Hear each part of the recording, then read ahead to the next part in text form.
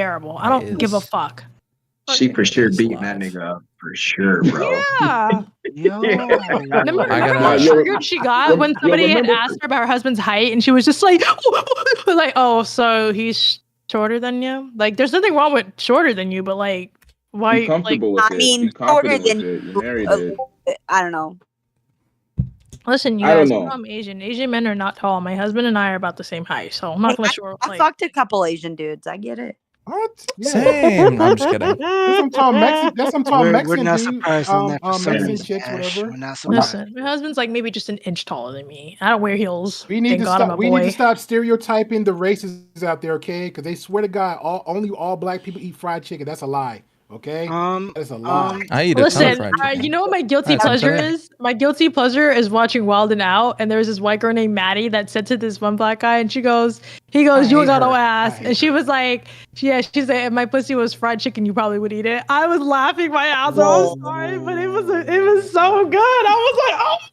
God. He was like, "You put raisins in your fucking potato salad," and I was like, "I can't breathe. I can't breathe right now." This shit was so good. I don't get It that. was like, I've never seen raisins in potato salad. I like Wild 'N Out too, but what the fuck? What are they talking about? They're slandering my Don't people. being white. It was amazing. How do you not like her? Bullshit. Can't the bullshit, bro. I love all her jokes is scripted though. Potato salad is big. Jumpy, you're all base right now. I'm trying to hear what Amish you're potato saying. salad's fine though. That's just get us out. No, Shut up, Ashley. You eat raisins in your eggs. potato salad? That's what. I would eat. I eat raisins in my cereal one. My potatoes. You know, raisins are kind of shitty as it is. You got to kind of mix them in there with stuff that makes them taste. Excuse me? Get Oh out. my Raisins are low God. Hold on. I have to eat it with something. What?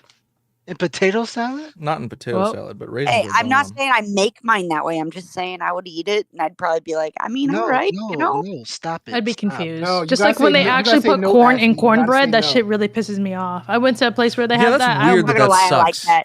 I like that. It's weird that that sucks. What? It has Wait, to what? be a cream of corn. No. Wait, who said they liked it? Corn and cornbread? You're not Yeah, I like that. I'm sorry. No. No. I enjoy that. I enjoy that don't little count. pop. Hey, I enjoy that little pop. LT. Ashley don't count, yo. She's just that type Like of a little person. She don't cornbread count. pimple. Angela, Don't count her. you see my Don't count title? her. Angela's Don't trolling. count her. See On my what? title He's in on Florida. YouTube? what? I Ashley's just in started Florida. streaming. Don't I count announced it, by the way. Do you see my title?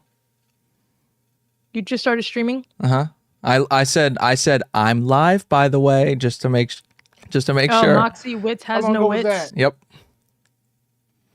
All right. Ah. Oh, that's what this is. That's how he's going. Damn. That's what. Yeah, I can't. Nah. Oh, These Yeah, guys this chick nice. got This issues, is not the yo. mo. This is not the motive right now. I got my though. own. Yeah, bro, what's going on out here? I'm telling you, cornbread pimples are the best. Fuck? No, see, Ashley's. Yeah, I'm just gonna. But jump in. Cankle, I want to Yeah, continue yeah, talking yeah, shit. I'm I just can't gonna continue jump in. talking shit. I want to Yeah, continue I don't talking want shit. to. I want to give this trick Cankle. ass bitch more content to fucking like farm off of. Hold Oh on. my! Just go into it. Just it's sorry. the holiday season. Just go. Shut up, full in. Apex. No, literally, No, don't no, address no, it no. at all. Don't I don't- mention it Just do ever. the chaos. Ever.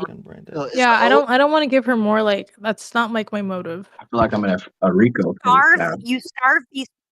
Hold on. You starve these people out the same way you starve a cancer cell. You cut off their blood supply. Exactly. Cut off her blood supply. Fuck off. She's gonna shrivel up like a wart in no time. Like nothing. Like nothing. Don't you talk about her she's clit like like that? How 100 dare you? subscribers. What's wrong with you? Yo, the level of pettiness Sorry. of females is ridiculous. Anyways, Yeah, and if you don't feed into it too, she's gonna run out of people to talk crap about as well, because like ideally you're not gonna gain a lot of you might like gain a small following for talking smack about this person or that, but you'll lose steam because people get tired of it. That's look at one thing me. I I'm the noticed. Like, living testament of that. You can't maintain this fucking drama shit. you can't at all. More. Have you seen but she's Flash? small. That's. Did you not like it? Because all the guys don't like it, but all the girls like it. I have. Would you introduce that?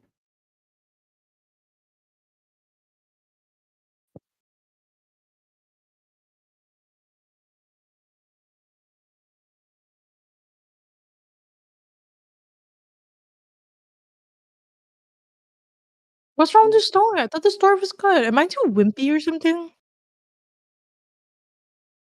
Okay, is the story wimpy too much for the movie itself? It's like bringing a girlfriend to like boys' night. Is that what it is? Like we don't hate the girlfriend, we just hate that the girlfriend's at boys' night. Is that what it is? What? Okay. I lost it too a little bit. Okay. So metaphorically, like, is the movie too mushy for men, and it's supposed to be more dude-like? And because there was like a sentimental storyline, it kind of took away from the Flash. Is what I'm saying. No, they butchered the whole storyline. concept. Yeah, they just butchered Well, I don't know the Flashpoint. original butcher. I don't know the original storyline, but I'm saying That's the whatever the thing. storyline We currently know the was, I thought the storyline of storyline was good. Flash. I would have been fine with like a change of the story for like Flashpoint, but I didn't like the way they did it. Which Like- part? The part where his mom speaks Spanish, or like the part that he hugged her goodbye at the grocery store? No, we don't care about the race No, part. that even though was that's- fine. We don't care about the race part. Yeah. It was humor. Go with it, Grey Pill. What humor? Yeah, there was Listen, no. I know you're a little bit part. dense up there, Grey Pill, but Don't make me cam up now. Don't make me cam back up. Cam back up. what the fuck Do did it. everybody? What did everybody? Oh, did everyone It turn off the wasn't cam it because wasn't of the Flash streaming? Is that personality. why? Now we changed the conversation, so we're good now. Nah, I just am The up. conversation changed, so we're good. I changed What the changed the title anyway. conversation? I want to see everybody's face. Everybody, come back on. Come back, baby, come back. There's Okay, no come on, y'all. more. There's no more that name involved close in on. my stream. It's just no wit now. No Whitney. He No said Whitney. wit. Yo, Kenko Gotta is change Destiny my level petty. avatar. Michelle's man. here? I'm I didn't gonna know put, Michelle like, was in the a Discord. What'd you say, Hello, Bex? Michelle. I'm put like a It's Indian invited her, race. Aaron and I You're did. petty. Oh, nice. We were texting Sam her. Petty Hi. Yeah. based. Hello. LT, you recording tonight? Are you going back live tonight? Oh, you're muted, Are you brother. still muted? You're You're muted. I was going to, but I'm wasting my time here instead of editing what I need to go on live. So But you're maybe never here, so hang out with us. I mean, This you is could the just best Be edit place to it degenerate waste with us, tomorrow. LT. Just edit it tomorrow. Just wing it. Just wing it. and lose money. No, Bring I'm it up sorry. here. Go make some money. Go make some money, LT. All right. I'll be back briefly because I can edit pretty quick. Okay, well, you go do that, Flash. Here we go. You talking Yo, about the she's comic really book trying to Flash. sell Actually, her after muted. the Flash movie, movie. you guys you never guess what I did. So like, I we were finished eating dinner, You went home? and I like wrapped that bitch up really quick because I wanted to continue watching it. And he literally came back and he's like, "What the fuck just happened?" I was like, he's like, "I've literally never seen you clean it like this fast before." And he was literally always helping. And I was like, "Well, I want to go watch." He was like, "Do that shit again." I was like, "We'll play this movie again." So I don't give a fuck, you guys. I think the movie had a good impact on me as a woman. I enjoyed it. I Can I thought ask it a- was can I ask a sentimental. It was question? cool. Why do Can I you ask a why do you question? say can you ask a question? Just ask the question. Just do it. Don't Yeah, let her Bella, bully you you. can't- Don't let her bully you, King. Thank you. Abuse is real. The verbal abuse is real. Okay, with that being said, right? Did you watch the movie and then you like let me go at least look up the origin story of Flash? Or you just like I'm not into Fine. comics, dude. I'm not. No, Lame. sorry. See, That's I a like how- privilege. This is I don't have that Gay. privilege. Lame. I'm not like hating This it. It's just to me, like I'm not gonna hop on something that Bozo. wasn't my but you core. broke your neck to clean up the house to go back and finish watching the movie, but you don't have the privilege. Okay, you're taking it that way out of context. Like, all right, I if I am? just did that from watching a movie, I'd actually be a fucking grifter at this point.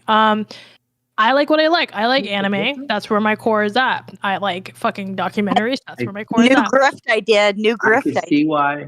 I can see why someone who likes anime likes that movie because of the frame rates and how the fight scenes shit were. It was similar to like an anime. So to me, it depends on the type of anime. Like for Good point, me, Brother John. I like animes with like deep storylines, like Samurai Champloo, Death Note, like stuff like that. I like storylines, and that's how me and my husband are. We like storylines, but like we're also The like not story like got you for this one. yeah. That's how I am, and even he, somebody who like used to engage into MMA. He's not loyal to literally anybody. Like he has his like favorites or whatever, but he doesn't sit there and like watch all the fights because he told me like people in the fighting world, he's like they're just like brain farts. He's just like all they talk about is fighting all day long. He's like and they don't want to engage outside of it. And he's like growing up for him, He was like, there was more to LT, life I than was just fighting. He's like, just I gonna spent so say many that. years. Like, he would come home I with a was fucked up knee, just come home gonna with a say fucking, that. his fucking ear had the whole callus thingy and shit. Beat me And he to was it. like, I Hold fucking did on. all that shit just to prove what? That I was better than. So he's like, this is like, he was like, I was never gonna be an MMA fighter. He's like, See there the was like flag? there was a boundary line that I needed to have. He's like, but I got so sucked up in that space, kind of like the red pill shit with me. He was like, it wasn't actually like he's like, I needed to learn the skills, I need to maintain it, know some shit, but it's not like eat, pray, love when it comes to that. And that's how like I view life with literally everything. I enjoy things for what it is, but I'm not gonna like fucking dream about it tomorrow. And yeah. I will. I'll dream about it. In martial arts, especially professional martial arts, if you're around like a echo chamber of brads, it's not gonna be fun, man. Yeah, like you gotta. I always tell people if you're gonna be a martial artist, a professional one, like you gotta be a martial artist, not a fighter. A lot of guys go into the professional fight world as a launch pad, and it kind of diluted the talent. Yes. So now you have a culture of dudes who want to get famous off fighting, but aren't martial artists. Jake Paul. And then you gotta think a guy like who's doing it for the passion of it, right? They train and take all the injuries and do all the proper, they pay their dues. And their first fight's like $1,000 to show up, $500 to win. Meanwhile, Jake Paul walks into your scene and makes $1 million his first night out. That's like why a lot of people just say, fuck it, it's not worth it. But the guys who, I can say this, the guys who do stick with it, they don't look at it from a spiritual point of view. They just look at it as anything else. You're adding attributes to your character, Okay. Hey, Jimmy, but I get all that, but yeah, there you go, Apex. That's the show right there. I switched sides though from Karate Kid. I was a fan of his. I believed everything he said. Now when I saw Cobra Kai, it's like, damn, he messed up. So I switched sides. I'm sorry. I'm a Cobra Kai fan now. But with that being said, right, I get what the conversation's like. Okay, if you as an actual fighter and you see something in anime, like, okay, I'm not gonna put too much stock into the fighting scenes because that's not real. But the storyline, go for it, right? Now, for example, what's his name? Michael B. Jordan. He's a huge fan of anime. I can't remember the boxing one where it's like some kid learning. The whole anime is about him boxing, learning how to box, the technique. Hajime no Ippo. Yeah. Thank you. So that's the one he pretty much be focusing on all the time when he brings it up as conversation. So for Creed, it was Hajime no Ippo, and for Black Panther, his inspiration was Vegeta. Yeah. That's why he made, So just on the anime conversation, just where I'm poking the bear with Angela, I personally feel like when some people see, for us, the actual fans of the comics and original animation, when we see other people looking from the outside in, they see like the movie like The Flash, but they don't at least after they take the 2 hours, like, oh my God, I love it. And they so invest in the conversation of it. Cool, great. That's technically a win for us. But for us fans in the comic book world, like, yo, at least can you see the origin of it so you can have like another perspective on both sides. So just in case you have conversations with a friend, a coworker, or just your man, you can have, add a little bit more layers to it, because people that only matters if you're surrounded by people like that, though. Like if you're like, there's no point to dig further into like a rabbit hole. What's going on, Mr. Fedora? No, my man is like me. Like we're like the same person, but like not to that degree of like, like there's like, it's like eating a cheesecake and be like, you know what, I need to find the originator of cheesecake when nobody around me bakes. Like it's almost like, okay, I wouldn't do that. Nah. I can enjoy cheesecake from where I got it from and be like, oh, okay, this is cool. Cook? Like great. Appreciate the follow. What? But don't you cook? What's the relevance of that? You said if you had actually went to Cheesecake Factory and you ate the cheese, like, yo, this is the best cheesecake, I want to make it myself. So you actually look for recipe. Then next thing you know, if you come across somebody and they have no, recipe, that's not the example I was using. I was saying if I was eating a cheesecake that somebody made, I'd be like, wow, I'm gonna enjoy it at this restaurant at this very moment. I'm gonna go home and be like, I wonder who made the original cheesecake. I should give credit to that person and actually compare the recipes and see if it's the best. Because if not, then this is actually not really that good. Maybe the original. I'm not doing that to myself. Like that's like kind of crazy. I think it's important to live within the moment. Now, if I was passionate about cheesecake after that moment, I'd be like, you know what? Just hanging out. I need to go do some more homework on cheesecake because this is important. then I'm gonna go do that. But like, if I'm not passionate, I can just enjoy and appreciate it. Then that's where I stop right there. You have to draw the line somewhere, because the rest you're always gonna be dissecting something. Imagine you showing me something and I don't appreciate it from you. I'm like, wait, actually, let's go further back, Gray Pale. That's almost like disrespectful that you're showing me something, but I'm not appreciating it. I want to go further in and dissect the pros and the cons. That's like, no. All right, that's fair. But that's fair. I will give you that. So I'm just doing the anime thing. This is a geek moment. I would say that's fair to say. So when people like that is on that mindset of it, if another comic book person, or you're speaking to another comic book or anime fan, and you come out and try to use that Flash movie as the truth, and we know it's fake, like we just all said, the storyline was so off, right? Just the storyline of it, we're saying it's off. So we be like, yo, because we hear people conversate to stuff like this. Yeah, the Flash did this, and we be like, that's not true. That's the other guy. Even the names of characters, because they will mix up names of characters. They'd mix up outfit. Hell, even the damn family. And then when people say that as that's the truth, we're like, no, that's not it. Like you got from the movie. Yeah, version. but I think there's two ways to have it. You can either fight each other on the opposite sides, or you can acknowledge it. If I say, don't you think it was a good movie? Like my husband would say, like, it was a good movie, but it wasn't the originating movie. So it's a good and like storyline for a woman or a person who doesn't know about it. You could acknowledge that instead of saying like, oh, it just wasn't good. It was fucking sucked. I agree with that, but this sucked and it was way far off. Yeah, it was just not great. Who doesn't know shit about it? I'm gonna say it was good. I enjoyed it. I thoroughly thought it was good. L critic. I will say it falls into the gray area because it's really funny, like knowing the storyline and then watching the movie and then being indifferent about it, right? So I thought the movie personally was trashed, like just the movie. But I can see how it was marketed to a wider spectrum, but I can see how that would exclude the fans of the actual like Flash franchise. Right. I don't know why they didn't do Dark Batman though. Yeah. What'd you say, Kenko? I don't know why they didn't do Dark Batman. They missed the mark. Oh, yeah. DC has missed the mark time after time after time. I don't even know why anyone really watches their entertainment universe besides the cartoon. Those animations are amazing. Yeah, on the movie side, it was goofy when Wonder Woman came at the very last. What's up, Ginger? It was so goofy when Wonder Woman came at the very last second to help out Batman, but she had both of their arms tangled up with the villain and Batman when they pulled them up, and then he just sit there like spilling his guts, being all emotional. Then he's like, "Let me get out," and I'm sitting there looking like, again, as far as the movie goes, like. Batman is stoic. Batman would never do this. Like, what movie are you guys talking about? Which one? Flashpoint. The Flash. Hot garbage. Oh, okay. I haven't seen Flash. Yeah, you ain't missed much. Don't do it. No, not worth watching. Nah. Isn't that dude that played the Flash super crazy? Didn't he do like some crazy shit in real life? Yeah. Okay. Yeah. Ezra Miller is a real piece of shit. Yeah. Ezra Did he like kidnap some lady or? Yep, some pregnant woman. See how this is all some personal shit here that I don't care about. Like I only watch. Me neither. Like I'm fine with watching movies. Target or some shit. That was crazy. I'm fine with watching movies that are made by pieces of shit. But like, if the movie sucks, then he's an extra piece of shit. Fuck him. So Ginger, this is the situation. Yeah, so as somebody who doesn't watch like Marvel or DC or any of these like nerdy stuff, like I don't take away from like there's an originating like basis of it. That's fine. But like that wasn't my position. My thing was like my husband was like, hey, you should watch this with me. I saw a clip of it. I thought it was funny. I was like, okay, cool. We ended up watching it. I ended up enjoying it way more than he expected. I laughed my ass off, and I've been bragging about it to every woman I meet, and every woman's been watching it and saying, oh my God, I didn't think it was gonna be that funny for like a nerdy fucking movie. And I was like, cool. I'm glad I'm not crazy. I got all the fucking female validation. And then you get onto the nerd side, and all the nerds are like, no, it destroyed the storyline. And I was like, it's okay to say like the storyline is destroyed, but you can also, in my opinion, acknowledge that I thought the storyline was good and it was sentimental and funny.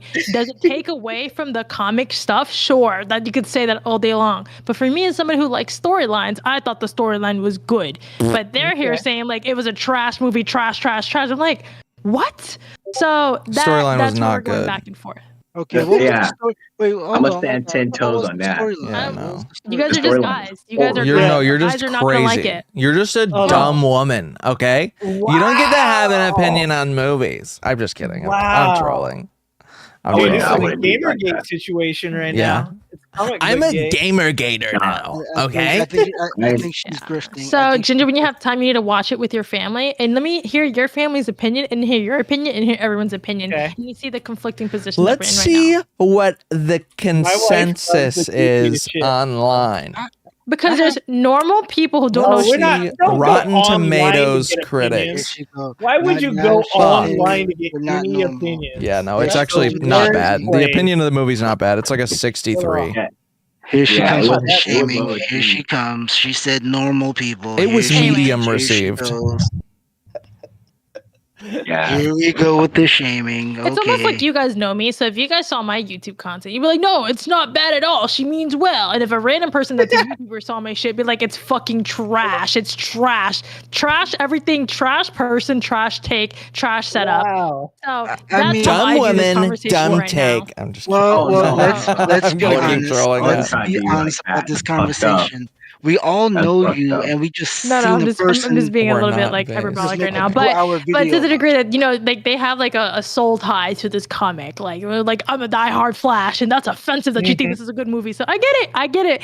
It's disheartening when you find out your favorite stripper is actually a nun. So it's quite frustrating. So that actually makes it better. What's with the disrespect, though? I know. Did you have to throw that in there? I thought it was good, but they're like no. So I was like, whatever. I'm like, if you really think about it, this one guy is playing like the dumb version of him, the aware version of him, and then like the evil person. I'm like, this one guy played technically 3 roles in a movie, and I'm like, I thought that was fucking cool. And everyone's like, no, it's not that. He's a Jewish guy. Is it about Evil Barry? Is that what it is? Is it the evil Flash? Because isn't there an evil Flash? I don't know anything about DC. Yo, who did you think that was gonna be when you started seeing what he looked like? Who, me? Who? No, people who know the Flash and know the villains. Who did you think that was going to be when you saw what he looked like? I don't know, a fucking Power Ranger? I don't know. I'm more of a Marvel guy, diehard. Me too. Good job. I thought it was going to be what's the older Flash's version? The Reverse Flash guy, right? That's what I originally thought. Yeah.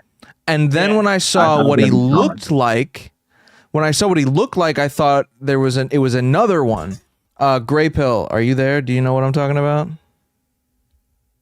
Go ahead, repeat what you said, Kenko. When you saw what the villain, when you saw what Flash looked like in the little time thing, the evil version of him, yeah. When you saw him, what did you think his name was going to be? I thought his name was going to be the one from Flash the series, the Aviator, or whatever the hell it was. Savitar? Yeah, Avatar.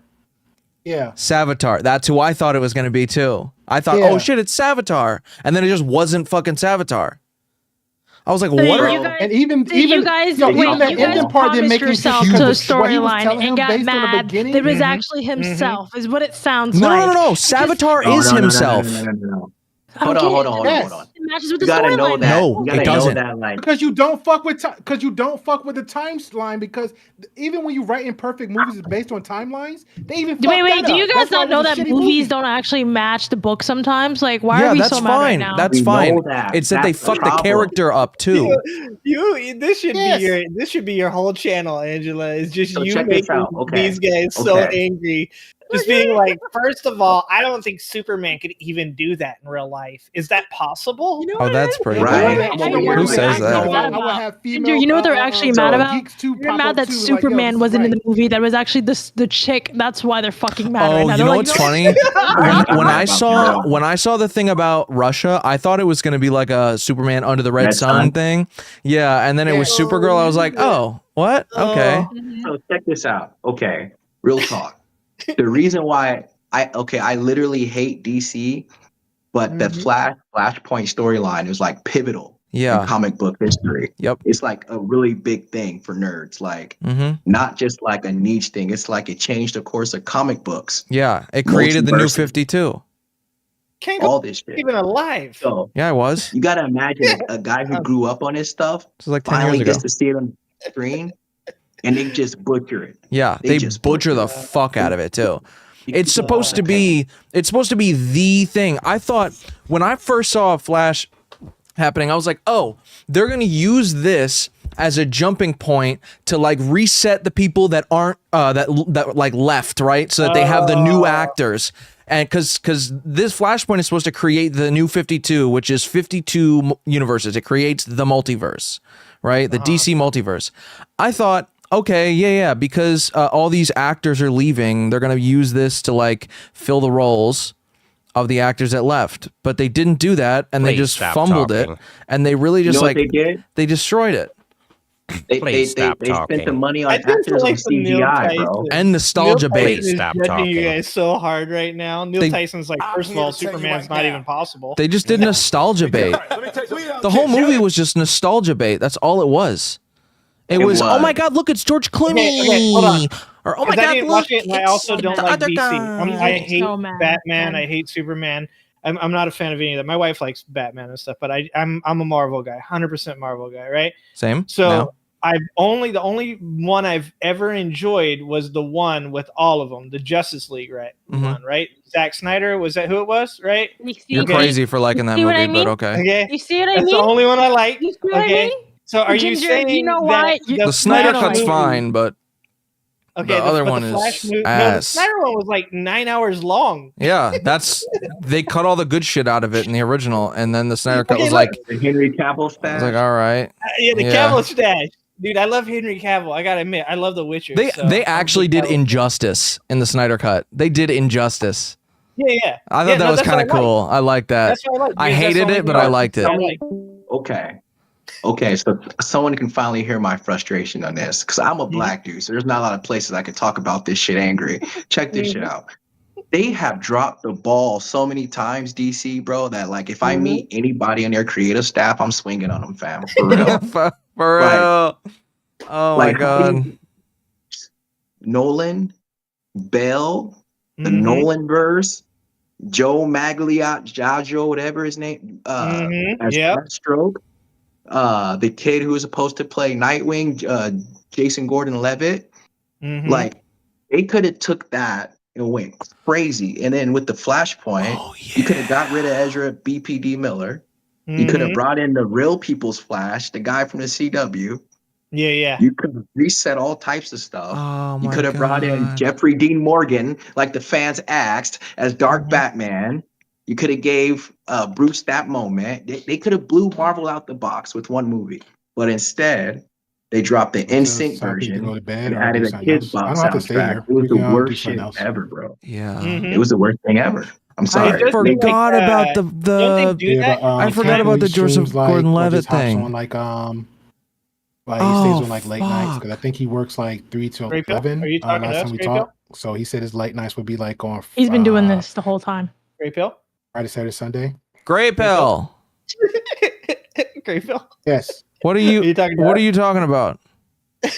Oh, I'm sorry. I was talking to my my girlfriend. Okay, muted, bitch. I'm just kidding. You can mute yourself. I'm just kidding. But isn't that what DC every time it's done? Jumpy, like every time that's the something problem. Starts to like half a second, they fuck it up. Yeah, like every time. Can't curse me out.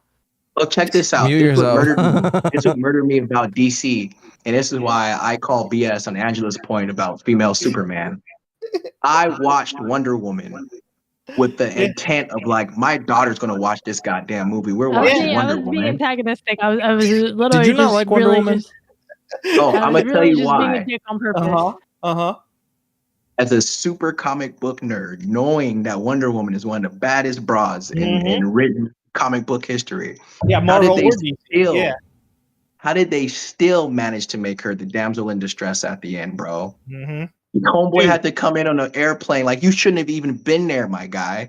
Like, that was so unnecessary. Shit. Like, she more than enough could have handled that on her own. Yep. But they still had to. He had to die. He had to die. Yeah. They still, and then they always do the same shit. The rising from the flames, female walking slow moment. I was over it, bro. I was like, he already won. The man drove a plane into the boss. It's over, fam. Like, go away. And it was such a take your shot. Now hold on. Did you guys I liked the first Wonder Woman. I thought the first Wonder Woman was dope up to that point. The first one was good. Up to that point, it was a dope movie. But every Wonder Woman movie after that was horrific. You mean the 84 movie? 84? Hey, I saw both of those when I wasn't as much of a critic. Wonder Woman 82, 84, whatever crap the number is. The only good part is when that quick little ending of the fight scene between her and Cheetah. That was the only one that made. I don't think I watched that far. I watched the movie at all. Only movie. My wife will watch the nerdiest stuff. I love comic books and everything like that, but my wife will even go further. Like she'll watch like the high school versions of shit, right? Like the stuff that I'm like, it's gotta be more serious for me. It's gotta be more serious for me. Like she'll watch like the nerdiest stuff. She looked at me halfway through 84 or 82, whatever it was, and she was like, "Do you still want to watch this?" And I was like, "Not really." And she's like, "Can we turn it off?" And I was like, "Yeah." And we literally turned that shit off in the middle of the movie. Just like, fuck it, I guess. I ain't gonna lie. Yeah, y'all did good. It was trash. I ain't gonna lie. They'll hang out. Play some Monopoly. I struggled. You know what made my eyes bleed? Until the part where they, when her and Cheetah start fighting. I'm trying to like separate just I'm just giving the movie version of my thoughts of it. The fight was the only best time of it. It didn't make any sense, like how they brought this dude back, and then he leaves again. It was just like, this is just horrific. It was a weird movie. It was weird. It was so my god. I see you learning from Apex. You know what made my eyes bleed, Kenkelmore? What? Dwayne Johnson in the Multiverse of Madness Endgame. The Black Adam, bro. That was the worst shit I've ever seen. Was that bad? I haven't watched it. I don't watch any DC movies, so I haven't watched like any of the DC movies. That was bad. Bro, I literally said I'm gonna roll the fattest doink, and I'm gonna force myself to watch Dwayne Johnson's Black Adam. Brother Jumpy, what you said was DC? Huh? What you watched? You said something you watched. What was that? Black Adam, the worst fucking movie I've seen. That's Marvel, bro. DC. Black Adam. No, it's DC. Black Adam's DC. Oh, it's DC. I'm sorry. Yeah, it's DC. Yeah, I didn't hate it, but I wasn't like a fan. I don't know much about Black Adam, to be fair. Now we're gonna start this one. That was a trash movie. Hey, you know what? Hey, everybody waits till Edge come on. Ask her if she see it. Seen it? Yeah, wait till she comes back and ask her what she thinks about Black Adam. She probably hasn't seen it. I'm telling you, you guys can make content just out of Angela giving her opinion on DC or Marvel movies and just everybody in the room freaking the fuck out. I'd have to rewatch it, honestly. No. How did Dwayne Johnson still manage to make himself not only Black Adam, but the prisoner kid who somehow became his father? Oh yeah, 30. That whole shit was so goofy to me, bro. And then I'm over here like, timeout. This dude is a literal. Okay, we got a question, Angela. Let me cam out because let me cam out. Wait, I don't know. 88% audience score. Trumpet, okay. Hold on, Angela. Have you or your husband saw the movie Black Adam? What? Black Adam with the Rock. We don't watch TV like that, and we don't watch anything with the Rock in there. It's a movie. Oh, I don't watch anything with the Rock in it. He's really cheesy. Oh, okay. Well, fuck right. Him, dude. Okay. You know the first YouTube video I ever made is "Could I Take the Rock?" He's the same role in every fucking movie. He's like Channing Tatum. They all have the same roles. Like they're incapable of being anything other than their role. No, he's got the eyebrow raise. That's all he's got. I can't do it. He's like a big thumb to me, so I couldn't do it. He got a little bit better though, because when he was on wrestling, and then he did they actually promoted him from the Scorpion as the Scorpion. He was doing the eyebrow. That was his thing until like a little bit later he did this whole thing where he didn't want to be called The Rock anymore. He just wanted to be called Dwayne The Rock Johnson. Dwayne Johnson. A whole magazine. Yeah, then after that it just kind of built. But I do his personality because the guy that played in the Star Mummy, I didn't know they had like a history together and how that unveloped, that he was taking all his little concepts, his tools, everything he gave him, and just start acting like a straight dick. Like, I don't know. Oh, really? From there, yeah, it's look up, just type in their two names, because he actually he kind of opens up a little bit and tell his side of the story where Brendan he Fraser actually like befriended The Rock, brought him into Hollywood, showed him like a whole nother way to go. Or Brendan Fraser.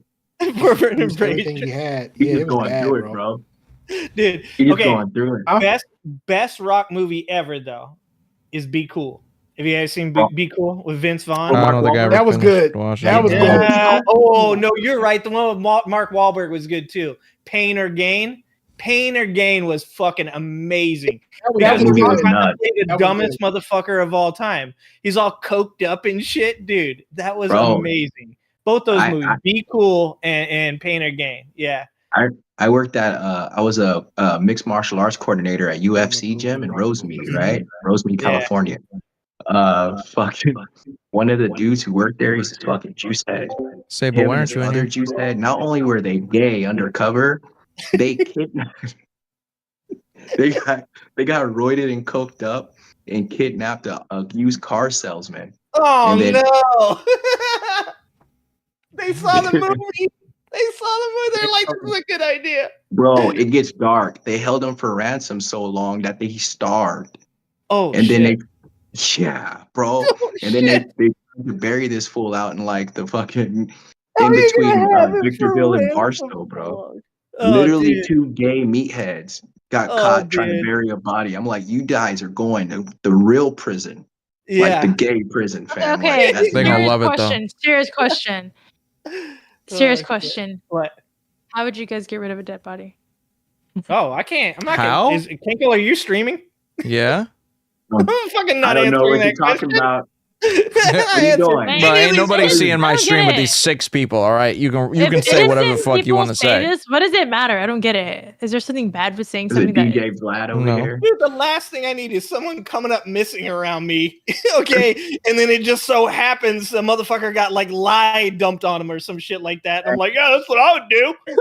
I ain't gonna lie, Ginger. You fit the description if they ask me, bro. I'd be like, there. Yeah, fuck that, man. Eagles fan, they're all aggressive. And he's an Eagles fan. He's buried in life for sure. Dude, there's a guy down the street from me, killed his brother, dude. No shit. Old dudes, like in their like 50s or 60s, were living with I think it was with their mom who was like in hospice care. They removed the mom from hospice care. My buddy knew who they were. So he would like drive past their house and he'd see this dude out like Big Lebowski style, just in a fucking robe with a screwdriver, orange juice and vodka, just drinking and like weed eating and shit like that. And he was like, dude, it's always fucking weird. He knew these people growing up. And he's like, it's always weird, dude. Always weird when I go past. He just always looks at me weird. And he's like, I used to know his mom and stuff, so they should be cool with me, but he's always being weird. It turns out the dude had killed his brother, bro, like months before. But the dude that killed him was so fucked up. His liver, he had like what is it, where your liver's failing, where you're on like, whatever the fuck it is. Dialysis. Dialysis. So he's on dialysis, so he's super weak.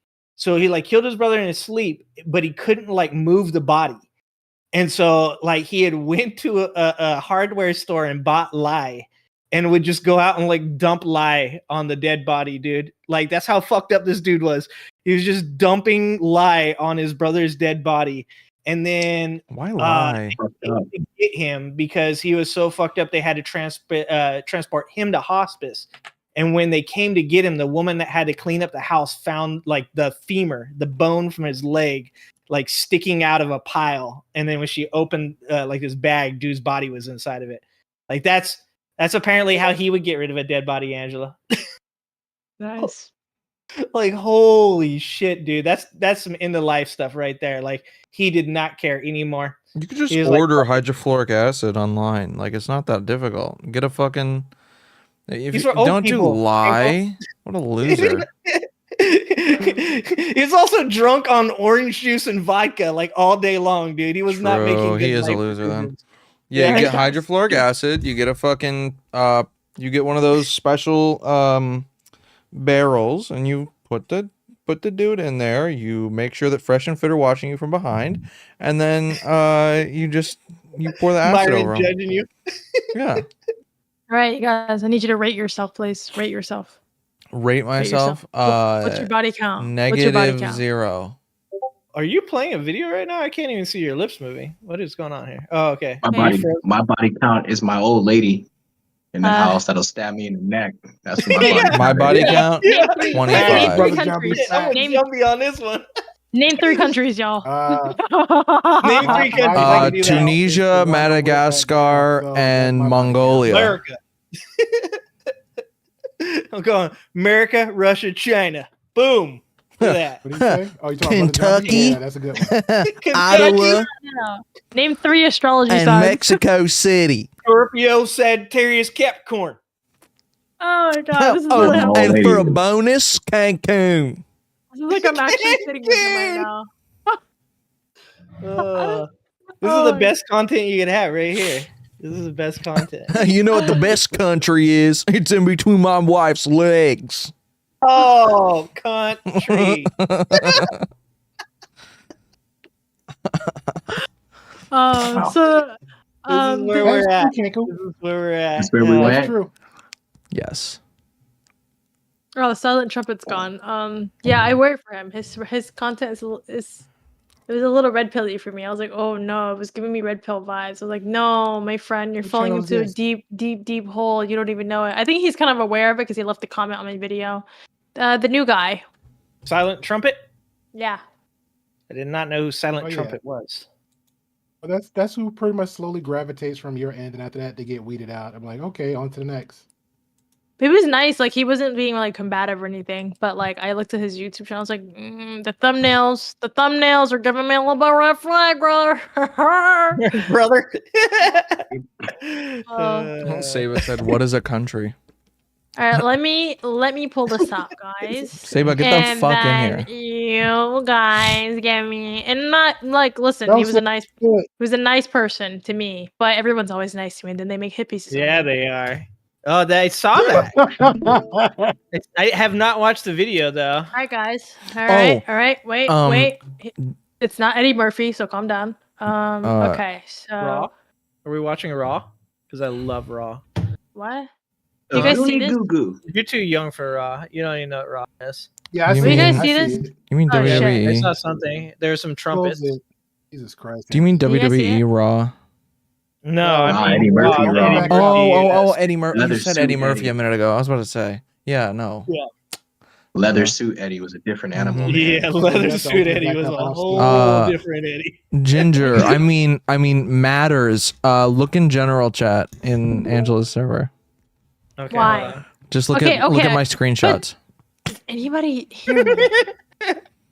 I posted 3 Is it because my screenshots in there. background?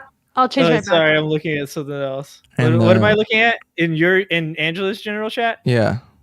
Okay, I was looking at something else, which is Angela. It's her thumbnail. That thumbnail is funny. Okay, how far down? Apparently, I haven't looked at general chat since All the I was way down to the talking bottom. I posted 3 times in here.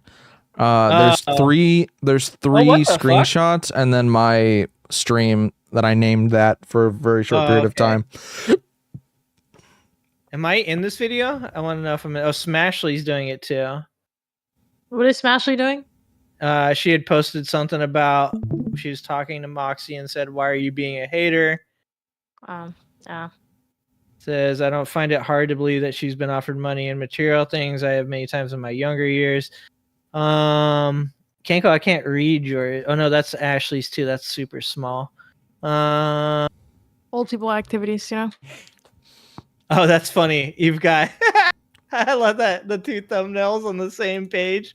Mhm. Oh, that's amazing. Yeah. That's pretty amazing. And What then thumbnail are we talking about? you didn't look in your general chat? Look at my my YouTube homepage that I opened up right before I got in here. Oh, fantastic. Yeah, it's got Hey, you Angela. with the I'm quitting Angela, and I then got you a dumbass Moxie's question. crap. Can you touch your back wall, please? What? Huh? I touch the back walls all the It's a time. dumb question. Can you touch your back wall? Nice. to show No, that you it's don't, not by the way.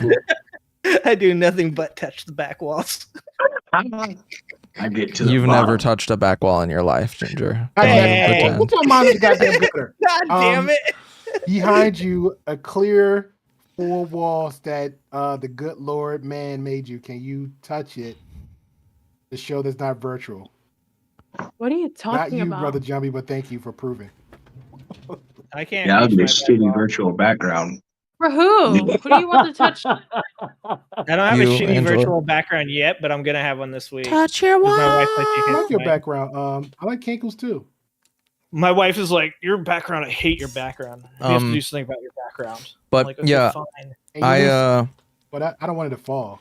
I chatted right at the end of Moxie's premiere. Touch the wall. I saw you. What were you saying there about her unpausing the video? Yeah, I said, Moxie, there are some women that are psychos, and she unpauses the video, and then immediately in that video, Angela says, there's a lack of self-awareness. It was like such perfect timing. It could not have been better. It could not have been better. What the fuck though? Why is she? That's so weird. Hey, that Kenko, she's can like, you hear me? whatever. I guess it's I can hear weird, you. but whatever. Fucking, it's weird. Okay. Well, Angela's just choosing to ignore me. I appreciate that. Bro, I don't think she can hear you or the rest of us yelling. You keep like under talking, Grape. I've been saying this whole time. It's like I hear like, well, there's like chatting everywhere. So I'm like, yeah, whether we have to wait or we have to turn up your volume, or you got to get closer to that mic. Oh, I'm sorry. There we go. I'm at like the same the pace of fact my mic. that, I think you have to maybe turn me up. And that might be it. You screenshotted the fact that she only has 193 subscribers, too. I only have 35, so. Ginger, I won't even take her serious. Yeah, I wouldn't. Yeah, I She's don't take retarded. that serious at all, dude. Like, dude, good luck with that. I hope you get Why some would you subscribers tag from me. That's what I would in say. the fucking title. Like, why would you even tag me? For bro? clout. Like, that's just... Because She called me a you clout to come- chasing weirdo. I'm so mad. She that you can't wants you to block- be a part of it, dude. She wants it to be WWE style. She wants you to be like, you say something back, and then she says something, and this is a whole thing. She It's really like thinks I'm gonna leave like a comment on her shit. No, Yeah. My issue with that is like it's going to end up on Fatty's channel. Like I already know. Like his Fatty's gonna be like, oh shit, because she likes to fucking bounce back and forth whenever she gets. I doubt it. And I would put money on that. I doubt it. Yeah. I doubt it. Let me see here. I'm trying to find it. Sorry. It's gonna end up on Fatty's channel. I apologize. I won't put money on it. Yeah, I would put money on that. It'll end up on Fatty's channel. Ansel, do me a She favor. timed out Ashley. What? What? Touch the book. Touch the book behind you. Touch the book behind me? Yes. Okay, thank you. What are you worried about? I'll explain later. She's never read down the the road. book. You don't need to explain later. It's because you had the digital backgrounds. Yeah. Yeah. Okay. He's stupid. Kidding. Fuck you, Kenko. Are you questioning my realness right now? Like, Also, are no thank you, questioning- Great Pill. I will Dude, not be the only doing that. people in her chat were Ashley and her sister and Kinkle. Hold on, She's I a got loser. Jesus in the back of my head right now. Hold on. Oh, shit. Okay. What is she wearing? AIDS. Kenko, it's that yogurt you're looking at. That's ice cream. I hate you, Ginger. I hate you, Ginger. I hate. Why? What's up? We can't hate Ginger. We gotta hate Kenko. No, it's not Ginger. It's Progressive Matters now. Holy shit! Yeah, we need to call him Progressive Matters now. Thank Cringe. Thank you. Thank you. I'm fucking serious, bro. I'm trying to be professional. Yeah. That's why I can't have media this training. stream. No one can see this shit now. Lame. I've actually structured my stream. Oh, dude. I haven't even played you guys my super awesome fucking segues.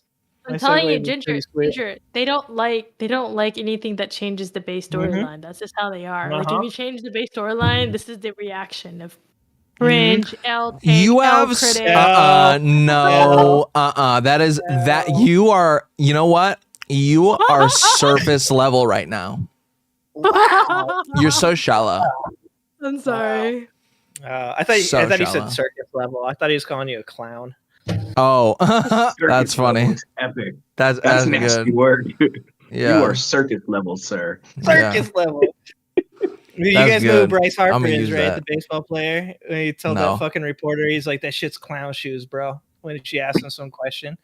She asked her, she's like, how do you feel? I think he broke his hand punching a wall. And she was like, how do you feel about the fact that, you know, you broke your hand punching that wall? And he like looked at her and he was all, that's clown shoes, bro. Clown shoes. Like, fuck off. I'm not gonna fucking answer that. I remember I got knocked out one time. I didn't get knocked out. I got rocked really bad. And then the fucking announcer wanted to interview me after. I was so pissed. I was like, bro, where's my mom? Like, call the ambulance, dog. Like, what are you doing? Why am I here? My brain is across the fucking arena. And you're going to interview me? You're a dick. I was so mad, bro. Everybody got mad at me for that. I was like, why are y'all mad at me? I need medical attention. I don't want that. And the person you said, how do you feel? Like, shit, bro. What do you just saw what happened. Well, mostly the room's spinning. I have a really weird headache. I'm dying. Where am I? I think I have cancer now. Yeah, exactly. I think you punched my heart through my chest, and you're asking me how I feel. I feel violated and embarrassed. I would like to go backstage now, please. I think he had sex to me at myself speed. A little bit. What do you want from me, dog? Yeah, that's what I mean. Like Tyrese, what more do you want from me? Yeah, like a little tear. I'm emotional. What the fuck you want from me? Oh Christ. Yeah. All those times when they put Joe Rogan in there, Joe would go in and he's like, dude, don't do this to me. They're like, go in there, ask him some questions. Ask him some fuck shit too. He'll be like, so how come you were late on child support last month? Like, what? What, Joe would do that? Bro. Joe Rogan would do that? They say they ask you the wildest questions, bro. They ask the most ridiculous, like un fucking filtered questions because they can. They think you're just like me. They'll be like, man, so your mom died yesterday. How are you feeling about that tonight? I wasn't trying to think about it. I wasn't trying to think about it. You just got knocked unconscious and your mom died yesterday. How do you feel about that? Also, do you have any childhood trauma you'd like to discuss? You just got killed in this ring, and your mom also got killed yesterday. How do you feel being exactly like your dead mother? Do you think your wife is going to leave you after this? Because you also just got raped. How do you think your wife feels about seeing you get your ass stomped by another man right after your mother died? Do you feel like you let your mother down? Now that you got stomped out by another man, do you think that your wife is about to get stomped out by another man? I'd move to Mars. Yeah. First plane. I'm out. Oh shit. Yeah. Fuck that noise. Yeah, that's why I don't understand the YouTube beef space. That shit is so like, because like I thought it was all personas. Like I've said this before. I thought these were a bunch of like WWE characters peddling shit. So I was like, oh, this is kind of funny to watch. And then I saw them beefing with each other. And I was like, oh, now they have like rap beefs. That's cool. And then they'll be like, this motherfucker lives at this address. I'll be like, yo, no, too far. What? Rap beef is. His wife was slapped in the face as a 13-year-old and she cried for weeks. Like, why would you tell? Like, I see that shit. I'm like, what is the intention of that shit? Like, they just literally want to butcher people down to the core. Yeah. But I feel like it comes from a lack of content.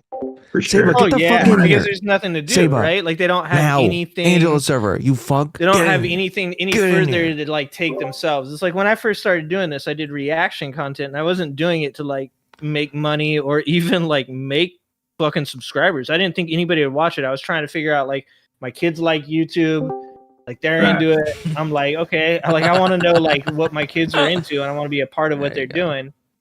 And then fucking I made a video watching a Jordan Klepper video and people were watching it and they're like, dude, you're super funny. I'm like, I'm not super funny. Jordan Klepper's super funny. I'm like, why the fuck would you, like, I don't even get why you'd want to watch me do this. Like, you want to watch me laugh at shit? And then one of the things I realized once I started doing it, one of the reasons that my channel is making the turn that it is making is because Kankle, is because, like, I realized at one point, I'm like, this isn't, like, I'm not being creative. I'm not fucking making things up. There's, like, only so far this shit goes. Like, Like, I don't want to be the fucking monkey you laugh at because I just laugh at shit. And you're like, oh, it's funny to laugh with you. It's like, that's cool. Come over to my house. We'll hang out. We'll fucking watch Klepper together. I don't know. But last thing I want to do is like find myself in a spot like what you're talking about, where it's like there's no content. So the only way to create content is it through this like weird WWE style, like fucking, I'm too old to have beef. Like, you can come to my house and see me on the street. That's like, if that's where we want to be, then we'll just handle it right then and there. We'll shake hands afterwards and you can go on about your life. but I'm not going to fucking beef with some 20-year-old on fucking YouTube. Right. So he's like, did you hear what they said about you? I'm like, I don't fucking care what they said about me. Fuck what I care about. It's weird to me, man. Like, I don't know. I don't see myself going to bed angry at some stranger on the internet and then waking up and doing a video about him. That shit's weird to me, man. For real, bro. That shit's wrong, bro. Telling your friends about it and shit. You're like, I made the hottest video. They're like, oh, yeah, what was it about? Did you do like a skit? You got some comedy? You're like, nah, there's this other motherfucker on YouTube that I hate. So I talk mad shit. I pulled up clips about him, made fun of his face. Yeah, fuck him. It's like if somebody drops an album and every song is just diss tracks. Like, God damn, bro. Where's the fucking... You're just gonna murder everyone? That's it? Yeah, and what are you gonna do once you're out of beef, bro? You got other songs or you got other shit? It would be funny if it would be fine if it was just like roasting each other. But but like what this dumbass bitch is doing, it's like not even entertaining. Like, why is this bitch like, what is this video? She's just doing this. Dude, that shirt she's wearing. The shirt she's wearing is hilarious. Like you're an old lady. It's okay. Just like let that shit. That's why I can't do this. I can't be a 43-year-old man on here beefing with 25-year-olds. Okay, like fucking. This is her whole video. That's it. Did she talk at all? I'm not gonna go over and give it a view, dude. I'm not giving it a view. Don't do it. As a dad, you're gonna be boiled watching that shit. Dude, the only one I ever watched was that Princella because that shit was hilarious. This bitch is like brain dead. Like, she needs to just get a lobotomy. Like, for real. Like, get a lobotomy. I don't know if the needle or whatever will reach through that hat, but for fuck's sake, like, she's dumb as fuck. Like, she's really dumb. But this is what we're talking about. Like, this is you as a grown person, you shouldn't be on YouTube making hit pieces on people. Like, that's what you're doing with your life. It's like, it says a lot about like how much time you have. Like, I don't even have time for that shit. I think there's only one person on YouTube I'd ever actually try to make a hit piece about, just because I just really want to fight him in real life, and that's that Eric July dude. But anybody else, I just laugh at. But that's actually want to fight him. Like my literal life goal is to catch him slipping at a Comic-Con, bro, and just have like a full fucking face off, full cosplay. Like, yeah. You thought Black Cyclops was here to play games with you, huh? Nah. I wore these spandex to beat your ass. I can't run away out of Plano, Texas. Double leg and dump right in the middle of the crowd. Yeah, I can't believe that I ever fucking liked like Candace Owens' takes. Like, seeing her so fucking annoying on my shit. I can't believe that out loud. Poor thing. Yeah, don't ever admit that again. She's dumb. Like, it's fine. I used to actually praise her when I was like a red pillar, and then like I used to agree with, like, it just tells you how narrow-minded I was, and then this is all I fucking saw. I used to think that her and Ben Shapiro were smart too, but then I realized they just have like they're just good at talking. They're like not intelligent. Yeah. My pops told me a quick way to tell if a black person is weird is if they ever mention Thomas Sowell. Oh, yeah. And my dad is like writer. Higher ranked military. He's from a whole nother country. He said, if you ever meet a black person and they bring anything Thomas Sowell, go the other way. And I was like, the other way. So, it's very good. It's very good because he's the same thing. Also, that Ruby chick once said about that Princella chick. She's like, you got to be careful with people like that because you think that they're smart because of some of the shit they say. Because I was like, I only watched like a few minutes of whatever the fuck she was talking about. I was like, some of the stuff she says makes sense. You know, dudes do dumb shit. This is, and she's like, well, yeah, but you got to be aware that the first two things she says are truthful, and then everything after that is just bullshit, you know? And I was like, all right. And so I watched more. I was like, yeah, no, I hear you saying it's like she remembered two really smart things that somebody said. And then she just like repeats those two smart things over and over again. She kept saying in the one video, she's like, I can't even remember what the fuck it was, but somebody's pyramid of disagreement. And she's like, you're on the bottom level of the pyramid of disagreement. And if you want to argue with people, you got to learn how to argue like this, and this.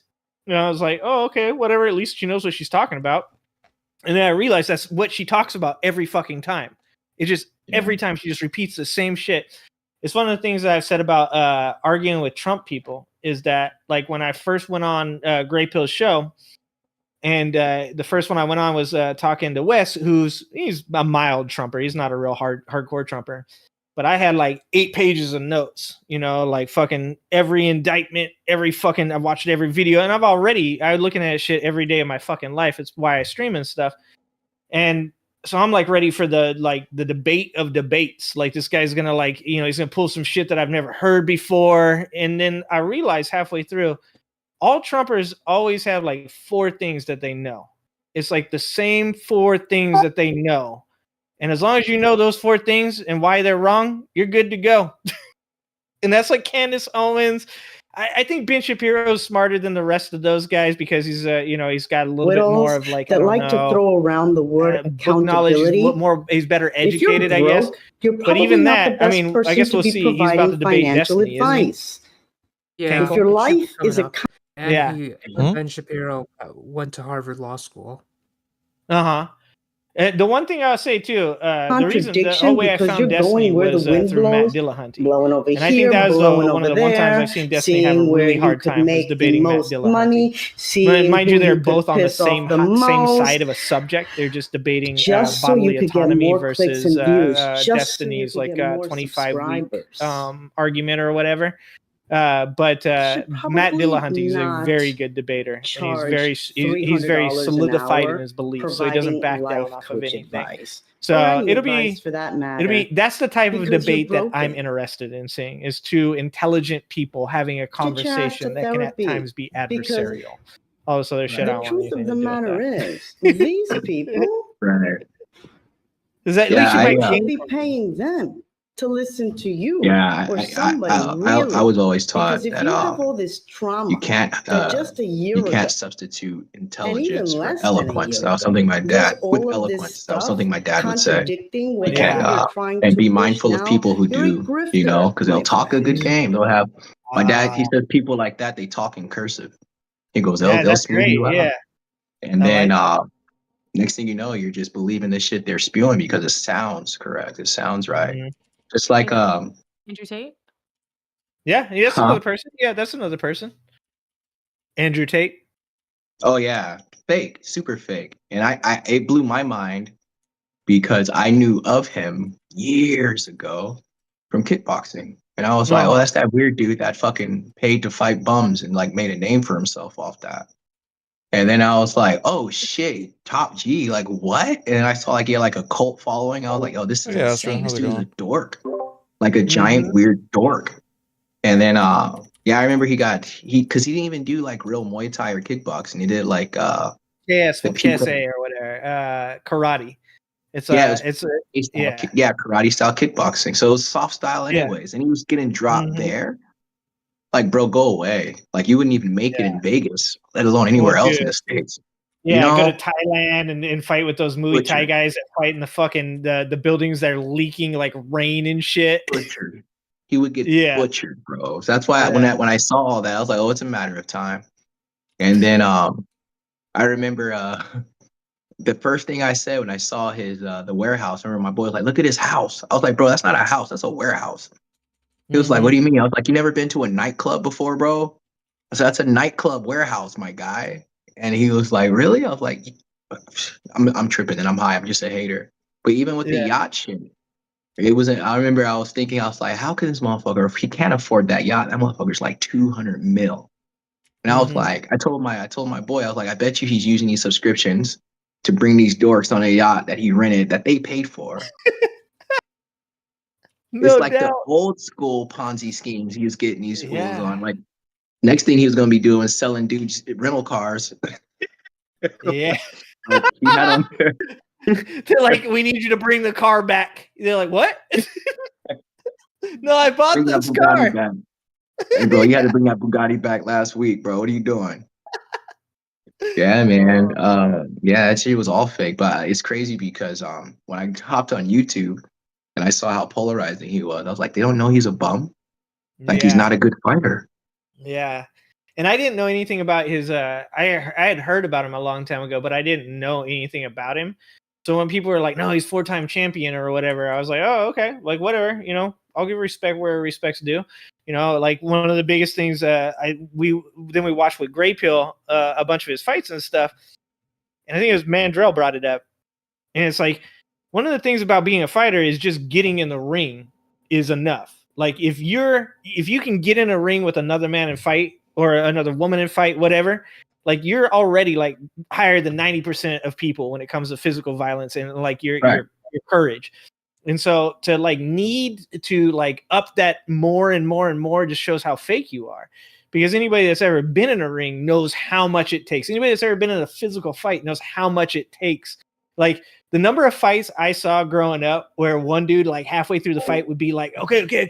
That's cool. And I was like, well, no, this is a fight, motherfucker. Like, it's no timeouts. Like you can't like no, if that other dude, like if he's going to mop you up, you better fucking put your hands up. Like it takes a lot of fucking courage to get in a ring. Mike Tyson, the scariest motherfucker in the world, one of the scariest dudes, the only dude that I've ever seen on TV that would scare you through the TV when he's talking. When he's talking about, what was he on Rogan or whatever? He's talking about getting a boner while he's fighting. He's like, you ever gotten aroused while you're in a fight? I was like, oh, dude, no. Yeah, no. Like I always tell people that it's like a different type of person that can compete at the pro level.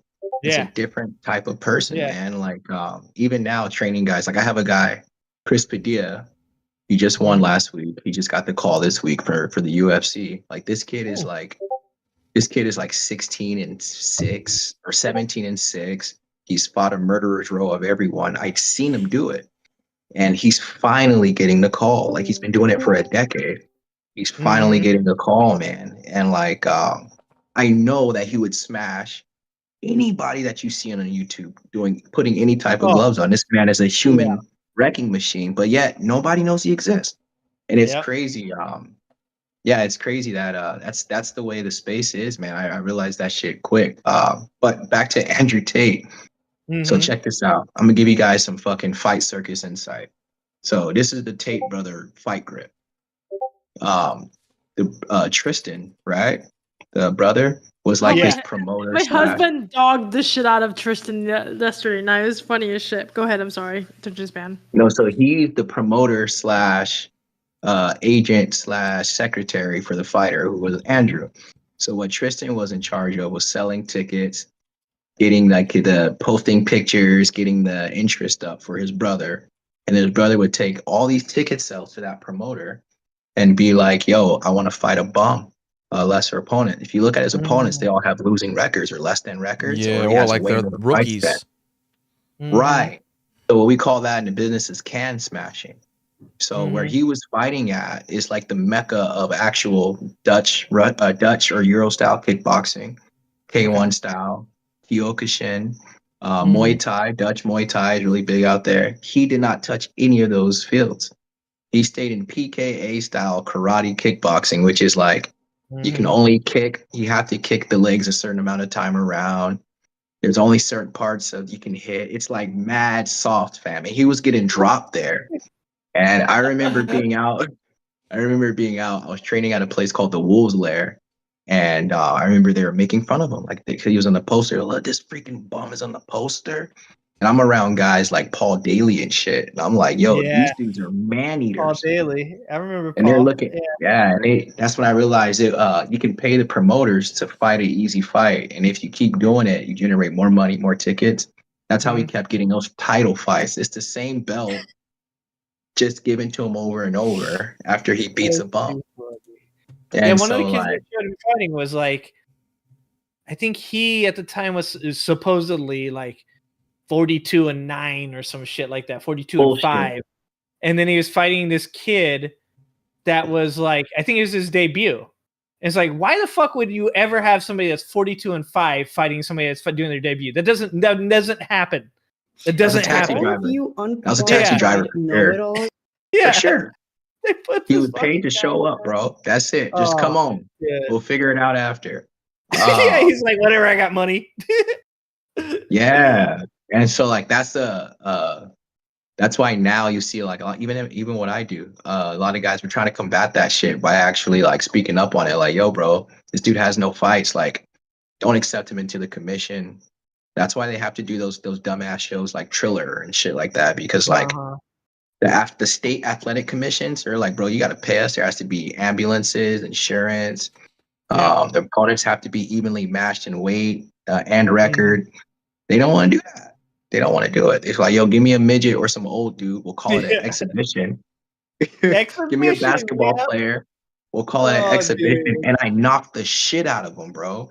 The exhibition is supposed to be a soft touch match for money, for charity. Nah, these fools they're kicking up like it's Caesar's Palace. And people are like, oh my God, did you see Jake Paul? I'm like, yo, this That's what I say. Jake Paul is the fucking number one. Yeah. And like, I will say he can box now. But like guys like Andrew Tate and shit, they just, from my point of view, where I come from, they ruined our sport. It's horrible, especially in LA. Every time we see a YouTuber come in a gym, bro, it's like, get the fuck out, dog. Like, take your tripod the fuck out of here. We got work to do, bro. What are you doing? Yeah. Well, and all that shit you said too, it's like, so those guys want everything to be like fantasy. They want it to have like a background and all this other bullshit that goes along with it. And it's like, none of that shit comes along with fighting. Like, unless you're like the Colby Covington. If there's like a 1 in a million, you know, like a dude that wants to be fucking like a heel and have a character and all that shit. It's like most dudes that fight just want to fight, man. And it's like too much fucking work in the first place. You're fucking, you know, you're doing your fight camps. You're fucking, it's a mental fucking slog. Bro. And the last thing you need is some dude in your face with a fucking camera going, we're going to do this for YouTube content. We're going to fucking like get together. It's like, dude, no, fuck off. I'm just trying to fucking deal with my diet. Check this shit. This is real shit. The fights last weekend, there's a kid there. There's this little boy. He's an amateur fighter. Amateur, meaning he's not pro yet, meaning he can't elbow or knee to the head. He still wears the shin guards and all the protection when he fights MMA. So I have a lot of fights and a lot of championships, real old school fighting, fam. So I'm looking at this kid like, you're a dork. Don't even talk to me. I didn't know he's playing a Conor McGregor hill roll. He walks up to me, and because I work for a management company and I'm a striking coach, I get to scout talent. So I scout martial artists. I'll find a kid who's a karate, kickboxing, Muay Thai champ and be like, hey, you want to come jump sports? You're going to train them to cross-train the MMA.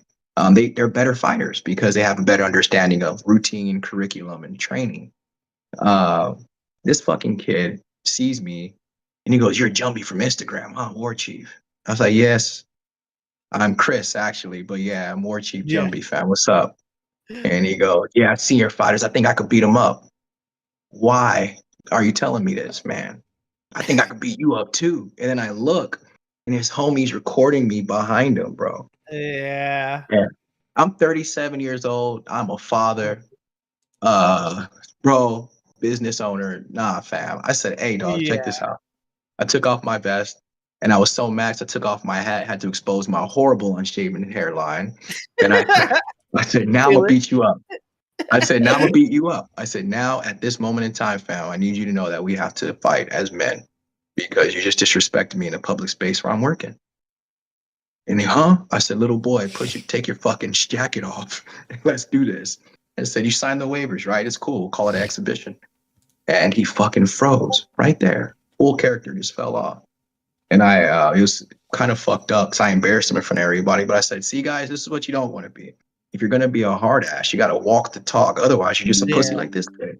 Oh, my God. So many of them, bro. And then I see like, honestly, Ginger, I see like 10 kids a week, Conor McGregor. No talent. Yeah. But got this spiel down pat, fam. I'm a world champ. I already get that. Yeah. And dude, like, well, bro, that's the thing is people don't understand that Conor's nuts. Like he's psycho. Like I love Conor. He's my people, right? Like that's my Irish people. But Irish people are fucking psychotic. There's an issue, okay, and they come up from a place where there was like fucking domestic terrorism at all. It's Irish like car bombs, right? Yeah, and people don't get that like Connor definitely plays a character, but Connor's also insane. Like Connor's the type of dude that if you did get in his face and just go, okay, then let's fight right here, he'd fucking lose his shit and fucking do something stupid. That's why he fucking threw that hand truck at that bus and fucking busted that window, got glass in one of those fighters' eyes and shit like that, is because he doesn't know how to turn off the heel.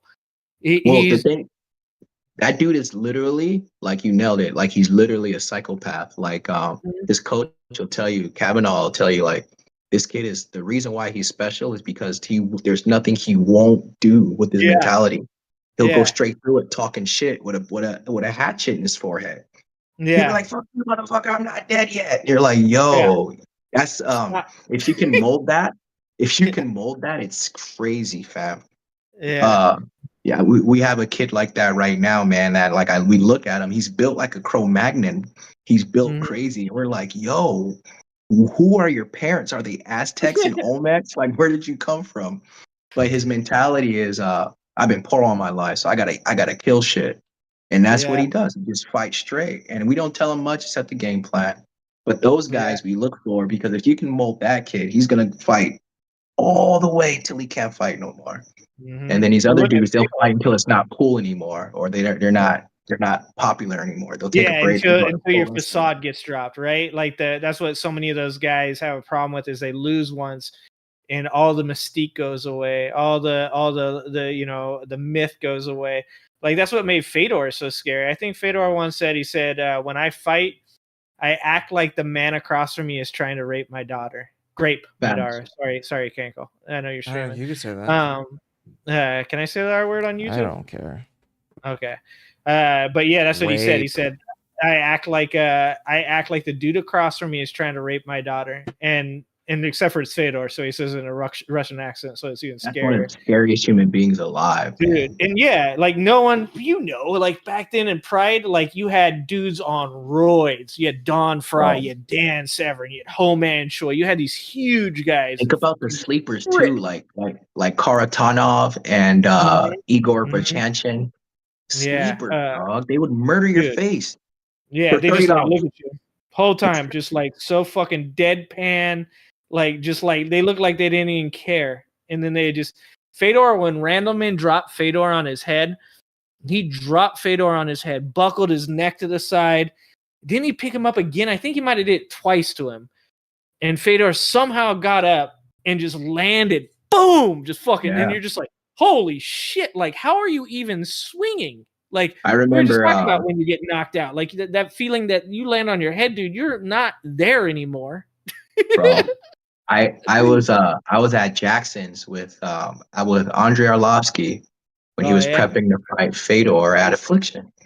And Andrei Arlovsky, another giant, scary Belarusian man, right? Yeah. The sweetest soul. Sweetest soul on the fucking planet, bro. I swear to God.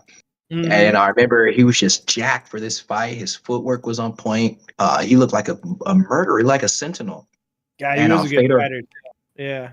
Fedor slept him. And when he came back, I'm looking at him. I'm like, what happened? And he goes, bro, he hit me so hard. I felt like my soul came out of my body. He said, I saw myself lying on the ground. I said, what the fuck? Like, that's ungodly, man. Fedor had a Thor's hammer for a hand for sure. Yeah. But and he's just different. He just walked through shit. He walked through shit. What's a sad story? And Michael Jackson minus Neverland Ranch is John Jones, fam. That's like one of the saddest stories, because like when I first went to Albuquerque, that's when he first came from New York, and like, dog, so all we knew was like he was a super soldier because his parents bred super athletes. He was like a washout. Yeah. He was a stud wrestler who was a washout from the program because he was wild, but nobody elaborated on wild. And then I seen this kid come and literally destroy the weight class, and I was a journeyman fucking regional state to state fighter, so it was like inspirational to watch. And then I realized I was like, oh no, they gave him money too fast. Like just like imagine just like living in a bubble because your parents are like they breed D1 athletes, and then you're the runt and you're the wildest one, and they just throw $1 million at you. It's crazy. Then I was like, nobody was there to mentor that guy. And I remember seeing them spiral, and I'd be like, yo, somebody needs to get this dude a therapist or some shit. And nobody would. They were just yes men. And then when he fell, they didn't get him a therapist. They got him a dealer, and dude lost his shit. I mean, I just saw he pulled out of this fight that's coming up or whatever, because he tore his pec or whatever. But you saw what's happening with his brother in Vegas, right? That he's got, obviously he's got CTE or something going on, because he doesn't even know what the fuck is going on. He's out there like talking about that, like they're trying to keep me, they're trying to inject me with chemicals, they're trying to do all this stuff. And it's like, nah, dude, like you're so insane right now that you don't even know it. You're not aware of it. Yeah, and he's spiraling hard. And that's CTE, because I remember watching Titus Jones, the guy from the Lions. I think he maybe played 2 or 3 years, not even that long. And I remember them telling a story where they're like, yeah, his car got impounded, and so he jumped the fence to the impound yard and tried to steal his own car out of the impound yard. And this is a guy who has millions of dollars, and it's like, no, normal people don't do that. And I'm like, nah, he's got something wrong with his brain. And he ends up offing himself a couple years later, and they look at the brain and total CTE. That's why my kids aren't allowed to play football. My kids not allowed to play. Yeah, that's why I retired from competition. When I got older, I was still laying them out, right? And then I did the old dumbass thing where it's like, you know what, I'm a champ here for a long time. Let me go up. And so I went up and had success. So I said, hey, let me go up another class, and I faced 175-pound North American champ. And that fool busted my shit, fam. Like the night of the fight, he was a cool 205 pounds. I'm all 167, looking like a goddamn Tootsie Roll, right? And I gave him a fight. I busted him up. He fucked me up. And the next day, bro, my head and everything I was woozy honestly, I was foggy for like a month. Yeah. And I've never felt that, bro. And then when the fight was over, because I wasn't defending myself, this is how much the ref loved me, but knew it was bad. He when I tried to get up, he put his hand on my shoulder and was like, "Nah, Jumpy, chill." Like for real, he's like, "Don't get up, real." He goes, "You don't need to." Yeah, he said, "You've done enough, man. You don't need to." He goes, "Walk out of here smart." I said, "All right, cool." But I watched the footage, and like I took like maybe 7 knees to the side of the head, and and I didn't even know it until like my vision was messed up. I couldn't really whatever he hit on this side of my head fucked me up. And I was like, you know what, man, I got a family now. My old lady's pregnant. Do you know what a Tootsie Roll looks like? I'm I was like, I'm out, fam. It's not even worth and then I remembered watching guys in my same age group, it's just brown, refuse to retire. And I'm just watching them like just get murdered like flies now because the generation passed. The generation passed. Yeah. How is that gay? Alistair Overeem, he fought way past what he should have.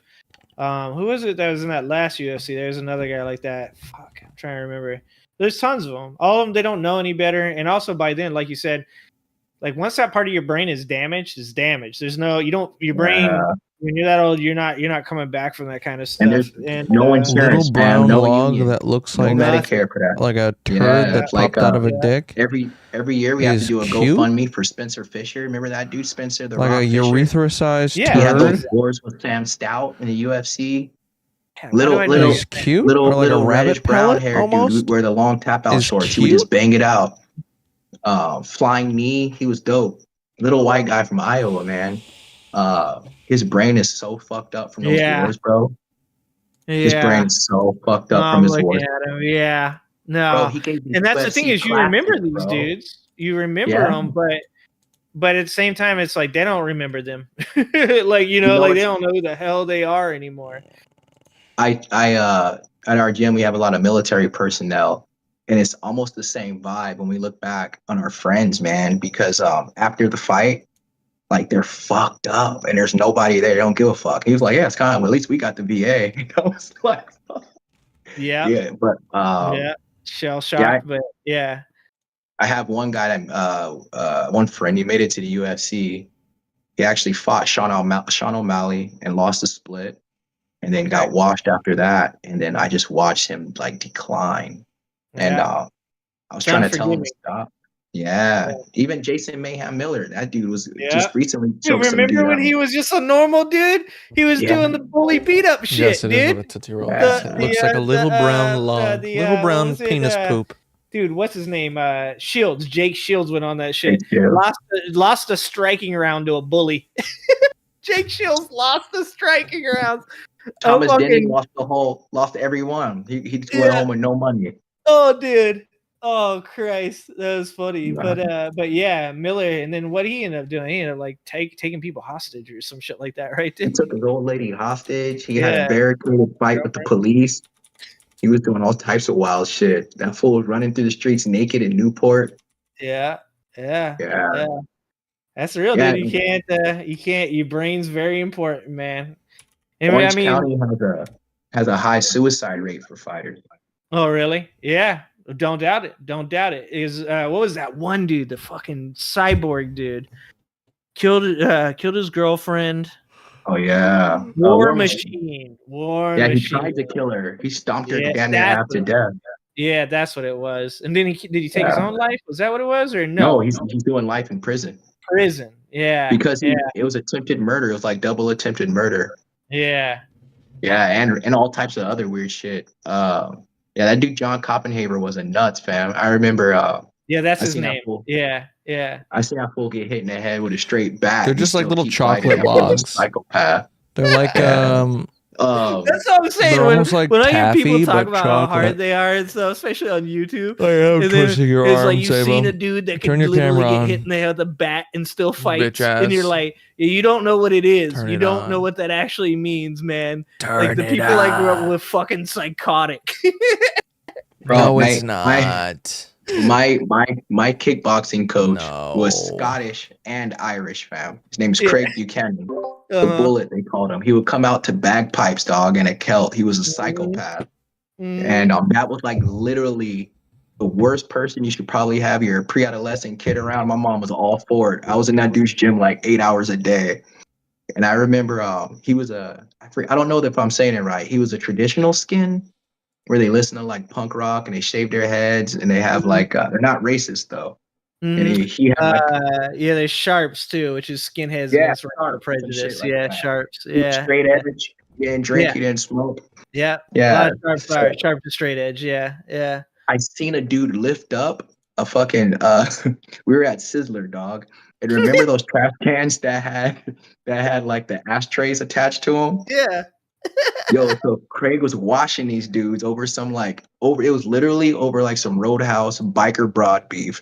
Like he was messing with some biker's chick, right? And he was maxing these dudes out. And this dude lifted up the ashtray cobblestone trash can. Yeah. And hit him in the head with it. Yeah. It hit him in the head with it. And I remember his head was like open. And it was the open where you could see the meat coming through the cut. Oh, and this motherfucker looked around. And he was like, Chris, this is when shit gets weird. And he started fighting more. I was like, yo. That's when I realized, I was like, there's a different, like, he told me, he gave me a book when he got out, he had to get staples. And he gave me a book when he got out of the hospital. It was called Uncombat. And it was like the mentality of violence. And he was like, there is only go.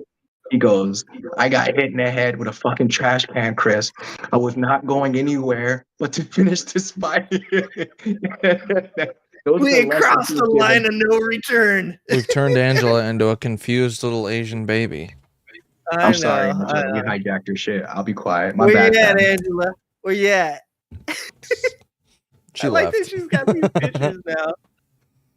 John, we gotta do an MMA show. The look on your face, you're just for like, sure, bro. You're like, can we stop now? Come on, Okay. I'm sorry. So you guys want to talk about the Flash again? When they were talking about Flash, that was literally what I was turning into. Then it turned into a whole another dark road of what the fuck. My bad, fam. It's gotten too man in here, hasn't it? No. Hold on. let's draw this back because let's go ahead and let's point fingers where fingers need to be pointed. I'm pretty sure Angela said, "You mean like Andrew Tate?" Yeah. So whose fault? Saba, you looking good, dog. I like that. Is that the camera, or is that's your old camera, right? Yeah, this is my old camera. Yeah, that camera doesn't look bad. It's like below 720p. Yeah, I was gonna say, never mind. You started moving. You started moving, and I was like, never mind. You lost it. Yep. Oh, that's too funny. What kind of camera are you getting? It's what is it called? Elgato? Elgato, yeah. Elgato face cam. Wait, why do you just use your phone? Why doesn't anyone just use their phone? Look at the quality on this. Despite the Asian baby behind me, this is an iPhone. Okay. An iPhone. I'm about to buy one of them cameras. One of those $700 Sony cameras. I'm saving up every dollar I get. Phones are just expensive as cameras. Like is it the Sony camera? Cankle? It's A6400. It's like $1,000 camera. Yeah, that's what I want to get. No, I hate cameras because you buy the camera and then you have to buy the lens. Then you have to buy all these other things that you don't fucking know about. And they see, you regret investing into $1,000. I only needed 3 things. It turns into a fucking $1,800. Like I got a camera, a lens, and the thing that I plug into my computer. That's it. I got a separate lens because it's like nicer, but if you spend the $1,000, it comes with a kit lens. Yeah, which is a nice lens, right? It's an okay lens. It's already good, right? It's like it's fine. It's not a good lens, but it's like fine. It's just this little. Yeah. It's the little. So how much lens. total? How much total did you pay for your camera? $1,000. Oh, $1,000. Yeah. Yeah. Like, if you get it without the lens, I think it's like $850. Yeah, the one I looked at was like $750 or something like that. So that sounds about the same. Yeah. Get the 6400. Get the 6400 is like a little bit more for a way better camera, and then like the one above that, the 6600. That one is like a lot more for a little bit. It's just like a bigger battery, but. Oh, okay. Yeah, everything below it is like way shittier for just a little bit less. Mm-hmm. Yeah. I just use a P90 or whatever it is, the Logitech, but it's 1080. Yeah. I mean, it's like $60, I think. P90, isn't it like a workout thing? P90X. I've done P90X. I've done P90X and P90X3. I skipped 2, just so you know. So the thing about like expensive cameras, the reason they're so expensive. Even if like an iPhone has like a 4K camera and this is a 4K camera, it's different kinds of 4K. Like that, the 4K on like an iPhone doesn't have any depth to it. It's like just flat. This has depth. Like you see how there's like the blur in the background and I'm front and center. That's the depth. Okay. No, I can. I like the way that works because I've looked it up like online and stuff. Because like I said, my wife just talks mad shit about my camera, and like she's like, "You need to do this. You need to." That's why I'm buying a green screen. Because she's like, "You gotta get rid of that background. I don't like that. Why do you have the poop hat in your background?" I'm like, "Because it's memories, bro. That's from my daughter." You're back. She's like, "But people don't care about that." Really, this whole channel is changing because my wife's in charge now. Oh no, that's why. Terrible. Yeah, that works. What's up, Kumar? You are streaming the back chat, bro. LT has to come in. Oh yeah, there's not much there though. Luckily. What a rookie. LT's gonna have to be your handler, dude. I was watching it. I'm making my food still, and I'm editing my clips, and I'm like, wait a minute, what's going on? I forgot to close it. Doing on the screen? I'm being exposed out here. Hey, you only said the one thing, and that's not bad. You're good. It's okay. Nothing's written there that will cancel you, so you're good. Currently, about to be. You the only thing I gotta expose is I'm not engaging. That's it. I made you look good on accident. I'm kidding. I'm kidding. I'm trolling. Hey, Ginger. What's up? Who wins in a fight? Jason or Pumpkinhead or the Jeepers Creepers monster? I don't watch horror movies. Kenkel tried to make me watch it. Jeepers. I do know Jeepers Creepers because I had a roommate once that was like totally into horror movies, and he was like, "You gotta watch this. You gotta watch it." Pumpkinhead's old school, right? Like that's like old movies. 80s. Yeah. What movie is it? Was it called Pumpkinhead? Yeah. See, I'm gonna have to go with that then because they're made different back in the day. I actually don't know if I've seen Pumpkinhead. I'm like a huge horror movie fan. I don't know if I've seen Pumpkinhead. What? What did you watch? You gotta see Pumpkinhead, fam. Yeah. Have you seen Trick or Treat? Yeah. That's what I think of when I hear Pumpkin Man. Sam. Nah, Pumpkinhead is it's like 80s horror, animatronic. Yeah. Have you seen Society? That's the one with the brothers, right? Nope. No, I haven't then. Society is the one with the alien, the group of alien elites. It's like it's a bunch of people that are like super rich. It's like a high class society, and they have they're all aliens, and they have these really weird like blob orgies that are like secret. So like they all morph into one person, and it's like they're having sex, I guess, but they're not really having. It's like, but they melt into like one giant person. It's like a gelatinous blob of people, and they eat people. Nah, I stay away from those type of horror movies because it makes me afraid of white people. That is what we are. I'd be looking at every time I see like one of those ritual movies. I'd be like, wait a minute, ain't no black guys there. What's going on here? You know where the black guy is, okay? He's being sacrificed. All right? Have you heard of that new movie that came out recently called The Blackening? No. Oh, I haven't seen it yet. I want to see it so bad. Did you see the poster for it? Yeah, I heard it was hilarious. Do you see the catch line on the poster? No. It said, "We can't all die first." Oh no! I want to see it so bad. It's such a good catch line. It's so good. God, that is amazing. Oh my god, I want to see it so bad. I took a photo of that when I saw that in the movie theater. I was like, I'm sending this to my buddy. I was like, there's no way this is real. Oh god, that is. Wait, amazing. why don't you watch horror movies, Ginger? Because dude, I don't need shit to give me anxiety. I have a life. Like, they're fake. I got 2 kids and fucking like a job and shit. I'm in charge of people all day. Dude, today at my job, one of my employees broke a tooth and the other one had to leave to go get their kid because the police had them. Okay. I have enough stress in my fucking life. I'm like, wait, hold on. You need to go get your kid because the police haven't? Well, hold on. The other dude already left because his tooth broke. You can't go get your kid. Like, you're gonna have to wait. Dude, that's like I've got enough stress in my life. No, you know my main thing with horror movies that I hate the most is the sexual assault stuff. I can't stand that shit.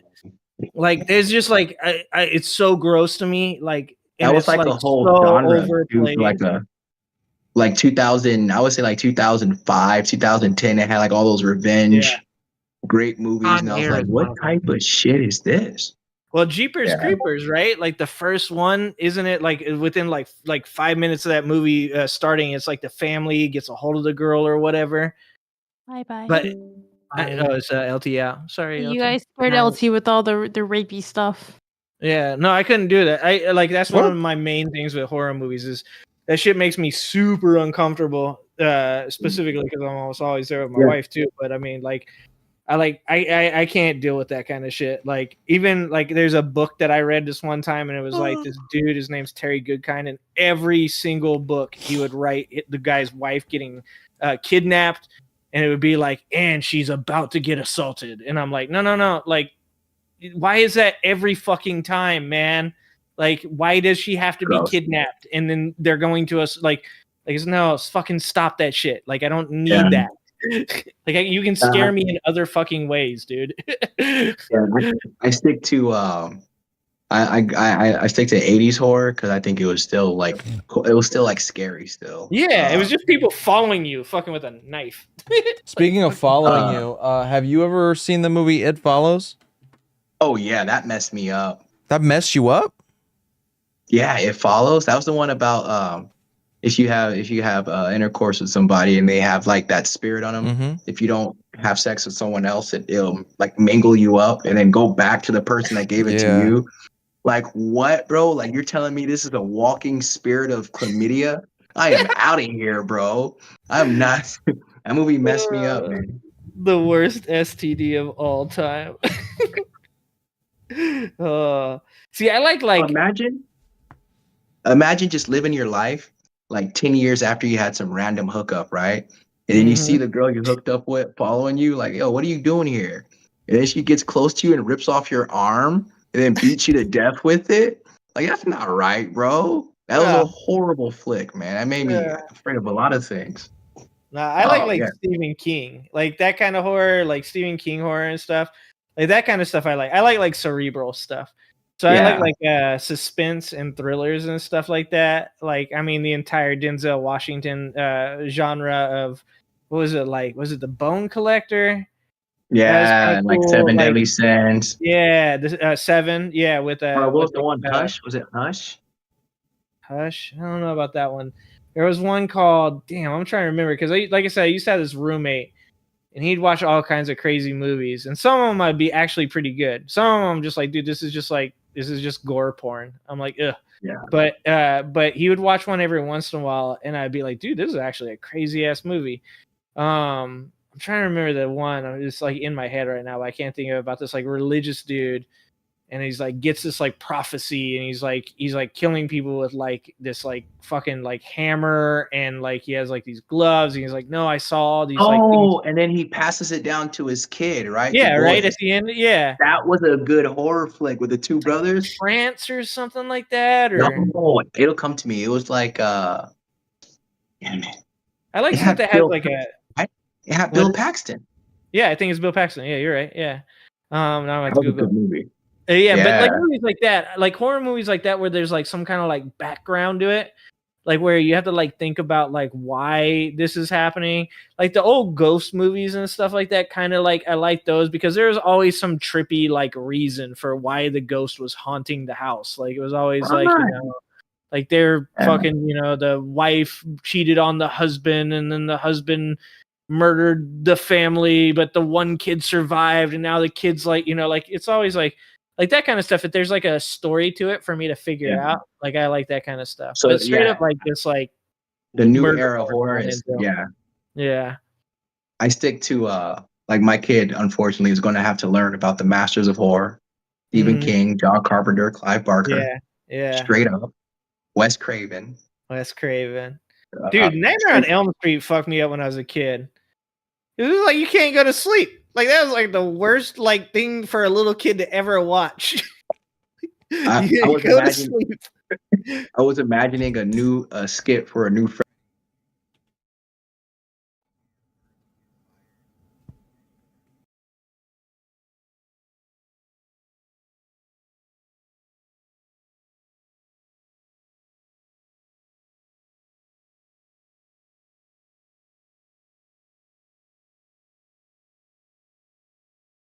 Flipping in burgers. Yeah. Put the blue vest back on and go get the cards. Yeah, exactly. Send his ass out. Yeah. What's going on, Angela? I like the background, dude. I like that. That's a great background. It's double Angela shit there. I'm feeling it. How'd your video go, Angela? Are you about to leave? Yeah, I knew she was about to leave. Did you edit the video, Angela? No, she didn't. That's all it is right there. That's all it is. Yeah. Did you edit the video? No. No. Oh, you're in so much trouble. I did edit the video. I don't know why my voice was lagging when I sent it the first time. Like, I don't know. I hate the Filmora and I love it at the same time. Takes a lot. Well, I don't like Filmora because if you don't pay for the whole thing, you don't get all the cool stuff. So I'm cheap and I only buy like the $99 version or whatever. Midsummer was really good. I've learned to use it because I take stuff off the internet. And I am things that I can't find on Filmora, I just find them on the internet and Rip them off. Holy fuck! I missed a lot of these. Holy shit balls. I'm gonna call it, guys. I'm going to hang out with the old lady. I will not. All right, Jumpy. I hate it from Bye, Chill See you, vibe. man. being here. All right. Guys, take it easy. Later, man. Oh. Anyways, why would she post a video on a day that I do like? She did it on purpose. Yeah, the same reason. I hate these stupid Uncle bitches. Fatty Is what she posting said a Matt true? Walsh picture in your chat right now. Is what she said Is even he, true? like a fan of Matt Walsh? Is that why? No, he knows that I hate him. Is what she Hey, well, said he even did- true? On the thing I just sent you? The $300. Is that what you guys are doing Yeah. right now? Kinkle, are you feeding her like anger porn right now? No, Is she I just, commented like- on Moxie's video and ripped her a mute new it one. really quick. Mute it.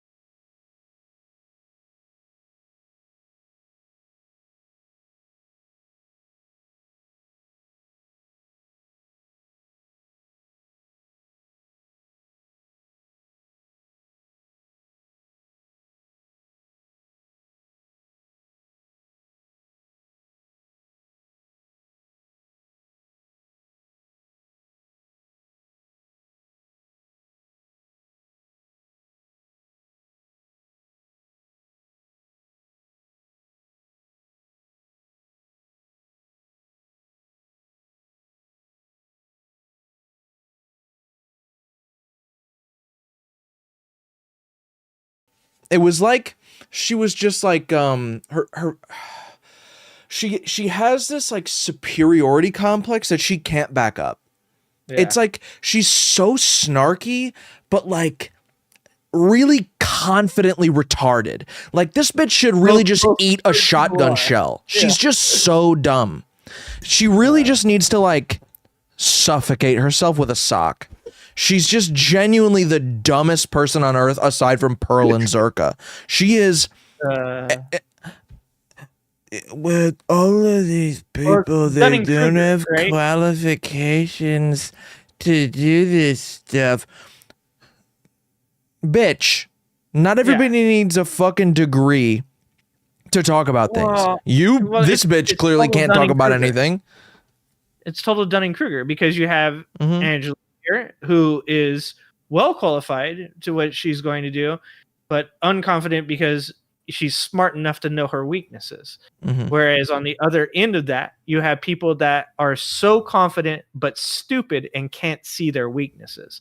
So that's the Dunning-Kruger effect, is that when you have people it's when you don't know that you don't know. Yeah, because you don't know your weaknesses. The reason that like people generally like, okay, so like in my profession, right, you have managers that are like completely over the top. They talk a lot of shit. They think they're the best worker in the they think they're the best manager. They think they're all very, very confident. Everybody around them thinks they're the worst manager in the business, right? Because they can't see their own weaknesses. The managers, and one of the problems I have with my employees is that I have a lot of intelligent employees that can see their own weaknesses. So my job is to coach them through to get confidence, because I have to make them understand that them seeing their weaknesses is actually a really good thing.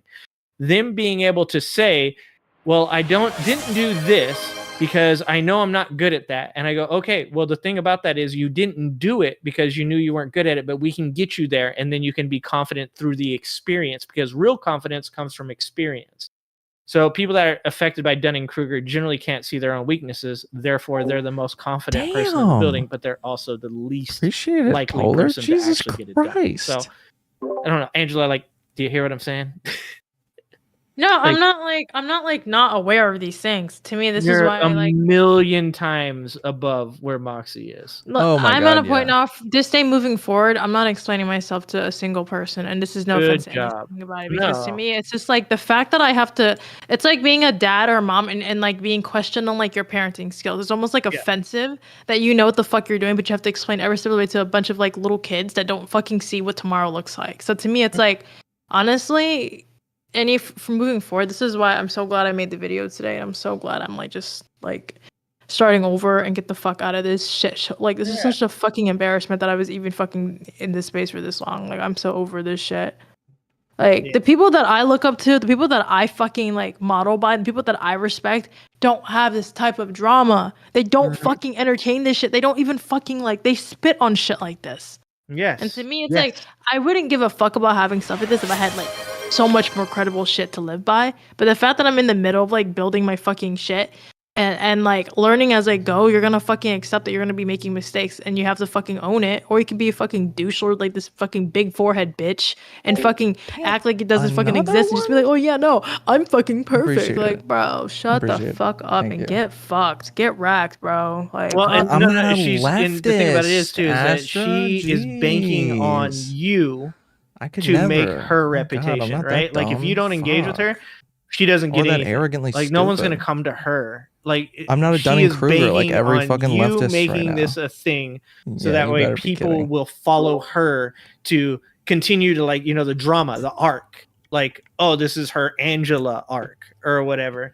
And it's like, no, you just don't feed into it. You let that shit die down, and you just walk the fuck away. Oh my god! Oh my god! Oh my god! How's that? Like I said, a good fighter doesn't fight a fucking low-level fighter. Until there's not. I haven't done any of the engagement like since with Fatty. I haven't done that shit with people like so many fucking low-tier shit that I'm like, I don't. And then they get bored and they find a new fucking victim. Like, I don't.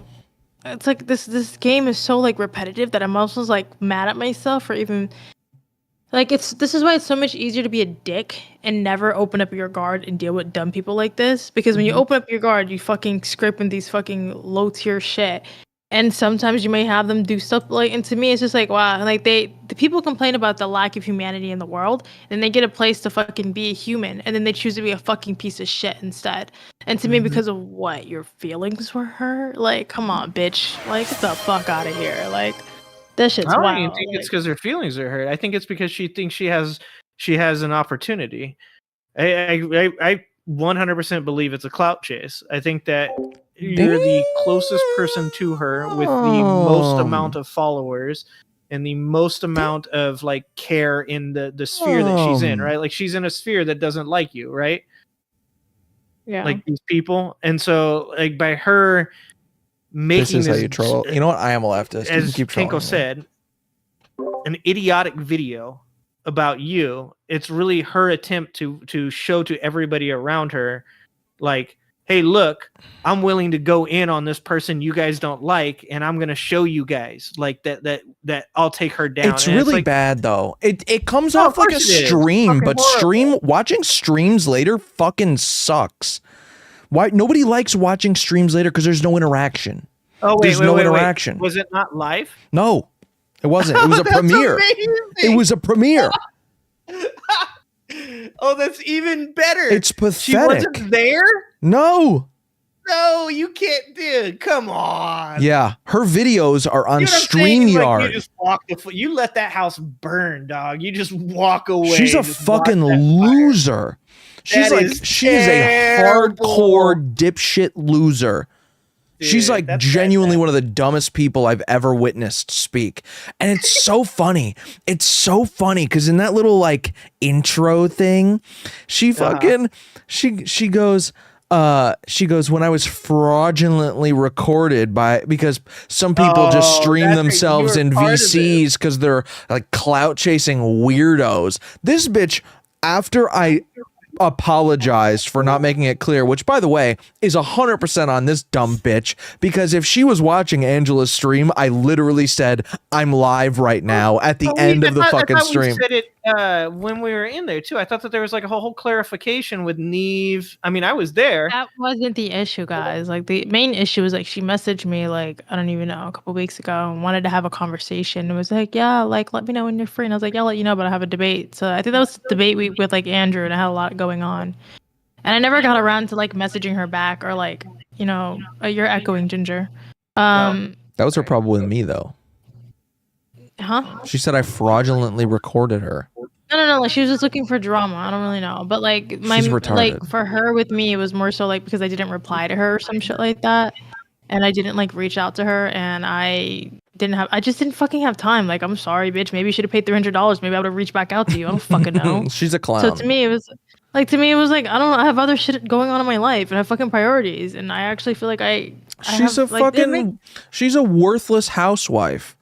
Like I bet she doesn't even cook anything like at all, and if she does, it's probably like diarrhea in a pan. Her husband's the cuck. He's the one that's doing it for her. So he's the cuck and the cook. He's the cook cuck. Yes. The cuck. Yeah. Anyways, I'm done talking about this stupid bitch. Anyways, hopefully she kills herself soon and we can all celebrate. That'd be fun. Yeah, actually, I'd be okay with voting for that. Ooh, I have good news though. I'm gonna overshadow this with amazing news, and it's sort of similar actually. Remember I told you about that fucking loser at work that makes my life miserable and makes me feel like I'm in high school? This is gonna end badly. I think I might have to go. No, it's all good. It's really good actually. I'm waiting for it. That fucking dipshit scumbag got fired today because he came into work drunk and he had his random drug test. He blew on the breathalyzer, had alcohol in his system. When he was given the drug test, he was because he's on probation because he refused a drug test before when he crashed a pallet. Where do you live? You know, we're in a union. He refused a drug test, so he got put on probation because we're in a union. Okay. And then you can't do that in California. You can't do that anywhere, but if you're in a union, they'll fight for you.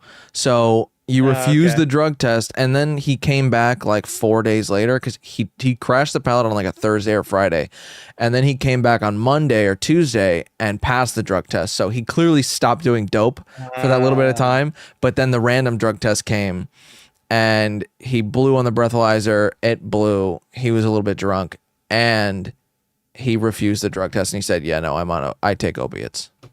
He's like, "I'm on dope." So he got fired today, and I'm really happy because I fucking hate him, and I really would like him dead. Congrats. I hope he does overdose. You want a lot of people dead. I do want some people dead. know, Like, it's genuinely. just I want becoming a bad people thing. dead, though. It's okay. As Bill Burr After said, today's, 25% of you fiasco, motherfuckers I'm gotta kinda go. okay with siding with that. Yeah, Moxie should kill herself. T should kill himself. They should just die. I cannot. Is Moxie still in this server? No. No, she was bad. No, she's just a miserable Currently cunt. she's hate watching Kankel's stream. Though. I hope so. I hope she's watching this. She is a clout chasing. You know what's funny? You know what's funny? She calls me a clout chasing weirdo for fucking broadcasting conversations. Oh my god. I've never heard of a podcast before. It's almost like I'm doing a live podcast all the time. Oh my god. She's the clout chasing weirdo trying to start drama for literally no reason. Yeah. She's trying to be WWE. Yeah. She's trying to create. She's trying to be WW dumb fuck. That's what she's trying to be. www.dumbfuck.com. Yeah. Well, that's the life we're in. Full of dumb people. So anyways, I have a bunch of pent up rage to push forward to other things. You should go to a rage room. Shit on losers. No, I don't do that. That's wasted rage. That's supposed to be pushed towards actually something productive. I don't do crazy things like that. What? Oh shit! I forgot Ginger's been muted. My bad, Ginger. Wow, that's not very nice. It was echoing and it was like kind of kicking back. I don't know why it was doing that. I understand. No, I've got my earbuds in now. I actually don't know. I haven't been keeping up. Yeah, with the maybe I'm just stuff, not a guy. So for me, shooter. like I'm gonna have rage. I'm gonna make sure I push it on the right places. Not just gonna go punch holes in walls. It doesn't make me feel good afterwards, anyways. To be really honest. I have a heavy bag. Yeah, you don't punch holes in walls. You get a heavy bag. Yeah, that too. I don't do stuff like that. Last You time I could did take it that. out. You could take it out on that guy in Maine. Huh? You didn't hear about what happened in Maine today? I don't watch news anymore. It's too depressing. Me neither. Yeah, I but heard about it. I heard about it. It was an active shooter in Maine. Mm. Oh, it's not the cops kid. That shooting is now in the top 10 deadliest shootings in the country. 22 people dead. Way. Yeah. Wow. No, I didn't hear about that. Let's see. Fuck. That's crazy. Oh, what happened, Saba? For some reason, some of you just I can't hear any sound coming out of your mics, so I go in and out, and then I couldn't hear Progressive Matters for a second. Same. That feels so fucking weird. From this point on, it's going to make them so unhappy every time. It's miserable. So adorable how he actually addresses you by your new username. I appreciate that, Saba. He's not dead naming me. You dicks. Oh my god, you did not just say that. You fucking Dead bunch naming. of dicks. Oh, dude. You should have left your love Discord it. as Yeah. Angry Ginger and then just like named your server Progressive Matters and your channel Progressive I know. Matters. I You're could've. still Angry Ginger. No. Progressive Yes. No. No, you're still Don't okay. dead name me, You're bro. Wicked Ginger. Okay, first of all, it's just from the wicked Ginger. You got that's a good I can't one. do a Boston accent. You don't have to do a Boston. You can just literally just call it Wicked Ginger, like Wicked Supreme. Is What your do you think hand about that red? name? Do you know Why is what your Wicked? hand so red? My hands are red. Me? Yeah, your It is. knuckles. Mine? Why is it so red? Yeah. Yeah. What's going on? Because You've been punching walls? my hands are very like swollen all the time because of Why? the bad circulation, because of the heroin. Gout? You have gout? No, I don't know gout. Is that what gout is? Gout is calcium in your joints. It's called the King's disease because all of them would get it from eating like really fatty foods or something like that, and then alcohol does it. I know quite a few people that have had gout from alcoholism. Doesn't red meat contribute to it also? I mean, Yeah, red meat. That's what it is. That's why it's the King's disease. Is because it's they would all eat like tons of red meat. Wait, Yeah. red meat Do makes I your have hand- gout? Oh my So god! it feels like so this is the feeling of it. So it feels like imagine your skin being cut open and then like a bunch of shards of glass being just dumped into the Nope, I open don't have skin. gout. Okay. I like that. Good job, Angela. For most people, it happens in their feet. Yeah. I don't know if that happens in your hands too. That could be arthritis. Yeah. The other thing too is all of them had a heavy meat diet, so they all had acid reflux. That's why in all those pictures they have a bunch of I pillows. do be behind switching them, hands pulling 'cause they it. have to, like, I prop do their, often. bodies All up. right. I use both or So just they don't have neither. acid reflux and gout. It's All a right, good time. six diseases that can mimic gout. I can tell you why my hands are like Angela this. is over here fixing this for you. So Infected joint, She bacterial. doesn't care what your reason is, Fucker. Kankle. She doesn't cellulitis, care. Pseudo gout, stress fracture, something arthritis, something Okay. other arthritis. So Big words I can't read. what it is when I was getting off of heroin, I switched to Suboxone, which is what I'm on now. But to get off of heroin faster, I shot up my Suboxone. And Suboxone, here, hold on. I'll show you what it looks like. Oh, dude. Did you Google that before you did it? Nope. That seems like something you might want to Google before you do it. Yeah, you know, when you're on drugs, you don't really think straight, so. No shit. No shit. Yeah, hold on. I should have really just logicked this one out. Let me just show you what these look like. All right, so sorry for laughing. This at your is pain. Suboxone. I know it's pretty fucking funny. I don't give a shit. You can laugh at my Yeah. pain. You can I laugh at literally watch everything. me chop my dick off on accident. You can laugh your ass off. I would okay? laugh at that. Yeah, I can tell you things I've seen that go somewhere along that lines. They're funny. Watch me literally get dismembered. All of my limbs gone all at once. Laugh. Yeah, I'm here for that. This is Suboxone. It looks like a acid tab, like a Listerine strip, right? A Listerine strip. Yeah. Okay, Yeah. so what did you do? You melt that or something? I would melt that Did you in cook it? water, Yeah. and shoot it up. Oh, okay. So yeah. Imagine that in a small syringe full of water. What a piece of sublingual film turns into. It gets gooey and thick. Gel. I didn't water it down enough. But yeah, so that collapsed a ton of my veins. I was doing that for probably like a year or two. Actually, no, overall, I probably shot up Suboxone for like two and a half, 3 years. Once. I did it. Holy shit. I continued it. I did it like once a day because I had to do it once a day. But like with heroin, if I was shooting heroin, I'd have to do it like 2 or 3 times a day to not be sick, right? But this, I would do it at night, and then I'd be done for the day, or like 2 days maybe. Because it lasts longer. But after a while, it would take me so long to like find a vein. Like, yeah, I would be sitting on my toilet, just looking at my pale ass legs, seeing if I could see some veins through my skin. Yeah, because like I'm a big dude, and I don't have veins. Like they're not on the, so I like have to like look for blue lines or like feel around. So it was like a pain in the ass. Yeah, right. Actually, no, I kind of wish I was black now, because then I probably wouldn't have been fucking up my veins. I got to the point where I shot up in that, in my dick, and then I got so desperate after a while because I couldn't find any. I did it on the bottom of my feet. Yeah, I was gonna say feet and back of the knee. Bottom of my feet. That hurt like a bitch. Yeah. Yeah. Here. I've seen that one. Yeah. Next to my eye. Mm-hmm. Yeah, I could never do here. I could never get that. But I don't think I've ever seen that. Really? I've watched my sister, or not my sister. When I say my sister, there's people I grew up with that are my family that are not blood.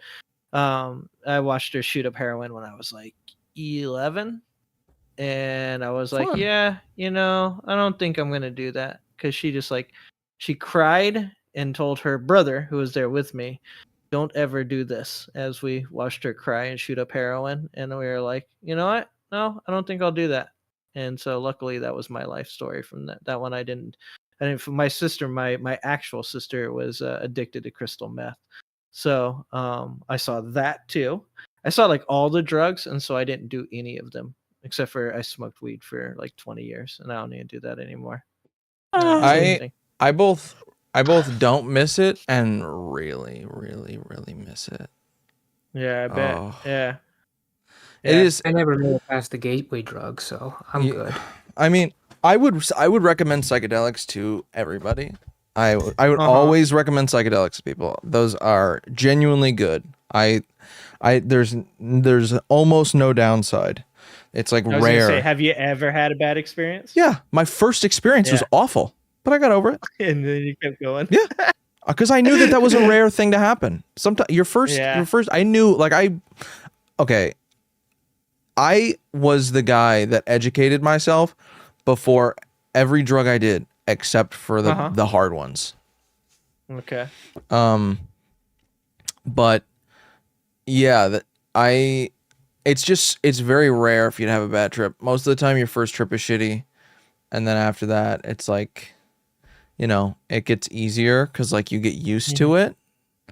Your first trip is like, it's like a little bit nerve wracking, but I also didn't really exactly have acid when I first tripped. It was like 2CB or 25I or one of those test chemicals that isn't really acid, but it's like a super strong psychedelic. It's like intense. But it's like intense like in the mind. It's not like intense in the visuals or body. Yeah. Did you think it was acid when you took it? Yeah, because it was on an acid tab. But like now that I know if it's bitter, it's a spitter, or if it numbs your tongue, that's going to be test chemicals. Test chemicals can still be fun. They can still be a blast, but like if you're not ready for them and you take more than like the normal, then it's going to be intense.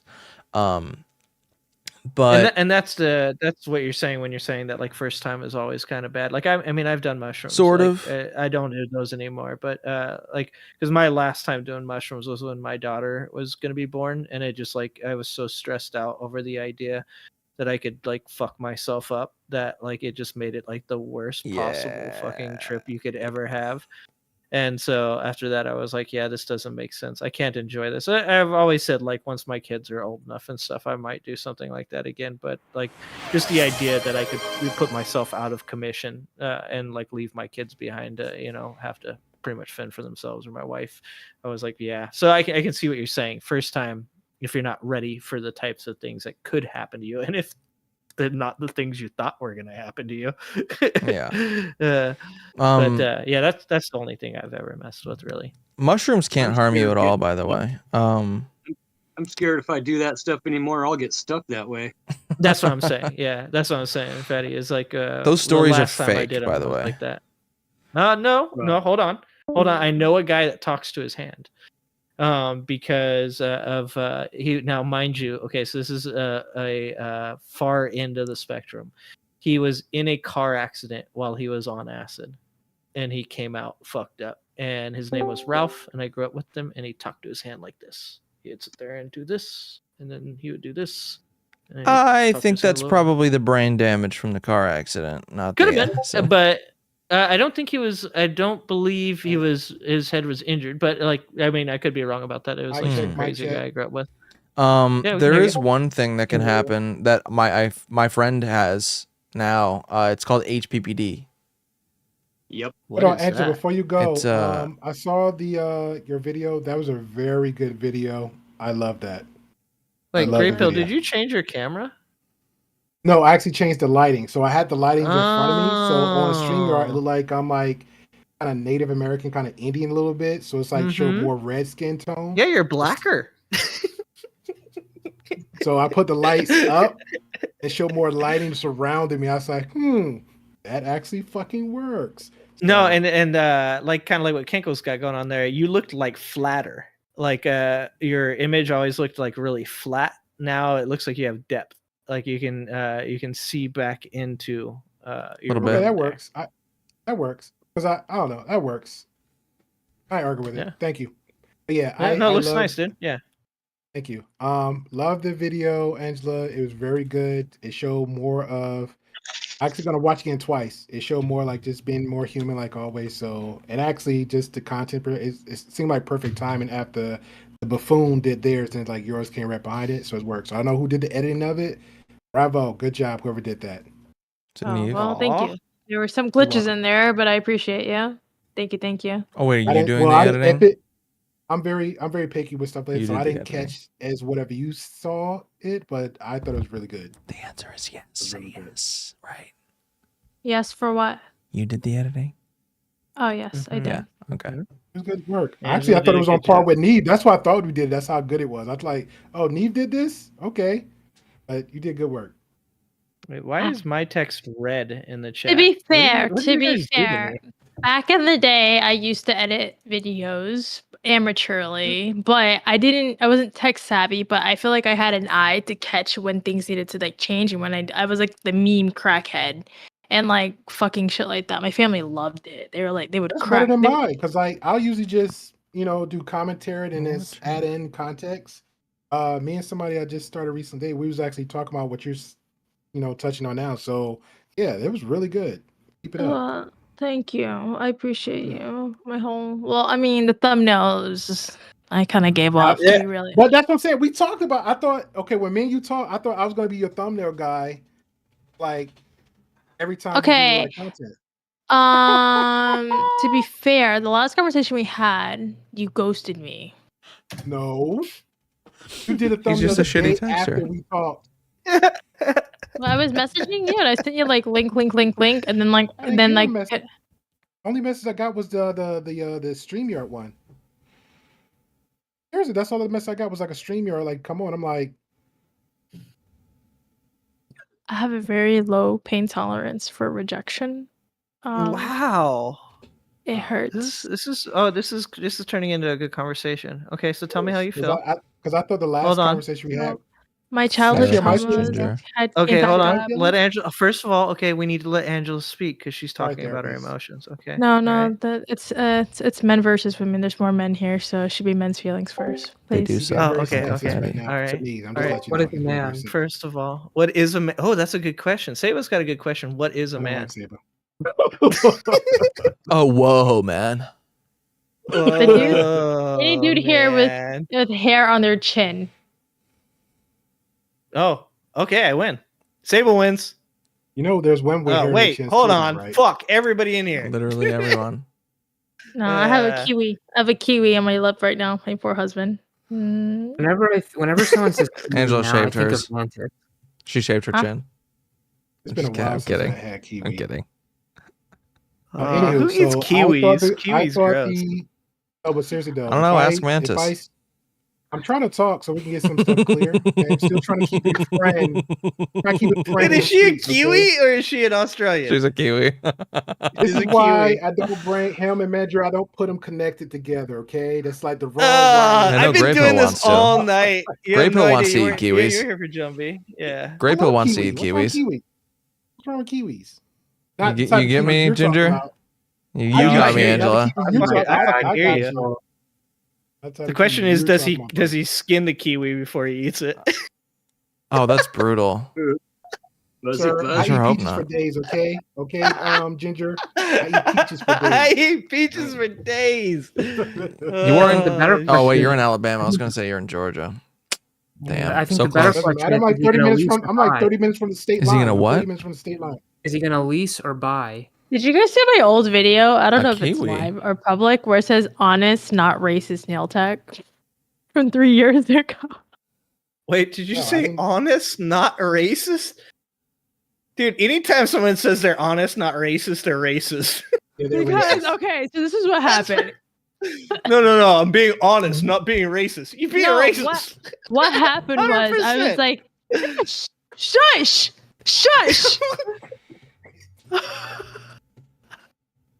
I'm from North Idaho. I swear I'm not racist. Oh my god! He's got lots of black friends. Oh my god. I'm going to bed. Bye, guys. Okay, wait, no, sorry, Angela. Sorry. Okay, I'm sorry. I mute myself. Here you go. Where's my mute button?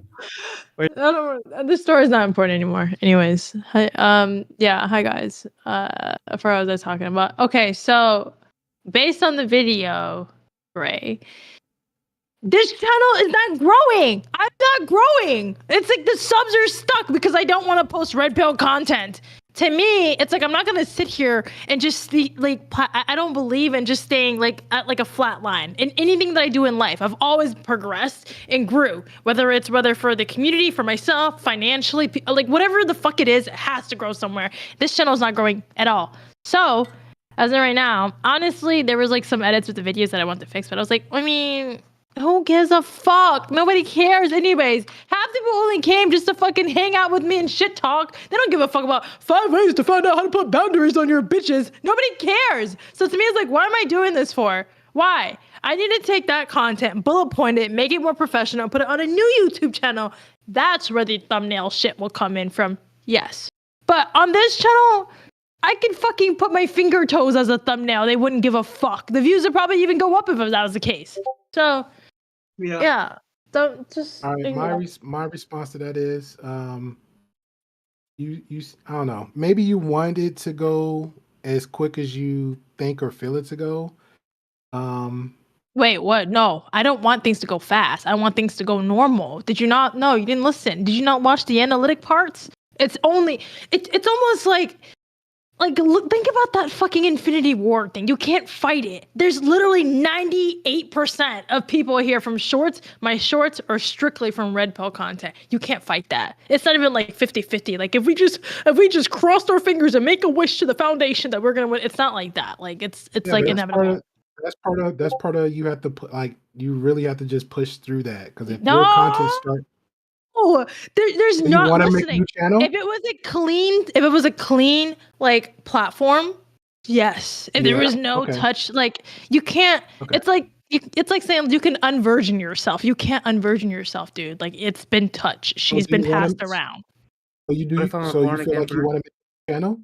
You feel like you want to make a new channel? She does not anymore. I've already made a channel. Yes. Okay. Angela's on the move. Angela in asshole mode, when I tap into my inner villain like arc, I'm unstoppable because I hate myself when I'm like this, but I get shit done.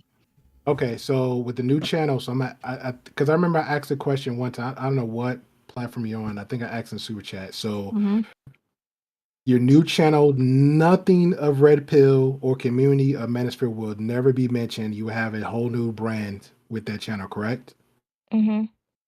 Okay, I just want to make sure, because when people say things, the next thing we get slipped in the wording and conversation, like they said, but now they're doing what they're not saying. So I'm with you. I'm team. Am I like that bad at math that you think that I would start a whole new platform just to bring up my ex-boyfriends again? Like, why would I do such a thing? It's like going on a new date with a new bitch. Be like, I mean, I was just thinking about like No, ma'am, I'm talking about human nature. So if we're moving I'm editing the videos, how could I do it? I'm in charge of everything. Like at this point, moving forward, no offense to anybody, I will never ever depend on anybody. No offense to anybody, because I love Neve, but Neve ain't here. Neve got shit to do, and I'm happy for her. And I don't want to make her my editor, and I don't want to force her.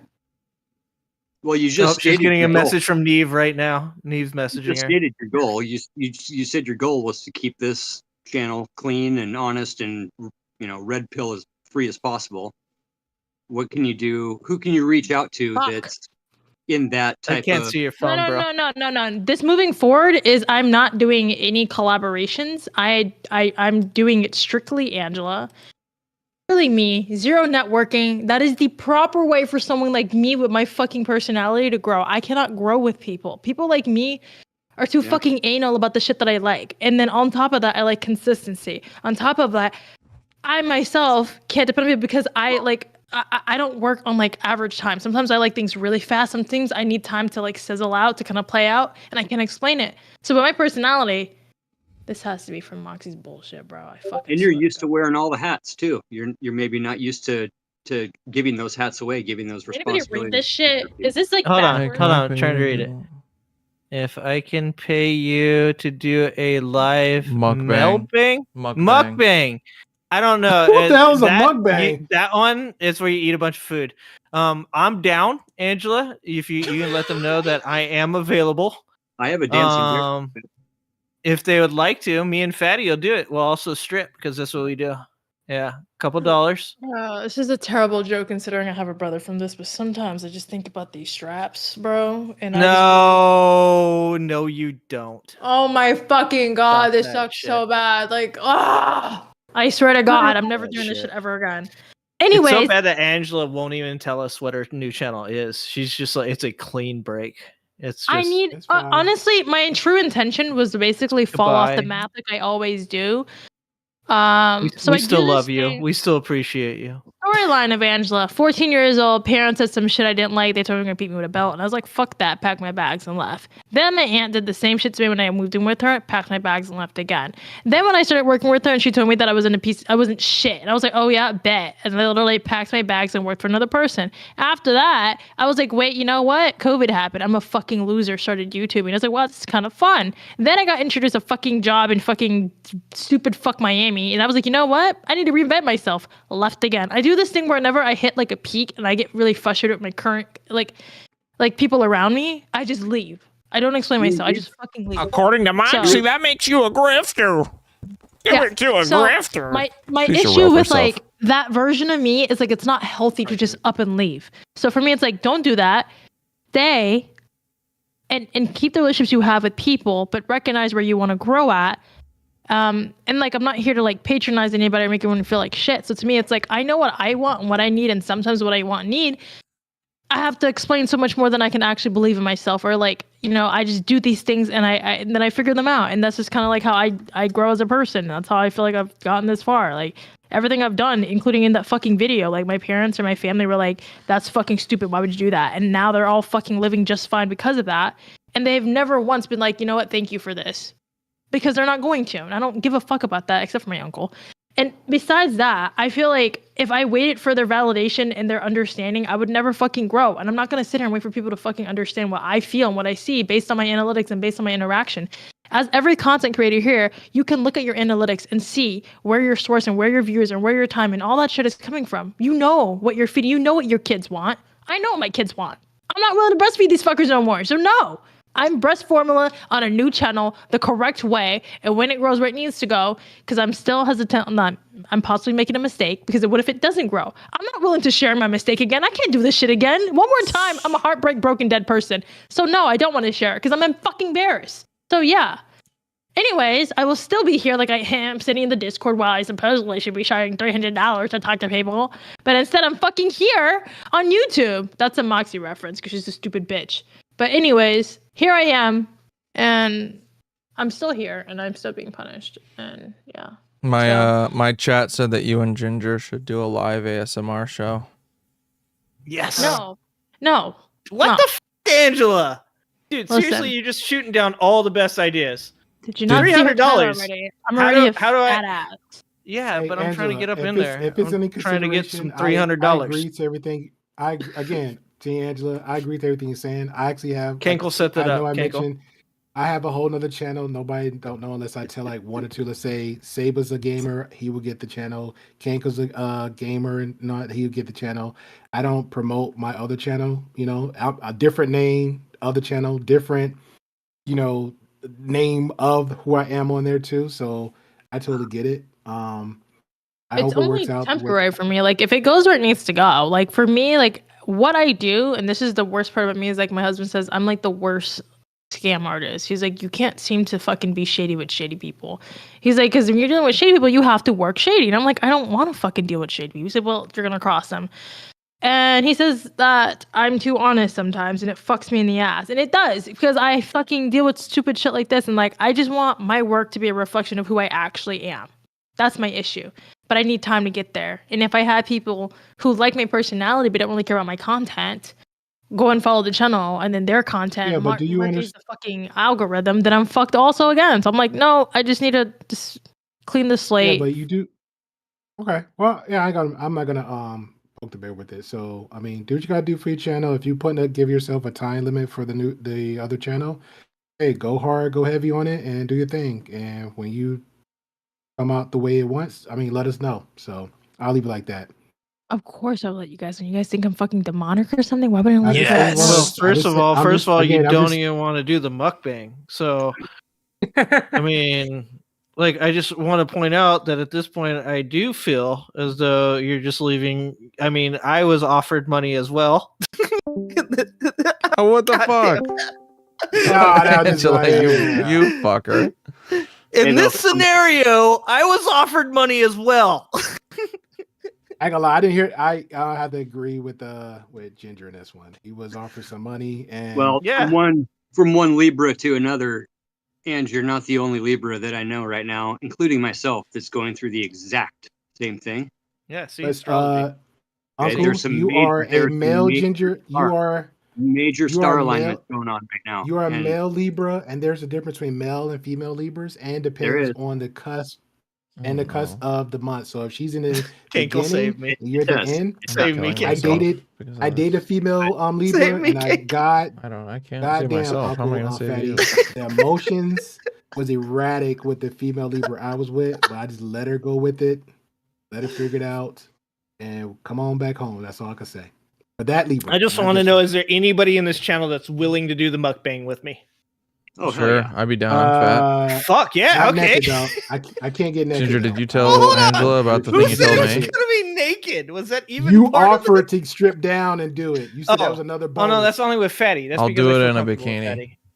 Can Okay, I do feel comfortable with Kankle too. Yeah, then I not. Okay, so me, Kankle, and Fatty. I'd be the only black guy stereotyped and all over. Angela, don't hate me. Angela. We'll eat Look at KFC. You. Look at you. All of it. We'll get every item from KFC and eat that. For real though, there's some major star alignment going on right now. There's some major changes going on. We're coming into eclipse season. We're coming out of a reverse negative retrograde for the past 7 years. We're coming into a new push. I'm not kidding you. Everybody I know right now, in general, is at a new point in life where they're looking at things that they've been planning on. They're looking at future options that are extremely risky, but very well worth the fucking reward type of shit, and very heavy feelings and emotions throughout the whole freaking everybody right now, including politics.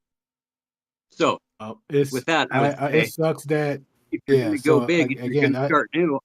I'm starting new right now, and there's nobody in this community right here than the people right here that I would ask this advice from. Okay, so I'm taking over for media product and media management potentially for Schweitzer Mountain, my local ski resort. And we want to start doing a live stream every morning of a live feed snow report for the multiple different mountains around here. We got 6 mountains within an hour, right? It's snowing right now. I was out spreading ice spray after Ginger's feed tonight. So like, I got to go back out in a couple hours and spray more ice, de-icer. But like, you know, where you guys are at, you've got the best graphics. You guys got, you know, not just good content, but good digital content. And that's fucking 3/4 of the job for you guys. Now that I'm realizing what's going on here is you're spending more time doing all the damn digital shit. So like, Ange, I've got 9 different fucking companies in Idaho. I'm all over the place. I spread myself so fucking thin all the time. And I'm always like almost on that frantic point, but not frantic enough to realize that stress is just the fear of the uncontrolled, right? And anxiety is fear of the uncontrolled future and the uncontrollable in general. And for me to manage my own expectations of myself, you know where you trigger. Every one of you guys know where you trigger.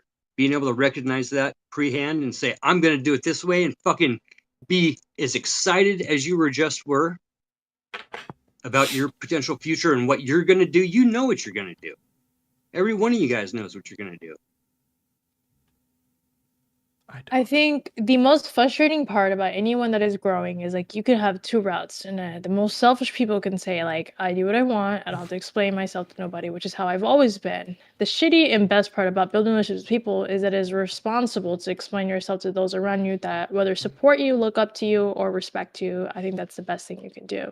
The frustrating part is reassuring them that you know what you're doing, and if you don't know what you're doing, that you're at least betting that you're gonna make it. And it's like it's almost like when men say they don't want to express their feelings, they don't need any other things than to like, okay, gotcha. Like, I don't want to express myself, so I'm going to. I just need like, cool, supported. Personally, as somebody who's been quite gracious with my time to a lot of people, And it's really just brought me down like a shithole, which is why sometimes when men say they don't want to express their feelings, I understand why they say that, because it's like your destiny is up to yourself. You don't have the luxury to ask somebody who's not in your specific position to help you or understand for you. And I understand what that means, but to me, it just really depends on like how far in are you? And for me, it's like I'm always the first in my family to figure shit out that nobody else wants to, care to, or could ever fucking do it because of their situation. Systemically, where the fuck it is. And it feels like that in my circle majority of the time. And it fucking sucks. And I'm okay with it because I think the reward is a lot better than sitting in the pile of shit, normalizing the way it smells. So majority of the time when I'm vocalizing my position on like what I'm doing, I feel like the old me is like saying, shut the fuck up, just do it. You don't need to tell nobody. The responsible version of me is saying like, yeah, but that's just like the amount of people that you hurt doing that. It's not healthy. So that's just how I feel. It's not a fucking pity moment. It's not a fucking trauma dump moment. It's just me saying that's my truest dark thoughts is like, I don't really give a fuck to tell anybody anything. I don't want to tell anybody shit. I just want to do what I know works because I've done the work already. And I don't need to explain myself to nobody. But I want to because I care about you guys. And when I have some people in my messages right now saying, don't forget about me, I find that as a try to even question, one, my loyalty, and then two, me even explaining myself. Because I'm like, well, then you don't really understand why you're in my life and why I'm even fucking here while I should be sleeping at 2:33 a.m. Like shit like that, where I'm just like, so you only give a fuck about building a relationship with somebody if you think it's going to be something? What about my fucking mental health? Bro, what the fuck? Like, stupid shit like that. So, it's nothing towards you guys. Again, not trauma dumping. I'm just saying my truest dark thoughts. I mean, I could sleep on this shit and probably still feel the same way tomorrow or change my mind. But that's just how I feel. Yeah, you're good. Nobody. Just real Go quick. ahead. Can I say something real quick? Just because it's something that I saw in a video you shared with me a couple days ago about that dude that he was talking about social media stuff. And one of the things that I really liked about what he said was, I forget who it was. It was some famous YouTuber that was talking about the mastermind and the idea that like doing things by yourself. Like I hear what you're saying. Like I'm just as bad as you are. That like a lot of times I try to do things all by myself and I try not to include people because I like the way I edit my videos. I like the way that I do my live stream. I don't want people fucking with my stuff. I changed my name even though Kenko doesn't like it. But it's important for me to hear Kankle. It's important for me to hear Kankle and understand. And it's important for me to hear Grey Pill. It's important for me to hear from my subscribers like Fatty and the rest of those guys. Saba, when he decides to say something every once in a while, it's super smart. Ram, who was in here for like 10 seconds. But I think that the mastermind thing is actually really important. I think trying to do things by yourself is very stressful and not fun. You like take the fun out of everything and you just kind of make it like I have to be successful at doing this. And like I mean, for me at least, just as specifically my own dark thoughts. It's a pigeonholed situation where like if you're entering a new space that you're not aware of, you have people that have been doing it forever who are like, you know, like kind of the way Jumpy feels about like newbies coming into the space and like not really knowing like the MMA world. And then you have like people that you've only been around and they don't understand the shift and they worry about you. So then they think they're helping, but sometimes they hurt you by stopping you from how you feel. Well, like the way you feel is fair. The way you execute may be wrong, but doesn't negate how you feel. So taking away how somebody feels kind of takes away the, you know, the goal or like the direction. So when people tell me like I shouldn't feel a certain way or I shouldn't do something, I'm like, I really like the asshole me wants to be like, shut the fuck up. I didn't say this to fucking have someone tell me this. But then I'm like, okay, I'm sharing spaces with people and I'm like, people are supportive and, you know, it's not like one of those moments where like they mean bad. It's just like, I have to take my own fucking advice that this is what people think that needs to be said. And yeah, I'm not saying it's easy doing shit by yourself, but sometimes when you're getting your foot into the door and you have to kind of prove why you deserve to be there, you have to do it first so that people who don't see or don't understand it or don't even fucking feel that passion or that fucking fire, they have to see it being done first. And that's where I feel like you start that off, and then from there, I don't know what the you're wheel starts fucking grinding, talking and then about. you can collect your little worker bees and your kidding. friends and your supporters and all that shit. But I'm kidding. it's just like thinking you're gonna start a company off fully fucking packed with like workers and shit. That's not gonna happen. Like it doesn't work that way. I don't actually 100% agree with that, and I know that what you're telling me is at this point, it's like you're trying to say your feelings on this, and I understand that. What I'm trying to say is that, like, with a group of people, when I'm talking about what that guy's talking about, a mastermind, is that you all come at things from different ways, and oftentimes you don't understand how each other does their thing, but it's because of those experiences and the different viewpoints that you start to My form dumbass like forgot a I wasn't better muted. understanding of how to get things done. I said Because peace not to everybody you. knows like the perfect way to get Forgot I wasn't anything muted. done. I'm an So idiot. from different viewpoints and experiences, you can start to like kind of have a more of a team mentality towards things. And so I just think that saying, you know, I just want to do things by myself. Like I'm that person. I'm always that person. I'm down here by myself. I'm always down here by myself. You're excluding the ability to like grow with other people, and it's a difficult thing to do. But becoming a team can actually be like really beneficial for you. Like I feel there's like a I've lot been of pretty open to being a team for a while now, and I'm yeah, actually no, I'm tired of not it, to be really okay. honest. Okay, I'm that's I I'm just just think that saying. I'm not saying that I'm excluding from doing the whole team thing. I just think that I need to just do what needs to be done first. It's almost like a dad saying, like, I need to go make this much money so we can go like pay, the groceries and make sure we have rent for that. Like, you just gotta go make the money first. And then after that, everybody would understand like what the goal is, and then they'd be on board. And then the next time you go back out to go work, then you have fucking kids that want to come help with you and all this shit. So to me, it's like, I feel like sometimes my brain is unfortunately like everywhere, and sometimes it benefits me, sometimes it hurts me. Right now, it's a little bit of both, so I just need to just do it myself. Because if I keep inviting people to join while I'm growing and changing, I feel like I'm burning that bridge with people because my attention span and my temper is not at the best place, at least more so right now. And I could probably say some pretty mean shit when I don't like things, and I don't really want to do that. Okay. And so it's more of a me thing. I'm not saying that I'm perfect. I just know with me, when I'm like rageful, I need to work by myself. Because when I see the progression and it like calms me down, then I'm good. But for the most part, no, I don't like it. I don't like the way it makes me feel. I think it's like a constant reminder of like the past. Okay, I'm gonna turn off the camera now because my period's probably gonna start. Ugh. Cause what? I don't know. Okay. Because it's a new moon. I'm just saying that we're here, and you don't have to include us in anything. But we're still here. So it's taken me 25 years to try to figure out how to take off some hats and delegate some authority, and I mean I've taught at least 24 of my friends how to be carpenters. They all own their own businesses now.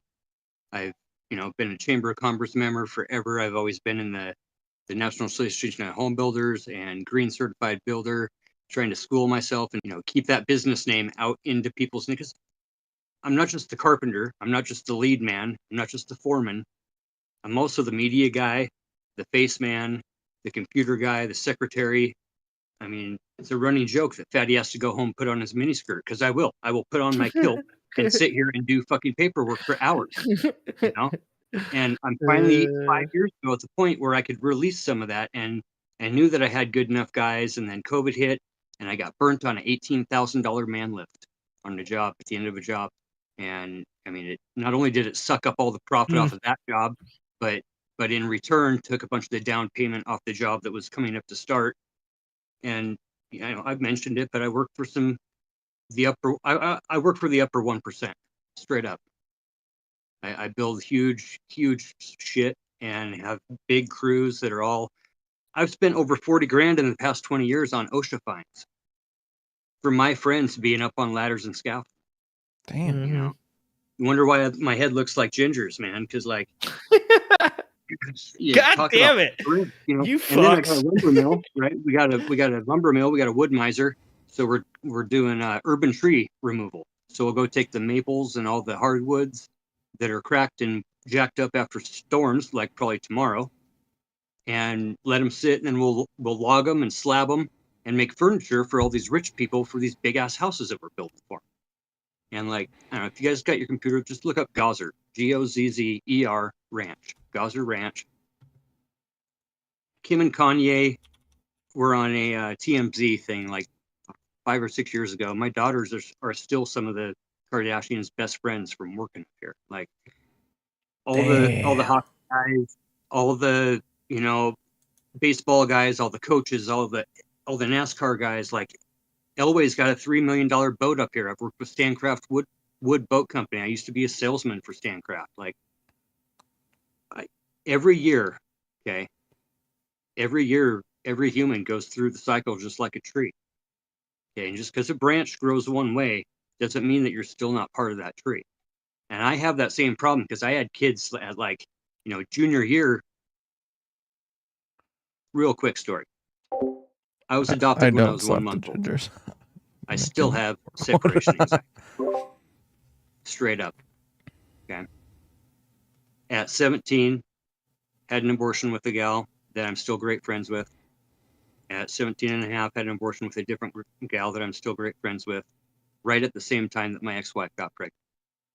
So by senior year, I was graduating with a child. By the time I was 21, I had 3 kids. Okay. I've been working my ass off since I was 19. Straight up working my ass off since I was 13, still in my dad's truck. Always got my hand in something, always got something going on. Always, part of this or part of that. And then by the time I had kids, all my buddies were hanging around and they were the cool uncles. And now I'm kind of at the point where I'm that cool uncle. My kids are all grown and married, put them all through college. I mean, like, I kind of hopped in to tell you guys some crazy drug stories about the shit my ex-wife used to pull with the liquid Dilaudid and liquid shit that she used to get as a CNA working for these gals that were all paraplegics and bringing this shit home. And next thing I know, I got a vinyl cider doing my dishes in my fucking house. I had custody of my kids for fucking 16 and a half years. She still owes me over 14 grand in child support. And she was over here for about 4 hours last night, just hanging out. She's a complete fucking jacked out junkie. But she has nowhere else to go. And I've always been her friend. I've always tried to maintain that, that point of we're fucking divorced. Okay. She's had 3 other fucking husbands. The one she's got now is a good friend of mine from high school. Having that shit going on while I'm trying to run a business and everything else and try to maintain a relationship, while I also went and got my counselor's license and became a men's divorce group counselor for years just so I could deal with my own shit, which is why counselors usually get counseling licenses. Learning how to manage my own expectations of my own self has been the hardest thing, because I can point out every expectation that I think somebody else should hold of themselves. Holding myself accountable to my own Libran mind, straight up. Men have cycles. Men have lunar cycles. Mine is very heavy. I'm an extremely emotional. If I'm around power lines and around, there's certain spots where we're up there drilling with jackhammers and huge track hose with like 20-ton jackhammers on the front of them, breaking into 40 million year old basalt right on the side of the lake. The glaciers didn't even grind down. Okay, we got white rock like 30 miles north of us, and on top of this black basalt, there's all this white rock. And there's certain spots up there where I cannot work on certain houses and certain lots and certain zones from the magnetivity that comes off the place. And I get around shit like these fucking rich people coming in with their unmanageable expectations. And I've got 20, 30 guys on the crew, and it's, hey, stop right now. We got to go over here because Kim's coming into town, and we need to move all the furniture out of this place and refurniture the place and paint all the walls in the bedrooms pink because Kim and the kids only sleep in rooms with pink walls. Literally, I got carpenters, $40, $50, $60, $80 an hour men. Everybody stop right now. We're going to go become painters for the afternoon because Kim's coming in town. So guys, I appreciate your story, Fatty. I appreciate you guys being here. Just want to say, like, you guys are awesome. Nothing personal against anybody. I'm just probably just going through it. So yeah.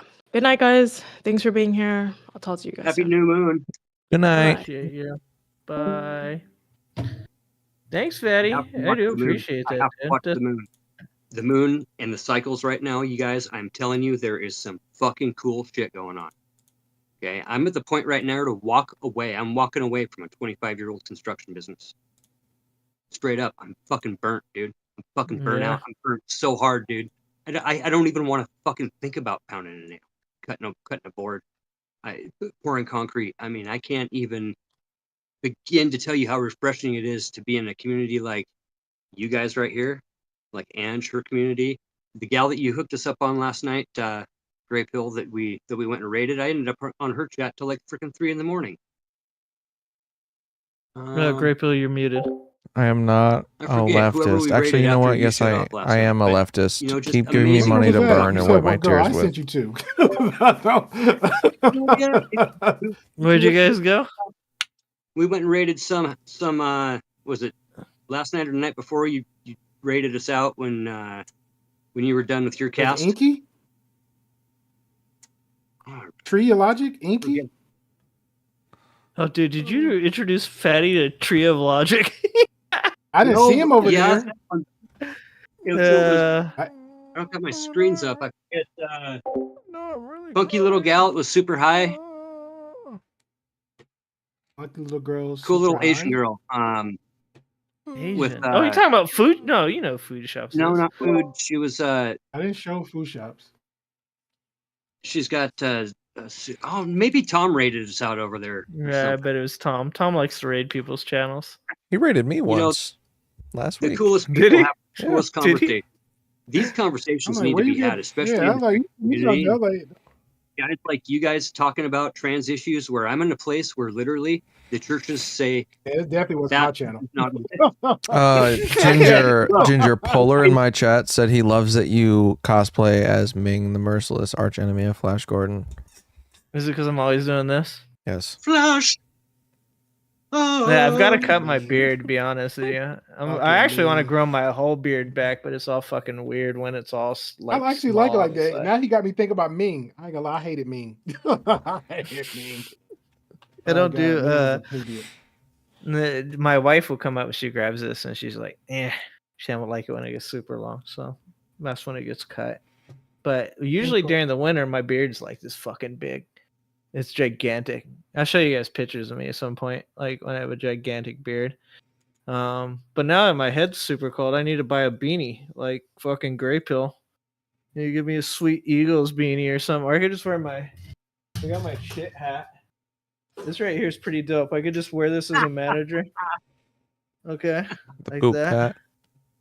Dude, you think You my look like employees a will take me wizard from seriously? Hogwarts. Like a what? You look like a wizard from Hogwarts. That's what I was saying. The shit wizard. The shit wizard.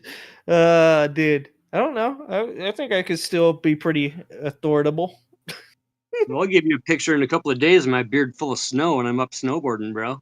Dude, I hate snow. I love Ugh. snowboarding. Oh, yeah. I've been Ugh. snowboarding for like how long now? Almost 20 years. I'll be right back. Badass. I've never been snowboarding, never been skiing. I hate cold. Cold is the worst. I'm from Bakersfield, so 114 feels good. You don't like water, but you want a half yacht? I do on a half yacht, but that's because we watched that QAnon video a long time ago. That's the only reason. That's all Redonk's fault. Redonk pointed out it was a half yacht, and I just want to like live in international water so I can do whatever I want. And you guys make it up this way, we'll go out for a sailboat day. Dude, Lena and ripping time, dude. You want to see me have like major anxiety? Yes. Put me on a boat. Put me on a boat. I'm like, oh god. I don't swim well. Well, I swim fine, but I don't know. I don't like water very much. I've almost drowned like twice in my life. I'm a fish, dude. Yeah, you like water? My wife is too. She loves water. She's Hawaiian. As weird as that is, my children are half Irish, half Hawaiian. But yeah, I don't deal with water. They're I don't pollen deal with Irish. snow. Pollen Irish or Irishnesian, Ironesian. Yeah, I don't know. I'm just I've never been into the snow. It's just every time it's cold, dude. You want to talk about the moon, bro? The moon is happening for me like 4 months out of the year because when it gets cold, I become the bitchiest human being on earth. You can't hibernate though. You got to have something to enjoy it. That's the whole thing with being up here. At least we get that 50-50 break. We don't just get rain in the wintertime and you got snowmobiling and shit going on. Just cool backwoods fire pits and whatever. And snowboarding, skiing, the whole mountain scene is just, you don't even have to ride just to be up there and have fun with the concerts and live events and and it's so pretty out there too, right? I mean, I've seen your pictures. I've seen that stuff you sent me. It's beautiful. Like I mean, I live else, in Northern California. You got to enjoy what you're doing. You got to enjoy the here and now, and just try not to, as much as possible, try not to live in the I'm going to be here in the future. Thinking. Living in the here and now is the hardest thing for any person to do with this fucking ADD digital bullshit shopping mall that we got going on here. Yeah, everything that's going on, it's like you've always got something to do, something that you're not doing too. Always something that you're not doing. Somebody that wants you to be somewhere, and always got somebody else seeing something to you where you haven't managed that expectation, and the whole snap to the minute scene, and I mean even especially with news, but just with relationships in general is, oh, you didn't text me right back after 20 seconds? No. Just shit. Learning how to turn your phone off is one of the hardest things for anybody to do nowadays. Yeah, I don't actually like the amount of times that I end up on my phone is like so small because I'm like anti-phone. Right. Like this is the most that I end up on any of this stuff. Like this is my access to the rest of the world. My friends will tell you. My wife will tell you. My wife 1 year ago today, or not today, next weekend, yelled at me on my back deck because we both had quite a bit to drink that you never answer your fucking text messages. And I was like, what? And she's like, you never answer your fucking text. I'm like, okay, now the entire neighborhood knows that I don't answer it. What's happening, Food Chops? How's it going? Hello, I'm off stream right now. What's up? I'm on stream. Whoa. Aren't you always on stream, Food Chops? I think I can always log on and see you on stream. Oh, no, this time around, I'm doing more planned streams now where I'm planning out what I want to do because I realize I'm spending way too much time on stream for no reason at all. Yeah, that's pretty much it. And dealing with thumbnails too. You guys in your thumbnails, you don't need 20,000 freaking different thumbnails. Make a template and plug and play on that son of a bitch. Yeah, but pretty much like all my thumbnails are pretty much the same template too. No, Food Shop, don't take that shit. Don't take that shit from him. Don't take that shit from him. No, first of all, Fatty, don't tell Food Shop how to do her job. Okay. No, my thumbnails are all the same template. It's true. Like there's a point to that. We don't take shit from Fatty. No, it's not acceptable. You knew what I was saying. You got the program down. That's the hardest thing about doing all these stupid little videos that I fuck around with when I'm waiting for contractors to show up and got my thumb in my ass and sitting on my phone making stupid fucking videos. Dude, have you made Food Shop any cool ass fucking things? Have you seen all the shit Fatty makes for me? It's fucking amazing. I got a few. Nice. Just cutting the backgrounds out, doing all that shit's the hardest work, but otherwise, I plug it in a dozen at a time and just throw a dozen faces at the stupid machine, see what it comes back. Oh, Food Shop's Dude, Polar Nights isn't that the funnest part? Polar Nights says hi. Oh, hi. He's in my chat. What's a polar night? A night that is polar. Trying to help all the local contractors do their freaking social media stuff, and they're trying to do maybe a post or 3 posts a week of on the job kind of stuff, and just trying to teach these old boys really was saving grace of just trying to figure out how to learn all this stuff. And I got this guy up at this ski Mantis, mountain going, we're needing for your ass to get in here. Snow report 3 times a day. Get the fuck in here. And you know what the real conditions are. You're not looking at the stupid webcam that's got shit on the lens or whatever else. It's actually somebody out in the field. Bro, right what there. are you waffling about? What the fuck are you saying? Just digital life. You creators are very inspiring to me right now, is what I would say, because I had a channel back from like 2012 to 2016 and was doing woodworking and on the site, job site, type of building stuff, you know, how to build a planter box, how to build a house, how to put in granite countertops, and got in with a couple of different guys that had really good platforms and got some coattails off of them.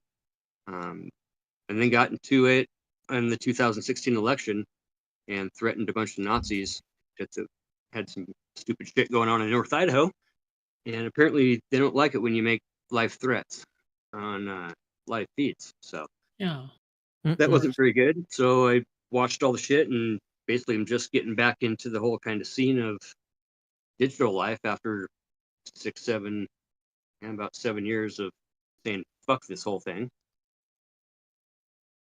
But all these new platforms like this with Discord and Twitch and Kick. I was gonna say you can go on Kick. You can go on Kick and threaten whoever you want. It's a ghetto. That's I go on Kick and threaten Cankle all the time. It's perfectly fine. Destiny's chat's always good, you know. I like the food shop style with that too. Wait, what? What do you mean food shop style? What? You said you're down with that. You're okay with me going on Keiko's stream and threatening his life? Yeah, I just like that. of course. I like that it's acceptable. Do you know Universally how many, acceptable. Do you know how many times I like literally go on stream and start like threatening people? Like too many times. Especially me. Right? I was about ready to hop in on Jack a couple of times. Oh, dude, Jack's not allowed on the server. They got Blue Cankle fucking beat up a couple of nights, if I remember right. Yeah. If only you know. If only you know the amount of times. If only you know my criminal record. Oh shit! Food shops. Oh, we can't talk. Cankle. I don't know if you guys know that or not, but Cankle be ratting, snitching hard. Oh yeah, do I? Yeah, no, I know because I watched this video from this girl named Moxie, and she fucking called it out. She was like, "Fucking this Cankle guy be talking shit, releasing conversations." You know? Yeah, I do. Practically I do be releasing Nixon. conversations. I'm Richard actually Nixon. I fraudulently record people. Yeah. Yeah. Fraudulently. I know all about it. How's your debate thing going? Food shop. How's the food for thought thing going? Right now there's no food for thought plan upcoming. Originally I wanted to do a euthanasia food for thought. What's wrong with the euthanasia? Huh? I said, what's wrong with the euthanasia? I never made a claim on euthanasia. That was my senior year topic. That's the best pun ever, and not a fucking single one of you. I heard it. That. The I am youth very fucking in upset. Asia. What's wrong with the youth in Asia? God, I fucking hate you guys. You're It's a heavy topic. Dude, that's a Sacha Baron Cohen joke too. It's an Ollie G joke. Have you ever seen Ollie G with Trump? Have you ever seen him when he interviewed Trump? Dude, you should watch that. It's fucking amazing. No, he sits across from a guy and he's like, "So what's up with the euthanasia?" It's fucking amazing. He used to have a Freak Kevorkian t-shirt that I'd wear to church. Freak Kevorkian. Oh, that's fucking amazing. Does that President Sunday guy come on your show still? Food shop. Oh, yeah, I got destroyed in a debate with him like yesterday. Oh, did you? Really? Yeah. So that was what actually caused what caused me to recently go on a research binge. Okay. What were you guys debating? It was specifically for him to, regardless of aristocracy condemning genocide or not on Israel's part, that it is better to have empathy for a grieving process on Twitter. But in my opinion, in retrospect, I realized that it's like it's stupid to argue for another person's feelings, I guess, because otherwise it's like, oh shit, you might as well have like the person be there themselves to argue for them. You know what I mean? Yeah. So really, there's no point in arguing for it when really the real point to argue is there a genocide going on in Gaza right now? So The root of the issue. So right now, the research that I have been doing is how does the UN prove intent for genocide for the previous genocides that have already happened, which includes the Bosnian genocide and which includes the Holocaust. So right now, today, I have already done the Bosnian genocide, and that was the main thing, and I ended stream. And tomorrow I'm gonna be doing the Holocaust, and then finally on the third day I'm gonna be doing doing the current expert consensus on Palestinian and Gaza genocide, quote unquote genocide, and I'm gonna be making 3 videos in the series about it. Just so like if viewers, any viewers who see it, it's gonna be like a basis where it's gonna be like foundation, claim, right? And then this claim is gonna be, okay, is there a genocide? Can we say for sure as of this date right now? Can we say for sure or not? Okay, fine, right? And yeah, I'm gonna use that video as basis to challenge other people to debates. That's a good idea. And I want to become Twitch polls #1 knowledgeable on genocides. That's it. Because awesome. I'm sort of tired of people talking about genocides and calling things genocide without them actually knowing what they're talking about. Like for example, whenever people talk about the trans genocide, or talking about like calling the Palestinian thing genocide, without them knowing absolutely for sure whether it's a genocide or not. Like I'm tired of that. So yeah, that's it. So do you think? Why'd you pick? Is it just because it's topical right now? Is that why you? Because I just see a lot of your videos are Israel Hamas right now. Yeah. Is it just because you're staying on topic, or is that something that's like important to you? Because people keep talking about it, right? And because people keep talking about it, that's why it's topical. It's going to be a hugely contentious thing for the next few fucking years here. Yeah, and people are going to keep talking about it forever. Yeah. So yeah, it's going to go on forever.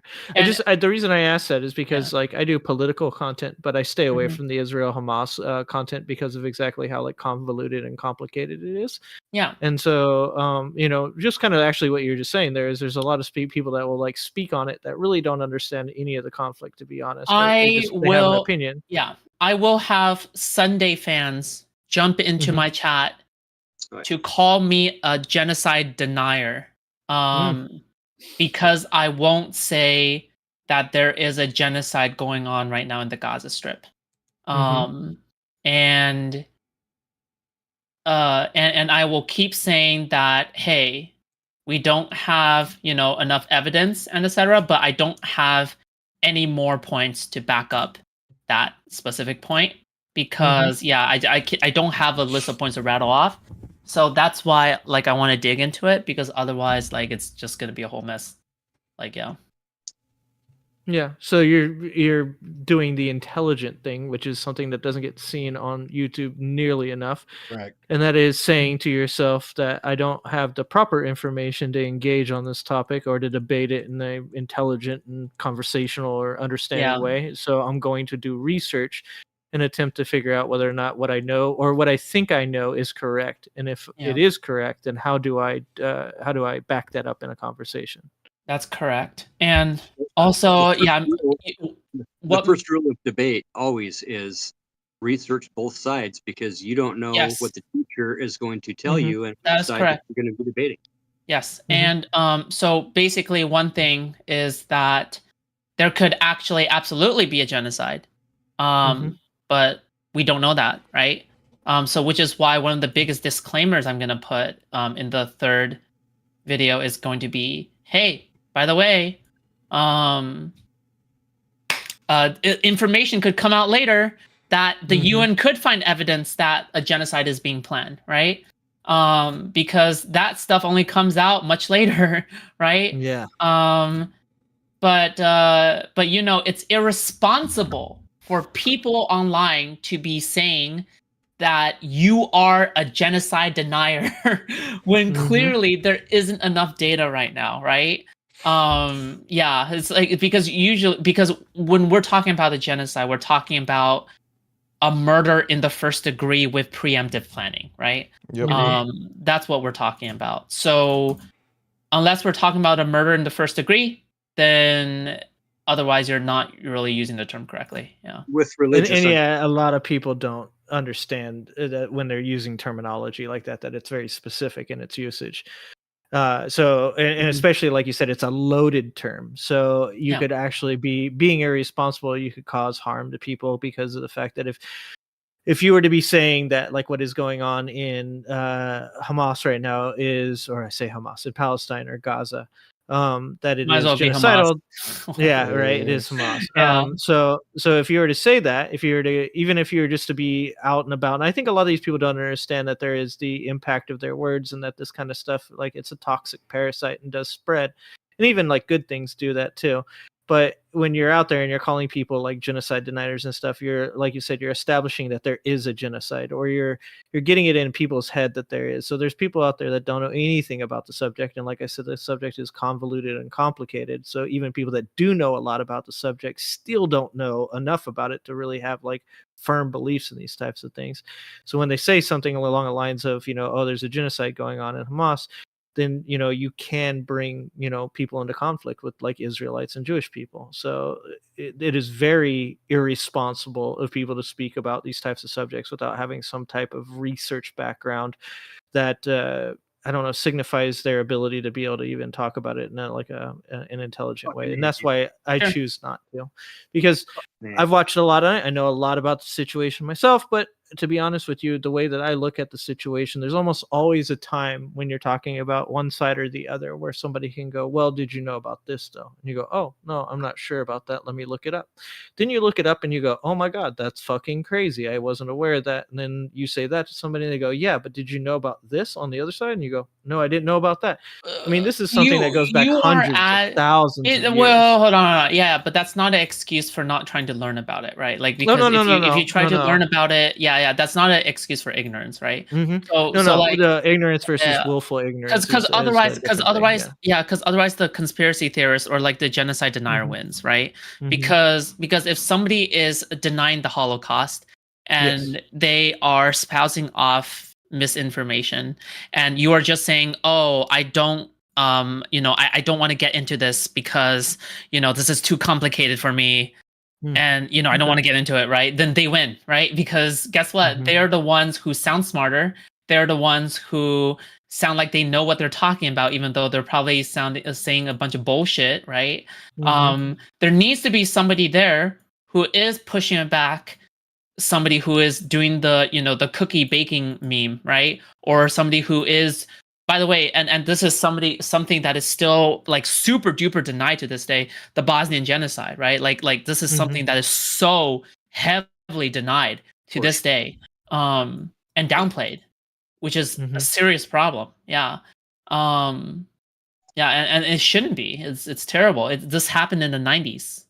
And so for you, this is something that like you feel like you could have a voice in the conversation. You could be the person that because like let's say people like myself that says like it seems like a really convoluted and complicated subject, and for me to have an opinion on it could actually like cause problems rather than to help solve them.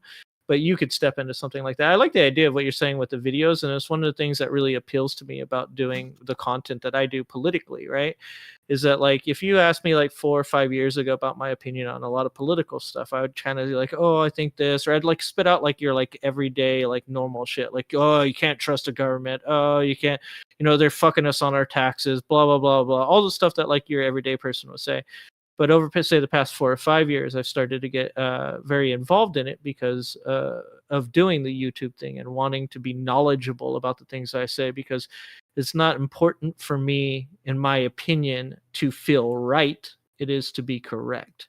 So oftentimes what we want is to like just skim the surface of a question, have an opinion on it, and then just tell people that we're right. But then when somebody has conflicting information with what we say, we tend to just like kind of, entrench ourselves and say, oh, well, no, this is what I believe, so I'm right. And for me, I like to hear people having like opposite points of view that can then tell me something that I don't know. So that way I can look into it and if necessary, change my point of view to suit the new information that has came a light. So for you, when you say that you want to do the 3 videos things, is that your way of doing the research, like getting the research and kind of like ingraining it in yourself? Yeah, sure. So for example, for the first one, it's I think one of the most primary thing is the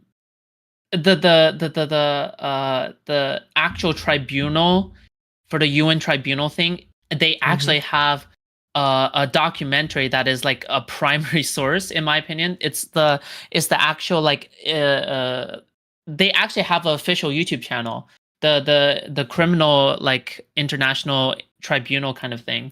I'm gonna do more digging off stream, but however, in my opinion, they have like a official YouTube channel, which is like they put it more in a condensed documentary, which is like very, very helpful. I took some notes as well. So yeah, I will. Yeah. So what's your first video going to be on? It's going to be about the Bosnian genocide. Oh, okay. All right. It'll be about the Bosnian genocide. So then you're going to have a second video. What's your second video going to be about? It's going to be about the Holocaust. Okay, and then the third video is going to be where you make your like Palestinian, the current situation. Oh, okay. Awesome. The Rwanda stuff, maybe it'll be a 4th video, etc., just to back up the other supporting stuff. But the thing is, has the UN defined that as an official genocide? I'm not sure. Good question. One of the main things that I've seen and that always comes to an issue on almost every panel, doesn't matter, is definitions. And that's why terminology is annoying as fuck. People get lost in the weeds. Yeah, you got to understand 2 different sides of 2,000 years. If 4,000 years, collectively, you need to understand 8,000 years worth of religion to understand what's going on right now over there. And to walk into a bee's nest like that, I mean, I try to stay informed, but like the shit that just comes out so quick, you gotta be patient with stuff like this, especially on a national level. I just went on to YouTube. I typed in Islam. The first thing that comes up from today, how Allah is Satan, the greatest lie ever told.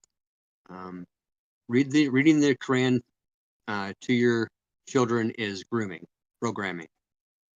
Why I left the Islamic race and peace and hate, and then same thing. It's psycho programming. Very convoluted. I'm telling you guys, I don't know if you're old enough to remember the Anarchist Cookbook. Oh, I do. Yeah. Yeah. I do. Yeah. This is all a fucking plan. It's the only reason I'm my voice back out on a political level is I'm in a spot in the world where I literally got sheriffs going to the library and stealing books that are gay books out of our library. We watched that video. Watched that video. Right? That's amazing. Our church leaders up here say, anything gay does not exist. My God would not create such a thing. Me and Kankel were in a conversation like that not too long ago, huh, Kankel? That was a good conversation. We're telling our politics. I'm going to actually vote for a fucking Republican, you guys, for the first time in my life this year, because he and the Democrat are going against another guy that literally has swastikas tattooed on his chest. And I knew those people. City council, okay, and I got a Republican calling this guy out and calling out the old ladies at the brunch and calling out everybody and saying, you know what, we kicked those sons of bitches out of here in 2002 for a reason. Yeah, they have a right to march, and we'll fight for their right to march and their right to say what they want to say. Okay, but they're not going to terrorize and harass our community like they used to. And you know what? Now they're back. And we've been pulling weeds, dude, for 25 years up here. trying to get this shit taken care of, and now it's nationwide. And I'm telling you, this whole entire thing of everybody being at each other's throat and having all these straw men that are being lit on fire and dog whistled at us is just to keep us fucking distracted and to keep us at each other's throat while Trump and these cronies do whatever the fuck they're going to do to try to take us over. And I'm not going to let it happen. 2025, bro. Dude, Dude. that heritage shit is insane. I'm halfway through it again. I've read all 100 pages. Yeah, the Heritage 2025 project. Yeah, No, 920 pages. It's like it's fucking big enough. It's like they're like, how much do you like to read? Yeah, that is like the authoritarian cookbook. No, that's authoritarian cookbook. Okay, hold on. I want to ask Food Shops this before I forget about it, because this is a conversation that I had. Who was it? I had this conversation. I think this might have even started the whole conversation with Jack and Flow State. Yeah, what's up? Do you think these debates that you have with people, do you think that they're productive? Do you think that somebody like President Sunday, who disagrees with you in these situations, do you think that you'll ever reach him, or are you only attempting to reach the people watching? For me, they're always good. Like personally, on a personal level, the thing is, for debates, I think that people already have a preemptive cementing of ideas before they watch the debate, as in like they have already picked and chose sides before they have even watched the debate. People watch debates only for entertainment value 99.9999% of the time. And when they, for example, when they watch the debate and they see me lose against President Sunday and he makes me look ridiculous, the people on my side who goes like Food Shops, right? They will go, they won't go like, oh my God, President Sunday totally has a point, we're going to convert to his side.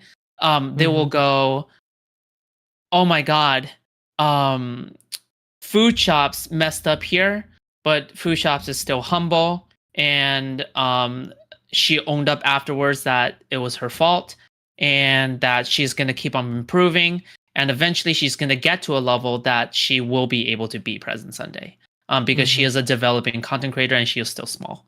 And then she's like on her like training arc or whatever the fuck, right? There's a kind of understanding there, and you can't assume that the viewers are dumb. You can't assume that the viewers are dumb enough to the point where it's like, oh, this person beat the other person in the debate and they're going to automatically convert. That's not going to happen, right? So, and the thing is that Sunday has such a bad rep in the entire Twitch poll community that he could beat anybody in a debate. And I feel like people still wouldn't convert to his side unless the other person was a complete evil person, just mainly because of how much of a bad rep Sunday has. So it's hard for him to grow his audience just because of his history with canceling and deplatforming people. And is he big into that? I don't know a lot about all this stuff. Like I say, I stick to my stuff. I stick to politics. Don't worry about it. No. Don't worry about it. Don't worry about it. Don't worry about it. You don't need to worry about any of that. Don't worry about it. It's a whole rabbit hole. No. We don't need to go into that. We don't need to don't dig into it. No, don't dig into it. It's a bunch of like useless drama that you don't need to know about. I won't. It's really stupid. Yeah, it's really stupid. And so do you find value? This is what I'm saying is the value is that okay. So here's the thing: if you win, it's a good thing. You win. You maybe get some viewers over there. You win. Best case scenario, you get some subscribers. You feel good about yourself. Okay, you live off the ego. That's it, right? It's a tie. It's still good. There's some intermixing, and then you guys both mutually part. Whatever, right? Great. You lose this. Now let's just say you lose on every front. You lose optically, you feel like you lost, and it wasn't even good content. So it's a LLL. I call this an absolute failure, right? It wasn't good content. It was it wasn't good content, as in like you can't even post it on YouTube, right? You feel like in your heart that you lost, right? That you, like as in like it fucking ruined your day, right? Or if you have a big ego, it fucking ruin your week, right? We are our worst critics, though. We are and our worst then and then optically to the audiences, right? Because it's a court of public opinion, you lost to them as well. So these are the 3 W's and L's that you should be concerned about, right? And so if it's a LLL, what did you gain from that? The gain is still a W. Why? Because if you are good with yourself, then you will learn from the experience, and you are able to turn that into a learning experience, and you will be able to turn that into productivity. You'll do more research, you will come back stronger, and you'll schedule another debate, and then you'll go for a rematch. That's it. Yeah. But I mean, when I ask value, you'll only improve from there. Yeah. Do you see value outside of like content creation? Do you see value for that as a person? Like when you say that you want to get this deep into something like the Hamas Israel thing, for me at least as a person, like I see a lot of value outside of YouTube. I only do YouTube for fun. Like I'm just here to hang out and have a good time, meet people like Angela and Kinkle and Saba and Fatty and yourself. So I see a lot of value in like, for instance, like I said, 4 or 5 years ago, if you talked to me about politics, I would just have really basic surface opinions of things, and most of them would have been wrong, to be honest with you. So where I see the value of what I do is generally that I'm like researching and I'm learning a lot about things that I would want to like vote on. I have 2 kids, so like it's very important to me that they grow up in a good world. And so in doing this, spending my time doing this, I spend a lot of time like learning about things that can help me to vote better as a person. Do you think that this is also like adding value to who you are as a person that exists outside of the YouTube content creation? For debate specifically? No, just you as well. Yeah. I mean, do you do anything else on YouTube other than like the debate stuff? Oh, yeah. okay. Like I also do commentary and I do research streams. But also like projects such as like the genocide stuff, right? Cool. But That's a really cool part that you're talking about there. I like the idea of that what you're talking about with the 3-part thing. yeah, but like that the genocide stuff is a new thing that I'm doing. It's not anything that I've ever done before. That stuff is like probably one of the highest effort thing that I've been doing so far. But the thing is, specifically with that, I think that when I think of human beings, I think that the more you diversify your experiences, the more you develop as a human being. And I think that when you branch out and you explore new topics and you become more of a jack of all trades and you go through different arcs in life, you will look back and you'll go like, oh my God, I tried this thing at this part of my life at some point, and I tried this thing at this part of my life. You go like, oh my God, I had a rock and roll phase, I had a EDM phase, I had a whatever phase, right? Exactly. No, seriously. I'm being serious. And you keep talking about it as well. So the thing is that why do you keep talking about it, right? Because you felt like you learned something from it. Yep. Yes, exactly. Because you felt like you learned something from it, right? So even though lots of people, even though you would never say, oh yeah, you should go through a heroin phase, right? You still felt like you gained a lot of character development from it, right? So even though lots of people would say like, oh my God, you shouldn't go through content creation, it's absolute hell, 99.99% of people would fail, right?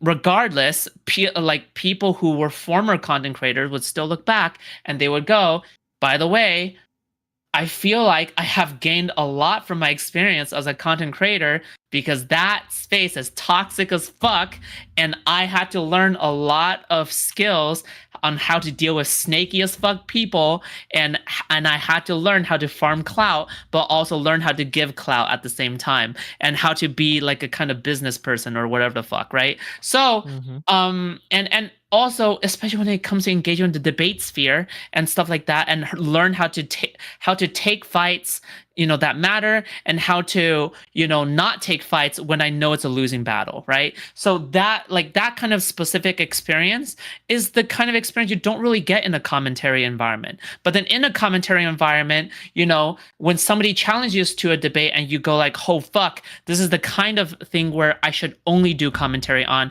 but I shouldn't debate on. There are specific situations like that, and you only learn by experiencing it. And it's so interesting to be able to learn that via experience, that you can't really learn that from anything else, and you can only learn it through the wild roller coaster ride that is like, the whole experience ride thing. And I think that you grow as a person and you get to teach that to your kids. So yeah, that's it. Well, so do you think that you'll be doing this? That's that. You're one of the only creators that I've seen that will sit back and just let other people debate like that and just work as a moderator, compared to always wanting to hop in and voice an opinion, voice an emotional trigger of some sort, But I'll tell you, Food Shots, your stream in particular has made a huge fucking difference in my life. There you go. There you go. Let's no, not you just far. accept it. Okay, Just say thank you. Let's not go that far. Okay, all right. No, okay, I thank you. I think I'm like, how so though? Like, I don't. I've administered 7 gay weddings. Okay, I'm ordained in 3 different. I believe in love. Okay. I was raised Catholic. Okay, and I was raised around a bunch of white power dudes at the national headquarters of the Aryan Nations. I hung out with a bunch of skinheads growing up. Straight up, there wasn't any diversity in my town, and I asked people my age, like, how many gay people were in your high school, and they always go, none. And I say, just because you didn't see them doesn't mean they weren't there, dipshit. Okay. Yeah. Like, I teased the fuck out of a kid. It's all through middle school and high school that we didn't know what was going on, and he fucking hung himself. And whatever senior year, halfway through senior year, in the field across the street from the high school at lunchtime. Jesus. So it's just, different perspectives, and perspective, everything in life. That's one thing that I've really seen on your channel is everybody's different perspective is, at least for the most part, recognized and appreciated. Sometimes you get the Nine Tails spats and the Jack of the Worlds, but those things have to happen. I had a good conversation with Nine Tails. Yeah, and everybody has to learn in their own way. And like you said, sitting back and don't you fucking look at me like that, Kinkle. Did you? Definitions that folks up here can't even fathom. That I'm a big contributor, and we've got a 300 to 600 person, at least we got a 4,500 5,000 person event that the 30 guys in the U-Haul, the Fronting Patriots, showed up to a couple years ago up here at our Pride parade and our Pride event in Coeur d'Alene, Idaho. And they're still going through prosecution right now. And I'm down there every day taking pictures of them as they walk in and out of the courthouse, hazing the fuck out of these guys, just like I used to do to the skinheads back in the 90s. Okay. Your pod, I'm serious, your stream has made a huge difference in not just my life, but the people that I deal with, in knowing how to address people in certain ways and understanding how they want to be addressed and knowing what those definitions are, because we don't have that information. I'm living in a fucking area right now where the doctors don't even want to see girls when they're pregnant if they have any pain, because they might make a diagnosis that would have to do with something. I mean, we got Lubbock, Texas banning women from crossing the state border and driving on the frickin' roads today. Like, this shit doesn't fly. Okay. And what you guys are doing by establishing these definitions, I'm telling you, it's paying off huge for society in general. It's paying off not only for your own community, as segmented as the gay and trans community might be. That's the number one fucking goal of fascism, is to splinter. Okay, we're not just going to split the log. We're going to take all those pieces and we're going to splinter them to where they can never be joined again, right? And what you guys are doing is keeping shit joined. It's keeping shit together. Having those discussions that are too difficult for society to have. That shit is going to fucking pay off huge here in the next 3 years. I swear to you, this shit is planned and it's going to happen. I'm not a godly man at all anymore. I fucking won't even go there. But, you know, for me, it came here this past summer where I was marrying 2 gals and I didn't realize that one of them was a trans boy. And I just didn't know. I couldn't tell, you know, straight up. But when it was presented to me, I definitely did not react the way that I would have liked to, because I just have not been accustomed to it. You know, and Fatty, are you saying? So let me just clarify for myself here. Are you saying that what Food Shop said was that through debates and stuff like that, she's learning to communicate with people about things in a difficult way that she wouldn't have been able to do without debate? Is that what you said, Food Shops? Kind of along those lines, pretty much paraphrasing one of the things you said. I think, and you can correct me if I'm wrong, are you saying like the kinds of conversations and discussions and like not just debates, right? Just the discussions and conversations that I'm having is like helpful for the overall rhetoric in America and in the world? Yeah. Yeah, is that what you're saying, Fatty? Yeah. 100%. Not just for my little life where I can take these definitions out into maybe a dozen at the most adults that are willing to have this conversation at a round table or at a Chamber of Commerce event where we want to make sure we're protecting our fellow citizens. Wow. Fellow Americans, our loved ones, our brothers and sisters, you know, and for these folks not to have those definitions and not know where to access them. I always know where to get information. I'm a fucking information junkie. And being able to find your guys' spots and even just be able to listen into pods where you guys are having random discussions, but primarily like the debates of heated argument between people of I want to be called this way or whatever the topic. It brings an extreme amount of nuance into my life and to others around me and to every other person that might find it in the future, every other person that might find it down the way or not. I'm my own worst self-critic. I know you guys have got to be the same way. It's inherent in us to always want to somewhat be perfectionists. So like, man, because when I think of my content creation, I always think about them in like, oh my god, I just want to have fun, you know, like I just want to like have fun and do content and stuff like that, right? But like, but at the same time, I always feel like there could be improvements that can be made to, you know, the way people do rhetoric online. And I always feel like the way people do rhetoric online is very removed from the way people do rhetoric in real life. Like for example, people always go into this kind of head above the clouds kind of thing, you know, where they speak like philosophers, but really they're waffling. And by waffling, I mean like they sound philosophical, but when you actually parse what they are saying, they don't know what they're talking about. It's a little bit of what Brother Jumbie said earlier today when you weren't here, and that was some people talking cursive. And that is that it looks really beautiful, it looks flowery, it's very eloquent, but at the end of the day, they're not saying shit. Yeah.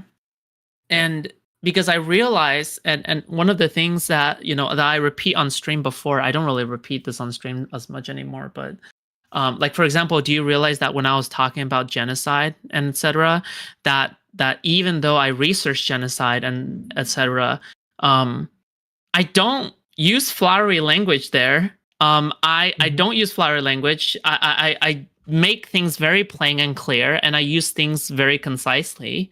so then the average person can understand. And I don't think I need to use very complicated terms either when I'm talking about a complicated subject. So when a person needs to sound smart, they will use complicated words to mask their to mask their Stupidity. lack of knowledge. Deficiency. Yeah. Exactly. Ignorance. Yeah, their ignorance. That's a good word for it too. Yeah. So I'm glad that my rhetoric is helping you out, even though the way I see it is more of a passion than anything else. My brevity or my aim towards brevity, because I notice that I waffle a lot as well. Like I waffle a fuck ton actually, if anything else. Well, you guys are waffling about things that are true life experiences, that are things that are dear to your hearts. I mean, I could be over at Destiny's watching fucking Nazis waffle over each other. I mean, I guess so, maybe. I mean, that's always fun too. I think one of the biggest things that's miss from what's happening here is that what you're saying is that you're doing this and you're researching these things and you're enjoying what you're doing because it matters to you. But on his part, he's hearing, the things that he wouldn't be hearing anywhere else. And I think that's a beautiful thing. I just wanted to ask you one more thing before I go, because I'm gonna leave and stop dominating Kenkel's fucking stream. He's like, I'm trying to have fun, bro. Hey, I was talking about fighting like 2 hours ago. Okay, if that wasn't entertaining, I don't know what to tell you. It just wasn't entertaining for Angela. I know, and Angela told me all about it. Jesus Christ. And she always will. Do you think that you see yourself doing what you're doing now with debates and stuff 5 years from now, or do you see yourself doing something bigger than that? Oh my God, I hope so, because when I'm doing debates, I feel excited. It's really like, it's like sex. I'm kidding. Here's the thing. All right, that was gonna be good. I was actually with that. You're not kidding. Keep going. You're not kidding. No, keep going with that one. That was gonna be good. Okay. For me, debates are just exciting. It's like a fucking roller coaster ride. Yeah, like you sex. feel like you kind of like sex. True. Everything can be compared to sex at the end of the day. Like for me, like I just, I don't know. Like for me, debates are really important for, not only just entertainment, but for the exchange of knowledge as well. I don't want to do like the free marketplace of ideas meme. But the thing is that when you look at people like Hassan or Vosh or, whatever the sort, they act all high and mighty and they feel like the debates are below them and they don't want to converse anymore in terms of debates. And, you sort of understand it from their point of view because they don't want to risk their image to their audience, because the moment they get crushed in some debate, they no longer can maintain their image in front of their audience, because their entire brand, their entire profit, their entire income relies on the image that they present, that they project to their audience. But I don't want to do that. I want to maintain an aura of authenticity to the people that I present to, because after every defeat, I always go, oh my God, I need to do better. I need to do better.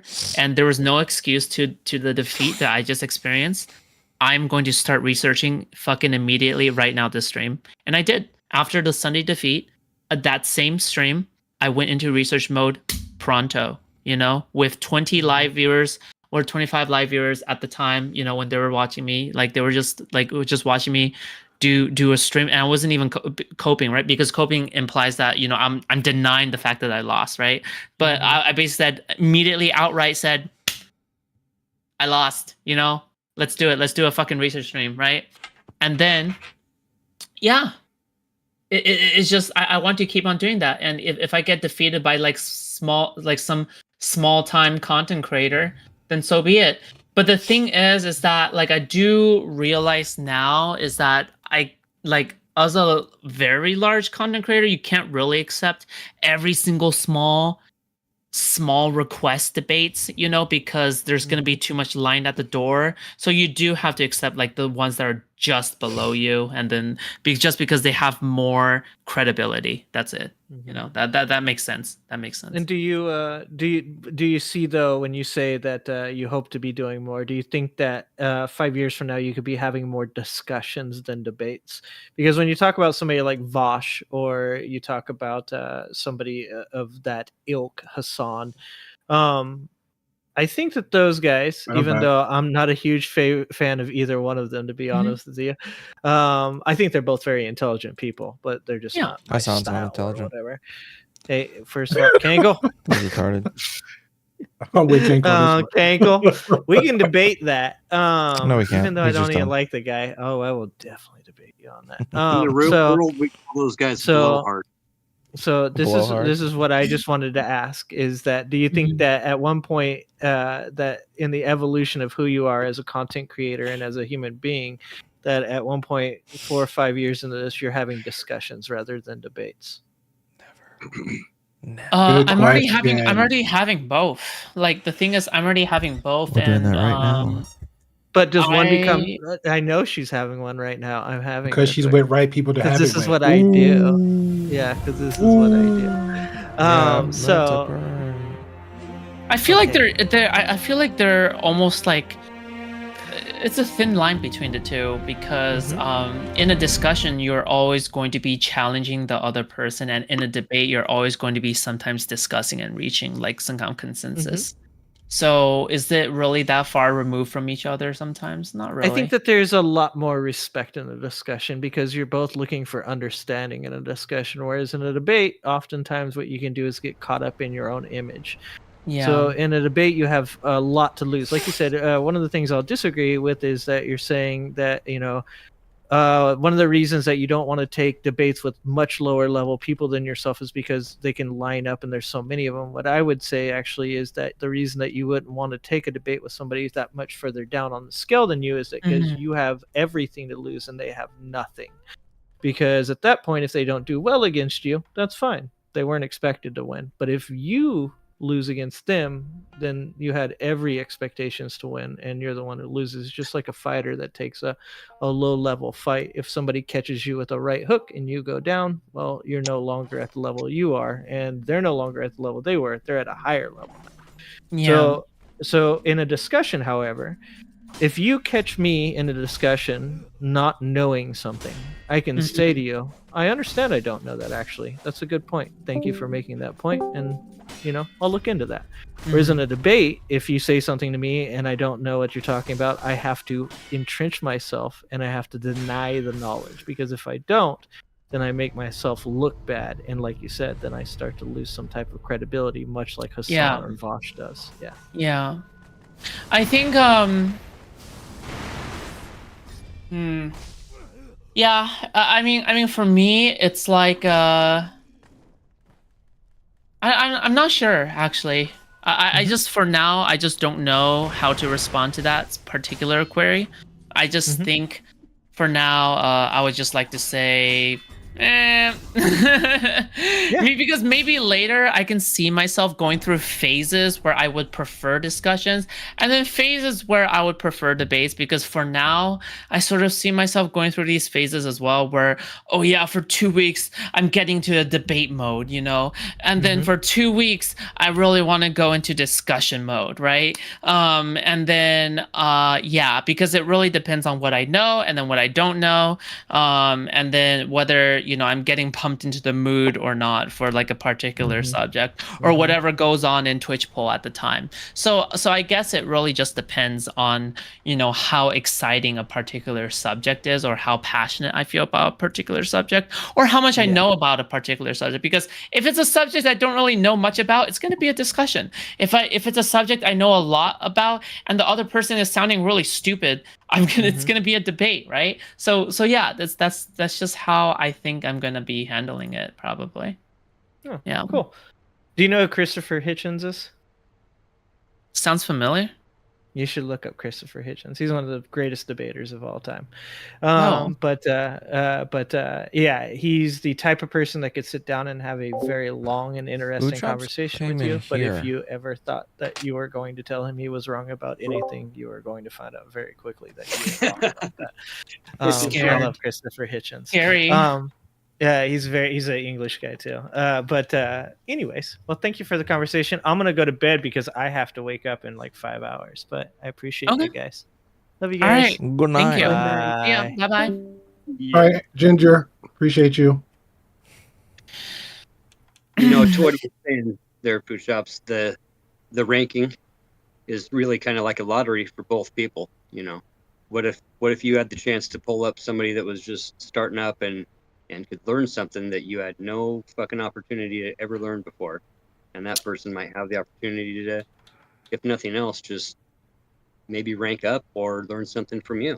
If nothing else, if it's coming from a place of learning like you guys are doing with your conversations, which there's maybe 10% worth of conversations online and like 90% fucking debates of a bunch of blowtards saying I'm right and you're wrong.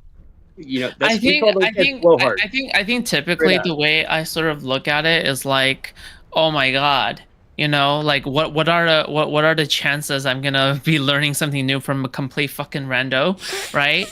But I'm gonna be honest, like 95% of the time it's fucking nothing, right? 5% of the 4.999% of the time it's fucking one thing, right? And then 0.001% of the time it's actually something incredibly substantial, right? But then when it's actually a content creator who has gone through a lot of hurdles, who has built up their credibility, and who has like survived the gauntlet of content creation, they actually have a lot to offer because of like the work that they put in, and because of the amount of people that they have talked to, and because of like the so it's not just about clout, it's also about the people that they have also talked to, right? Yeah. So it's more about percentages and probabilities. Coaching and mentoring is just as important, and we all got here from one point or another. We all learned something from somebody else, whether it's a coach or a mentor. It's still somebody that has time to give. I'm gonna be honest, Fatty. I don't think a lot of people like I get it. Like if you want, let's say, I say, oh my God, I would love to talk to this person, that person. Like usually be the on some people's stuff I see is like it's always because they are a higher subscriber, because they have more influence. I personally am on the other end of the fence because I tell people all the time, you don't know who's gonna be in the clouds watching. You just don't know, right? Because I heard you say earlier about how many businesses you run and stuff like that. I hear that on the other side with the Canadian spaces. And a lot of them guys isn't big time subscribers, not big time estates, either lawyers, doctors, entrepreneurs, retired veterans. And every time they get on, all they do is talk about politics. The other ones talk about business, stuff like that. So when I hear the other side of it, it's like, oh, well, I didn't know this. I will bring 5, 6 of them on, prop them on the platform, and it will blow somebody's mind effing away all the time. For real. Yeah. No, I definitely can see that. There's, I had this woodworking platform going on, Uncle Fatty's Wood Shop, and was working with, whatever. Don't even need to drop names because it's not that.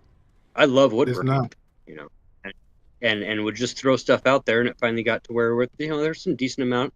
But next thing I know, literally, I'm in North Idaho, guys. I got Nazis trolling me on my fucking pages. Yeah, and I give you another example. This is something that recently happened. This is somebody caught himself trying to be a scammer or fraud or whatever, trying to get money off somebody. And unfortunately, you have some people just don't know the less tier versus the higher tier that somebody do know. And this person got scammed at almost up to like $1,500. Claiming that they put their hard-earned money into somebody else investing, thinking that they're going to buy land and helping this person out, but kind of find out that wasn't the truth. Why do we know this is true? Because people, again, watching the clouds and say, supporting the little people, like, hey, I'm a real estate agent. Hey, I've done this for 10 plus years. Somebody else like, hey, I'm a lawyer that actually deals with this, because usually when you do real estate, people actually have like 5 people pretty much as a little legal team doing each little subject matter of that. investing in that, right? So they all came up, had the conversation like, no, this is a scam. This is not 100% true. Matter of fact, if you look here on just the first click, that is illegal. Off the rip, that's illegal. And they broke everything down. And I was like, okay, so now what's the next step for this person? If not get his or her money back, how to move forward so it can be more exposed and explained to other people so they'll know to steer away from this person. And boom, and it was a conversation. And this is somebody that had like 500 subscribers. I love it. You ever watch Scammer Payback? Yes, sir. Oh God, I love that stuff. I used to do that stuff with the. It's a YouTuber that. Yeah, it's a YouTuber I watch a lot. He's a big techie guy, hacker, whatever. So he uses hacking abilities where he'll he watch people do the scamming, and he will scam the scammers to get money from them and give it back to the person that was scammed. I love it. Yeah, Scammer Payback, they're the best. That Piorgi, they did a live stream the other day, and these guys are awesome. You know, getting in. I got hacked. I had my phone stolen out of my work truck, and within like 6 hours, these guys were driving from here to Seattle and had gotten into all my stuff. I had no passcodes on anything, multiple bank accounts, multiple credit card accounts, everything, all my Google accounts, $30,000 in like less than 6 hours transferred around. And what a frickin' mess. Took like 3 or 4 years to get all that digital crap back together, and I still got stuff on dark web. And yeah, I mean, you can't even imagine the shit that you go through. And you guys have so many different angles that you have to watch for. Right. I got people, hey, it looks like you need help with your content creation, and Salvi's scam emails from the different platforms I'm trying to put together, and now working with the. Yeah, I felt bad for him too, because I'm like, in my mind, I saw this a mile away coming, because it's like it was just because the person, like, it's certain things that people say, and I just kept hearing. I was like, this person has always kept plugging themselves, but they don't look perfect. Like, they wasn't even like the let me look presentable type scammer. They were just like the regular Ojo at the corner trying to scam, and I'm like, why he could? But again, everybody isn't aware or see that. Other people try to see people like hey, let me help this person out. And it didn't work out in the person's favor, but there's people always out in the clouds watching. I seen a space where somebody was just saying like the most disrespectful stuff to just people overall, and somebody in the chat was like watching it, and then they sent the super chat was like, hey, can you be just respectful, blah blah. And this person targeted that person via super chat, didn't know the person was like hacker, whatever he is, so obviously he pulled up all his information and kept like teasing him with each super chat to the point where the guy just left and dropped down. Yeah, I had these guys were making up Grindr accounts with my fucking name and phone numbers and shit. The fuck? Yeah, bro. Making up all kinds of stuff with they had all my Google photos from like the past 15 years, dude. Jesus Christ. Yeah. Talk about doxed, bro. Talk about doxed. I've been there. And dealing with the fucking white power Nazis at that point too. So, bruh. It's not been a fun fight, but it's just life. And like you're saying, Poot Chops, it's just you've got all you guys got, the ability to admit that you're wrong. Would Sunday even admit if he did lose to somebody at this point? Probably not. I couldn't see it. Wait, would Sunday admit that he lost to somebody? I mean, on a he scale lost to somebody? Yeah, I lost the debate. No, he might admit that he lost to Destiny? A talking point, but not, for any of these guys, like you said, to remove their clout blanket and say, I actually lost this debate and I'm going to go research something. Good luck. That's where I commend you and folks like this whole community that you guys are involved with that can see the other side of the community and say, I'm going to research both sides because I'm going to know just from my own personal knowledge. And then we can have a conversation or a debate. But where he got the nickname President Run Day, right? The one where he actually ran twice, by the way. I did not run. I did not run. I did not run. I did not run. Dom tells. Yeah, Dom tells him. hated that shit. Yeah, so the first time when he did that, like I think I can count that as like a personal. He interpreted that as an L, right? So that's a personal L. Optically wise, obviously that was an L. And then what was the last L that I was describing? Internally? No, internally that was the second L that I was describing. So personal L, optically L, and then yeah, I forgot what that last L is. Jesus. Yeah. Well, Either way, it was an L on all three fronts anyway. So yeah. Good one, Sunday. But he'll never admit it. No, and for any of those guys to come out and just save a little bit of faith, have a little bit of humility. It was this. So last night, Tom bumped us onto Ico Rules. Rules speaker. Ico. Yeah, Ico's page. Yes. We got bumped over there last night, and there was like two Christian dudes with two I guess Christian chicks or whatever, super conservatives that were debating these porn stars, and the porn stars were. What the fuck? No, it was for real. It was just a conversation of I forget who these left wingers or these right wingers. I forget what that stream was. It was a couple of bearded dudes, wearing their denim, and whatever right wing fucking Christian sons of bitches, with like 6 or 8 girls that worked at the Bunny Ranch, and it's a legal brothel, and they were literally like totally debasing these girls, like Jesus, just saying the stupidest shit, and these chicks were coming back with the baddest ass comebacks, like, you know what, motherfucker, this is America, and you don't get to tell me how to live. Like, I'm doing this for my own personal. That sounds fun. I love what I'm doing. Oh well, your daddy must be real proud, and whatever. It was a horrible way to platform whatever conversation they were trying to have. I think it was some whatever. I forget who the churchy dudes were, but just douchebags, arrogant fucking douchebags that would never ever admit anything as far as a talking point, let alone an actual debate loss. And then they're grimacing, and you guys got to watch Dr. G, okay?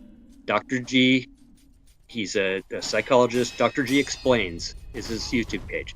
He breaks down body language and breaks down tone of voice and listening to how people come up. And no. Oh, really? Okay, well, check this out, asshole. Okay, answer this question. Checking it out right now. You're trying to answer? Oh, well, you're just a jackass. Nope, you're definitely a jackass. I win. Watching the obvious ingrained response from right wingers the past whatever year I've been watching this type of stuff, it's so similar. It's the same reaction. It's oh yeah, and then it's sarcastic, and then it's a sarcastic question. Well, I'm pretty sure. How many times have you heard in a debate? Okay, I'm pretty sure there was or I'm pretty sure I said, or oh, no, do you think BPF follows this pattern?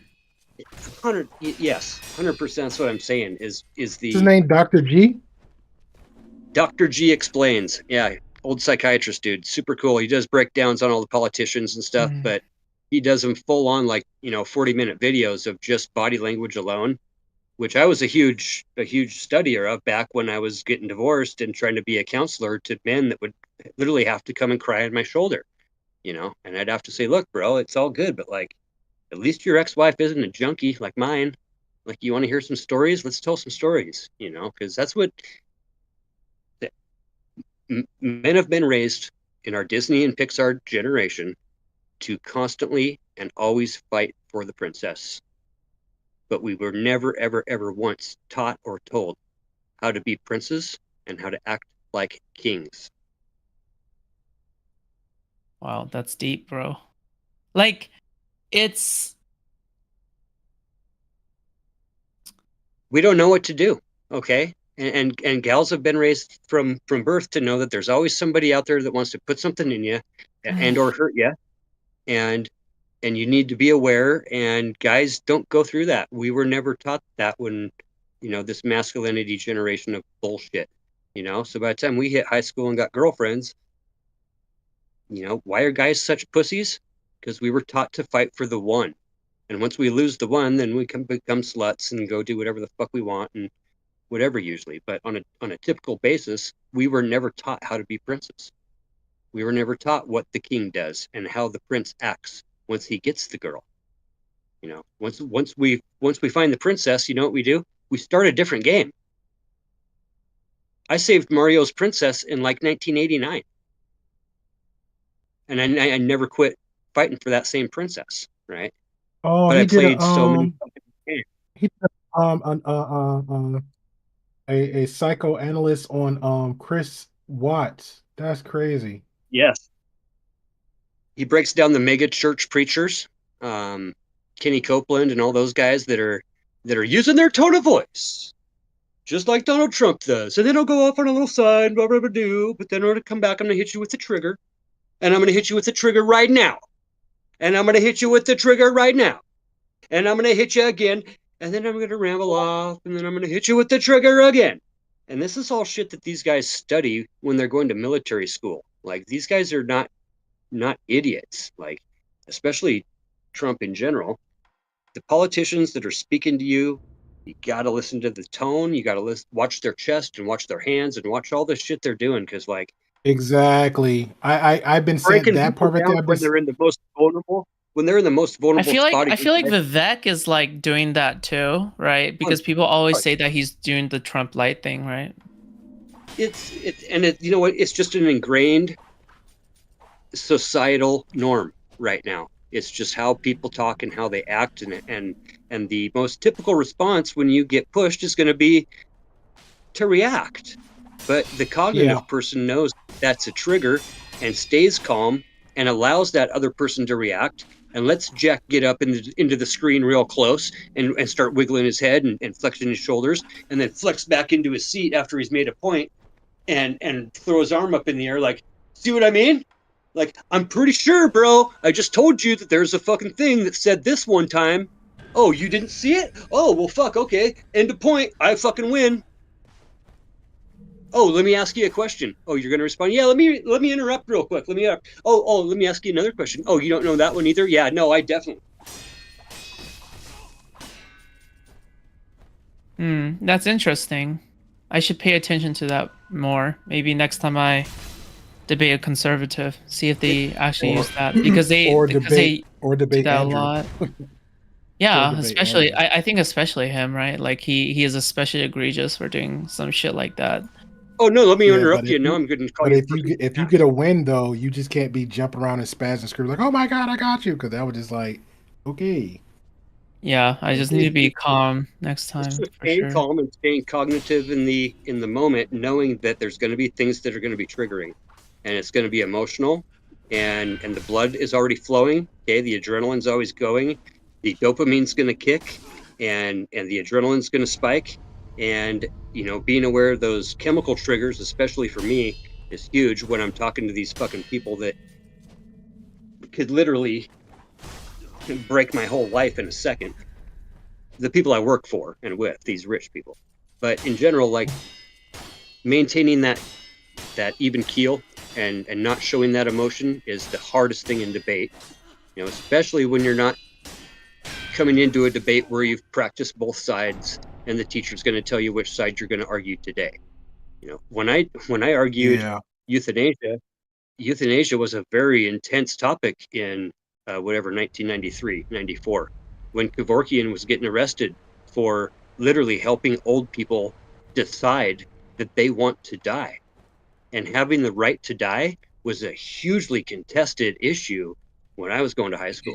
And I debated both sides feverishly and finally came to the point where there's just no absolute other way in life that you can't let people do what the fuck they want to do. And I would go to church and literally hear reverends talk about white power on the pulpit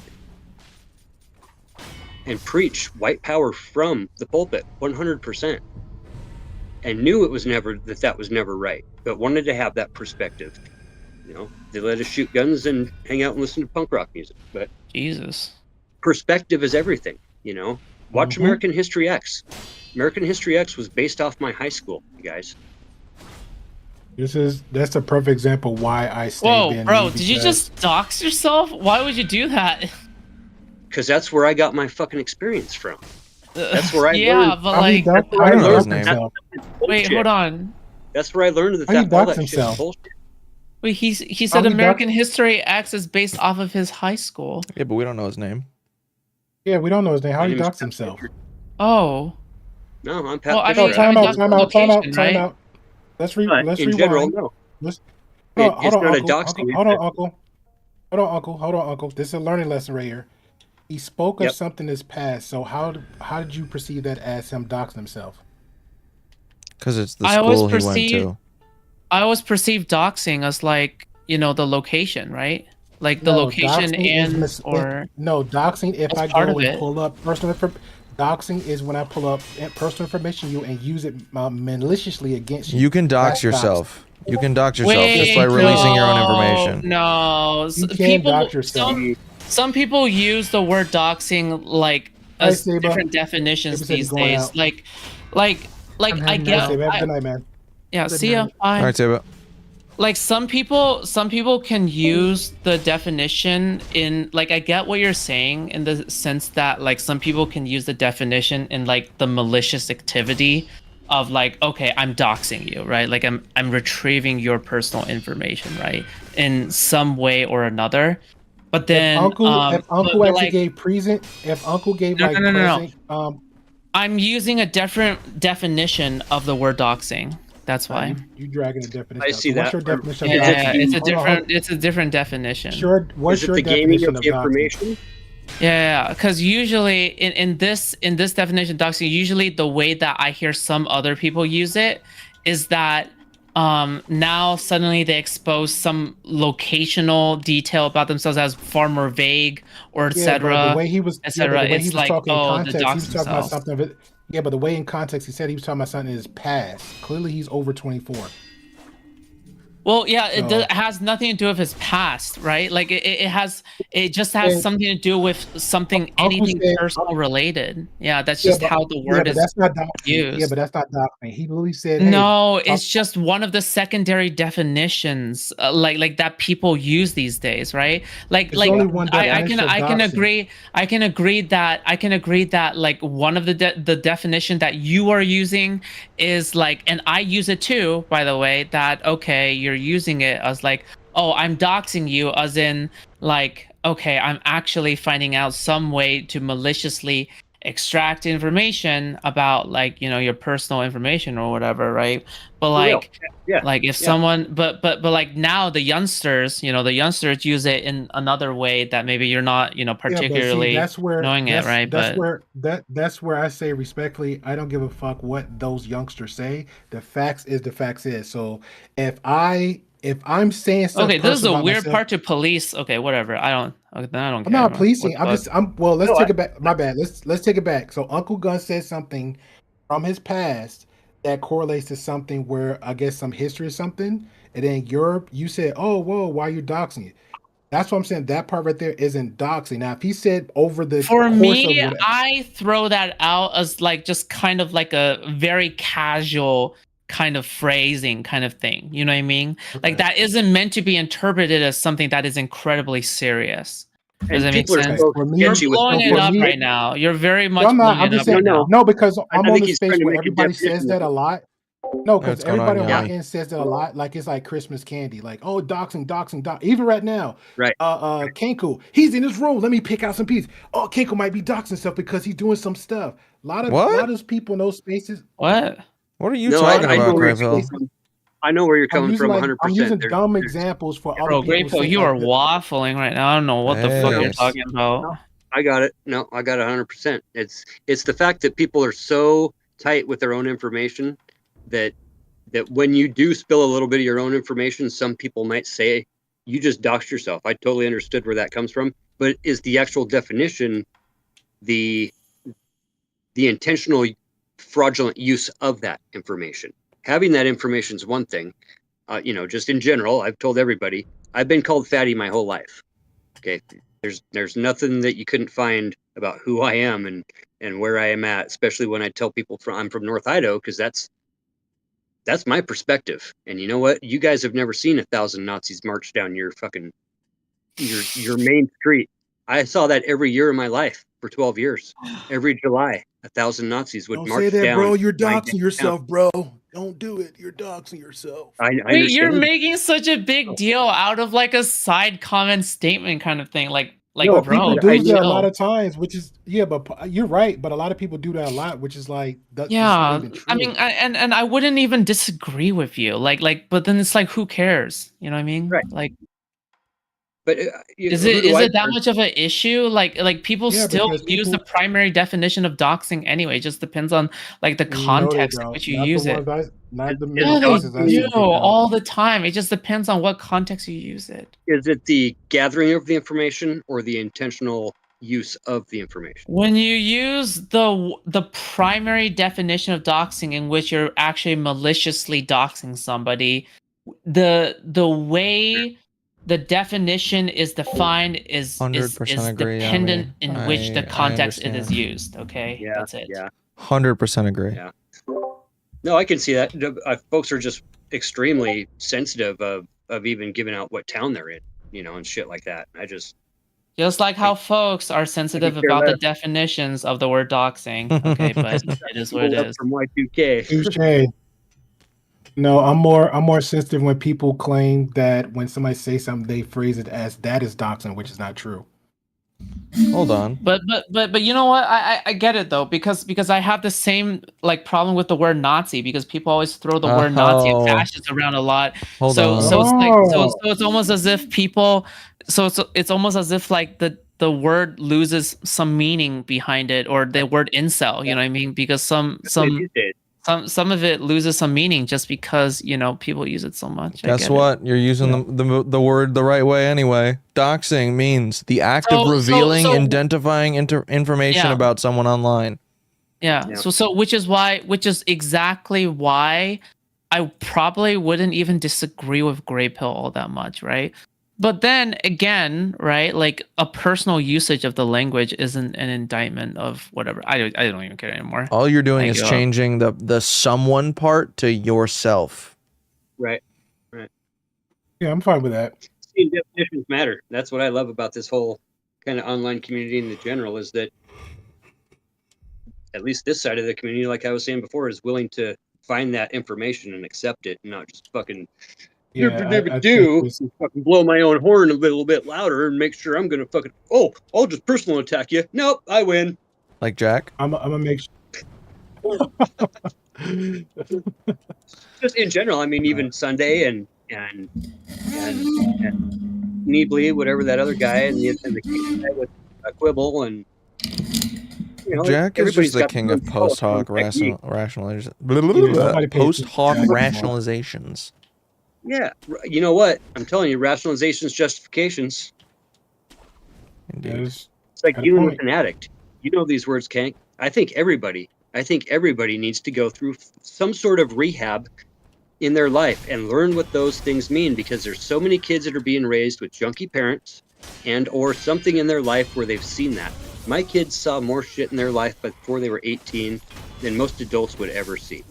You know what I'm saying? Like, their mom went through from jail to rehab, from needles to pills and needles to pills, and is finally at the point where the kids can now have like where she could come to the wedding. You know what I mean? Like, we put off weddings for years just to where their mom was in a good enough spot in her life. And kids don't have the vocabulary words, okay? I'm huge on vocabulary words. Building houses from the foundation to the roof, okay? We dig the hole, we pour the foundations, we look at a relationship. A relationship is the digging of the hole and maybe the building of the foundation. And your wedding day is the day that you start building the floor system. And it takes a lot of fucking work to get that house built. And you learn a lot of things along the way. The main thing you learn is vocabulary words from all the different subcontractors that come and go and scheduling and this, and all those words and those things that you pick up. those definitions. Without that, knowledge is power, right? Knowledge is power. I don't see any of these other dipshits online going and doing any research at all. I see them holding on to the same views, the same standpoint, the same reactionary body language as 18-year-old high school kids. Well, not everybody has to be a genocide expert, right? No, but you know what? I got a headline for you. What is genocide? ... question mark, question mark. Bold letters. What is genocide? Who can the tell you? intentful Who can tell you right now what it the is? intentful elimination in whole or in part of groups of people based on immutable characteristics, but that is the broad definition. If you want to go into the UN definition, there are two aspects. There is a mental aspect and there is a physical aspect. The mental aspect deals with the intent. The physical aspect deals with A to E. You're killing me with the monotone. Well, that's good. If nothing else, it opens up the conversation to that, where most people aren't having that conversation. They think they already know. They think they already fucking know everything because they graduated high school and fucking smoked meth once, or 50,000 fucking times. I smoked meth once. Yeah, once. I'm very proud of never you got and your into that success, stuff. sir. Always liked the LSD though, the mushroom. Man, we had the killer LSD back in the 90s, boys. You know, My drug of choice, sir, was root beer, coffee. I knew you were going to say something stupid, Great Bill. That's the truth. That's it's drug. I know, right? it's an unfortunate truth. Oh yeah. That what got me in go for 3 months straight. I was googling that. Bro, what is Ninetales doing in your chat? What the fuck? It's Ninetales. I get jacked off Mountain Dew. What in the world? The old cross tops and the black beauties. Tell you what. Oh man. Wait, why isn't Ninetales in Tomfooler's chat? Isn't Ninetales usually in Tom's chat? Yeah, but you know, I've been important lately, so I'm just kidding. Wow. I'm just More chemical. Sometimes in the larger chats, it's like too fast moving or like a different vibe, and like it's just too much. Sometimes you'll like it's the same. When your channel blow up? Huh? What are you gonna do when your platform blow up? And it's just a different vibe. Sometimes you want to be in a faster moving chat, sometimes you want to be in a slower moving chat. It just means that some people are going to be prioritizing your chat for different reasons at different times, and that's it. Okay. So what are you gonna do when your channel blow up? When your chat be like that? Then I'm still gonna try to do my best to read out stuff. XQC still does that. Have you ever had a really fast chat? Not like a super fast, like Aiden Ross chat, obviously, but yeah, like a chat that was like, it didn't stop. Me? Consistently? Yeah. I had that once. Multiple times. It's like I think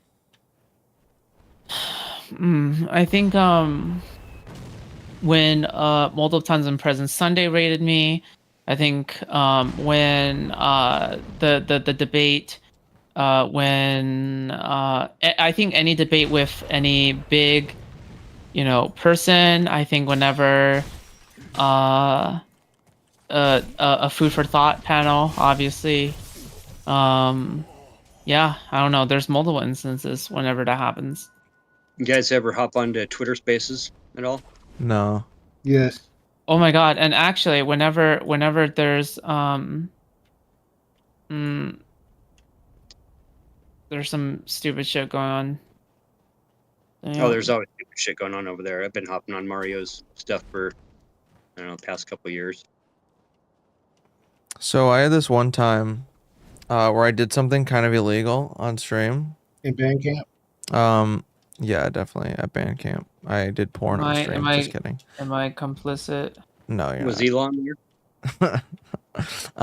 So I was only on Twitch at the time. It was in February. I did what Aiden Ross did.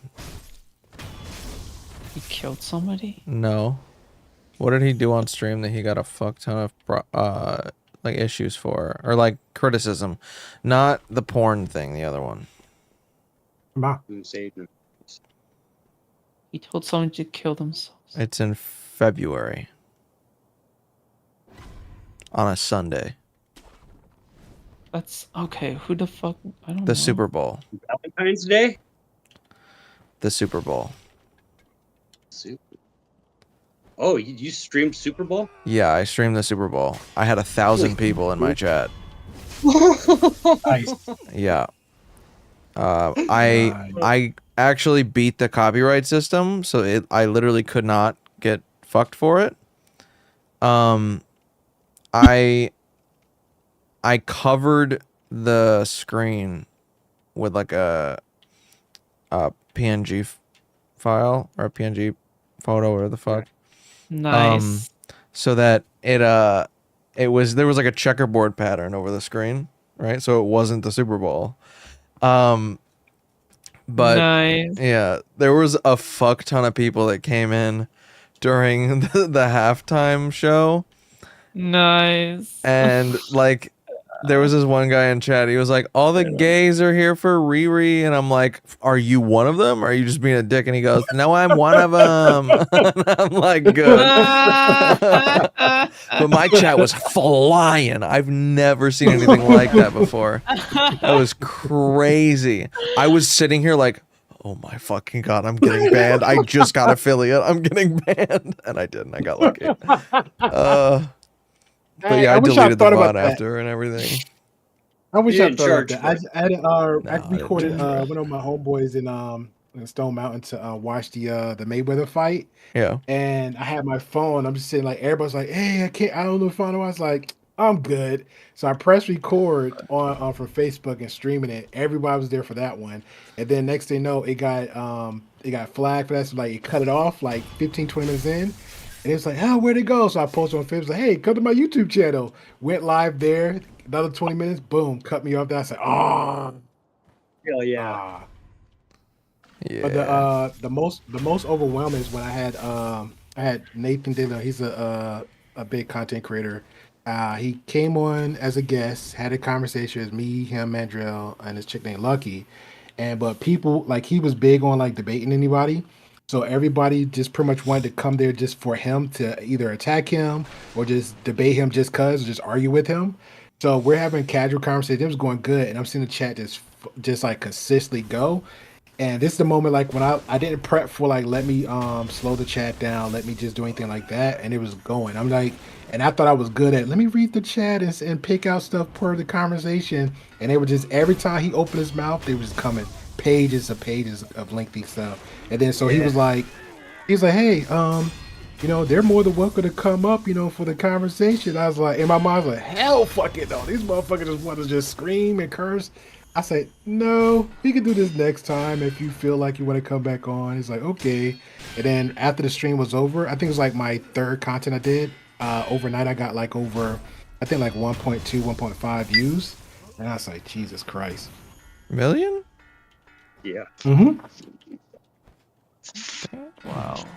Check out VCG Construction. VCG, like very cool guys. Was doing tool reviews with those guys back in the day. Vinny's the man, dude. I think they're up in Philly or something. Yeah, they're up in Philly. And tool reviews at Home Depot live. You get like 1,000 people in the stream, dude. You gotta have like 10 moderators just to keep all the fucking weird shit out of there. Or tool Unless reviews? You're not learning. Dude, tool reviews. Yeah. VCG Construction, very cool guys. Yeah, Vinny's killing it these days. They got very cool gang, right? That's how I ran across Food Chops. As I was freaking jamming over on somebody else's. I think I was on Tom's page, talking with freaking Mike Hunt, and he's like, "Yeah, I'm going over to Food Chops." So whatever, I tagged in over here, and we're over here talking about fucking power tools on Food Chops page, and she comes on like, "Who the fuck is this guy?" Fucking bans me, gives me a 5-minute ban. Oh, yeah, like, oh, I remember that. I'm sorry for that. Power tools during like some random, trans community debate or something, and here we're talking about chainsaws and fucking power drills and shit, and like, Don't feel bad, Uncle. I got kicked out her server and never brought back in. And then when I did come in, I get no apologies. Okay. Wait, what? It's part of the game. Wait, what are you kicked for? For what? Apparently nothing, because it was me, you, your regulars. I think it's like Yoon, and there's another guy who's just down for the conversation. Because you have two regulars. Is one with the female voice. I love her. And there was two others like your regulars. And then I think Avius was in there and myself. And then it got either loud or overwhelming. So I got kicked out, but everybody else started yelling. And then 5 minutes later, you kicked everybody else out. And I hit the chat and YouTube. I was like, why was I kicked? And then he was like, oh, come back in, Gray Pill. Then I came back in. So I just like, let me just shut up and just see how this works out. Because everybody's space is new. That was it. I don't know why you got kicked. I don't know. I can show you the link and you can kind of figure it out from there. But I didn't know what was going on that day. We're like on politics the situation. and debate streamers. We have to be gossiping like bitches. I could timestamp it when I find it. It's like our shit. Huh? And yeah, of course, I'm a good sport. I think 9 just liked it. Gotta be, it's a fat bitch. Try to chat. Okay, guys, I'm gonna go for now. It's getting late. I'm gonna see you guys. Okay. All right, I'm probably gonna get All off right. too. Good night. See you guys. See ya. Bye bye. Peace out. I gotta go spray some de-icer. De-icer. Yeah, dude, it's freaking. We got about 2 inches of snow out there. Oh, you in the you up north? I didn't know you was getting. That's on me. That's on my end.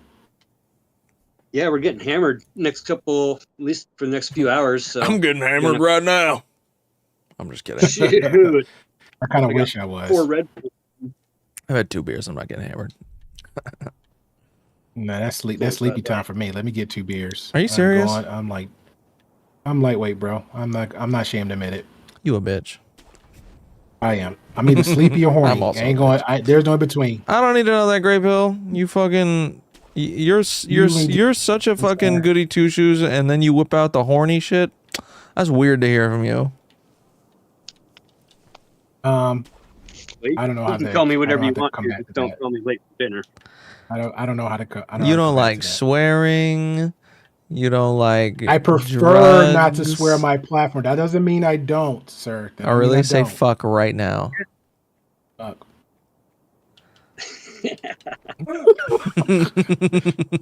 My platform is different. My platform is different. On the gaming channel, I want No, it's way respectful.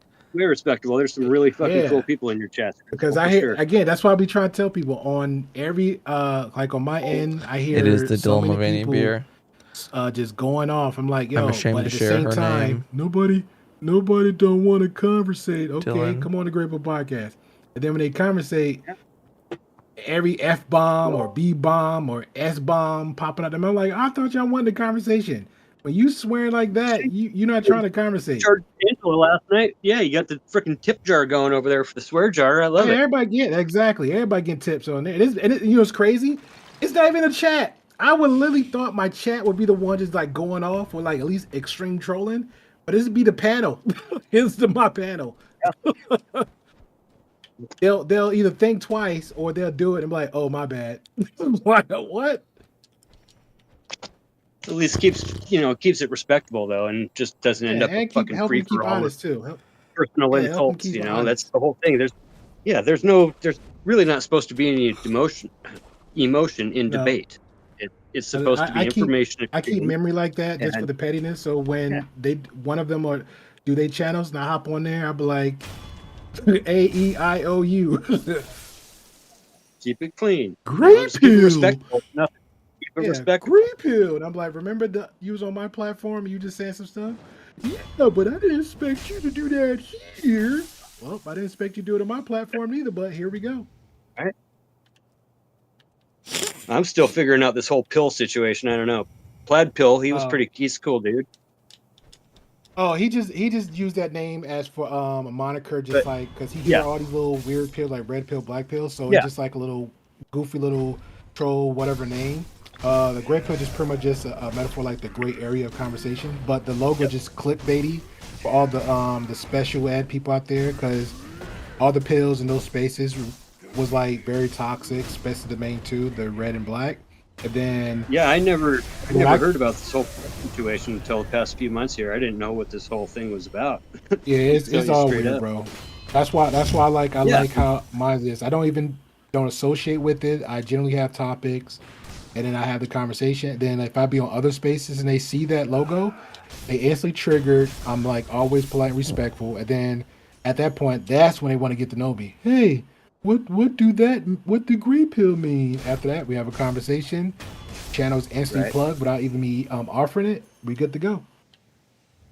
It's a pretty ignorant world lately, you know. Just a lot of all the pills. Well, and just especially in the virtual realm, especially the gray pill. I'm just kidding. Gen X, straight up, we were like, "You are not going to define us. You're not going to define me. Who the fuck are you to tell me who I am?" You know. And now we got everybody saying, literally, like, segmenting themselves on purpose. I'm going to define myself as this and this only, and I'm not going to associate with that or anything else because this is what I am. Well, fucking hold to it, buddy. You're never going to learn anything. You're never going to develop or adapt or grow or evolve or ignorance, dude. Ignorance. George Carlin would shit his pants in today's age. Come on. Shout out to shit and pants. I can't understand. I don't understand why everybody wants to segment themselves. I mean, it at least up until here 5-6 years ago, 8 years ago, was like we were all one. People like exclusive clubs. True enough, you know, but you can have those segmented exclusive clubs in a positive society too. Well, yeah, but like, you know how? Okay, I was listening to this thing the other day. And it was like a philosophy podcast. So this guy that works for Oxford, he was doing a podcast with another guy. They do a lot of religious stuff. And they were like, you know, it's weird how the most successful religions and the religions with the most like new converts are always the religions with the most barriers to entry and the most like strict ways of living. Like, if it's easy to be something, people don't want to go to it. 100%, yeah. And that's, you know, that's where the left has problems with activating the base, you know, and having the strive to go out and fight for world peace or whales or whatever it happens to be. You know, people are triggered off of anger. People are, you know, we're an anger-based chemical. Our chemical reactions in our body come usually from being scared, being afraid, being hungry. Yeah. You know, we have to find our own pleasure. Caveman days. I think caveman. Yeah, I think. Yeah, I think that's where it is now. To like, I feel like even down to, you know, to the point now, like we're so privileged in this society versus how it was back then, where people still find ways to like still be like having over anxieties over things that's like, you know what, it's not that serious. Like, I get it. Like, I'm not gonna ever knock nobody in their struggles and their self pressures. But when you actually, you know, you have to, I think it's like other, like, I think, like, for example, I use Dub, for example. Dub says he's actually been in places like, you know, less fortunate. So he feels more humble. So he acts, you know, more humble. I never have to like travel out to go out to see that, but I know that. So I always like try to, stay working on being more humble, because I understand, like, you know, there's always somebody less fortunate than me that can like literally want to either chop their foot off to be in the place that I'm at, and then I might be in the same mindset of somebody else, you know, either more successful, more wealthier than I am. But it's like, do I want that? No, I'm good where I'm at, so I don't even really trip as much. Yeah. And you know what? I'll bet you I'll bet you 70% of men today couldn't even define 3 feelings.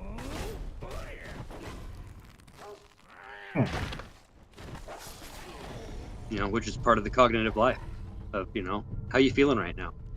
Give me 3 feelings, like actual feelings, not just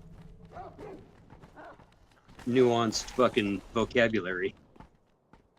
Right now, I feel inspired. I feel very appreciative, and you know, a little bit scared for sure, because I always feel scared. You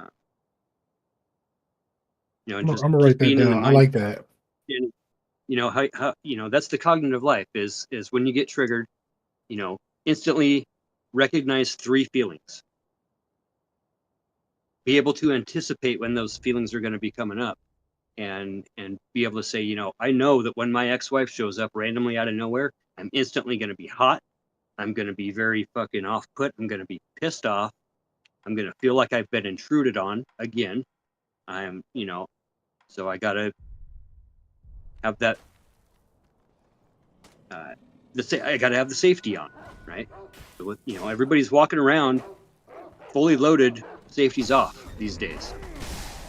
When it comes to emotions, emotions are great. There's nothing wrong. There's no feeling. There's no emotion that's ever wrong. And everybody's saying you shouldn't feel that way. You should think about it this way, but you shouldn't feel that way. That's not the way it works. You know, people have their definitions completely fucking backwards because we've got a jackass that's basically overran our society with hypno-programming, with straight up hypno-programming techniques and tactics that are being used against society by the white people that fucking control that son of a bitch. Damn right.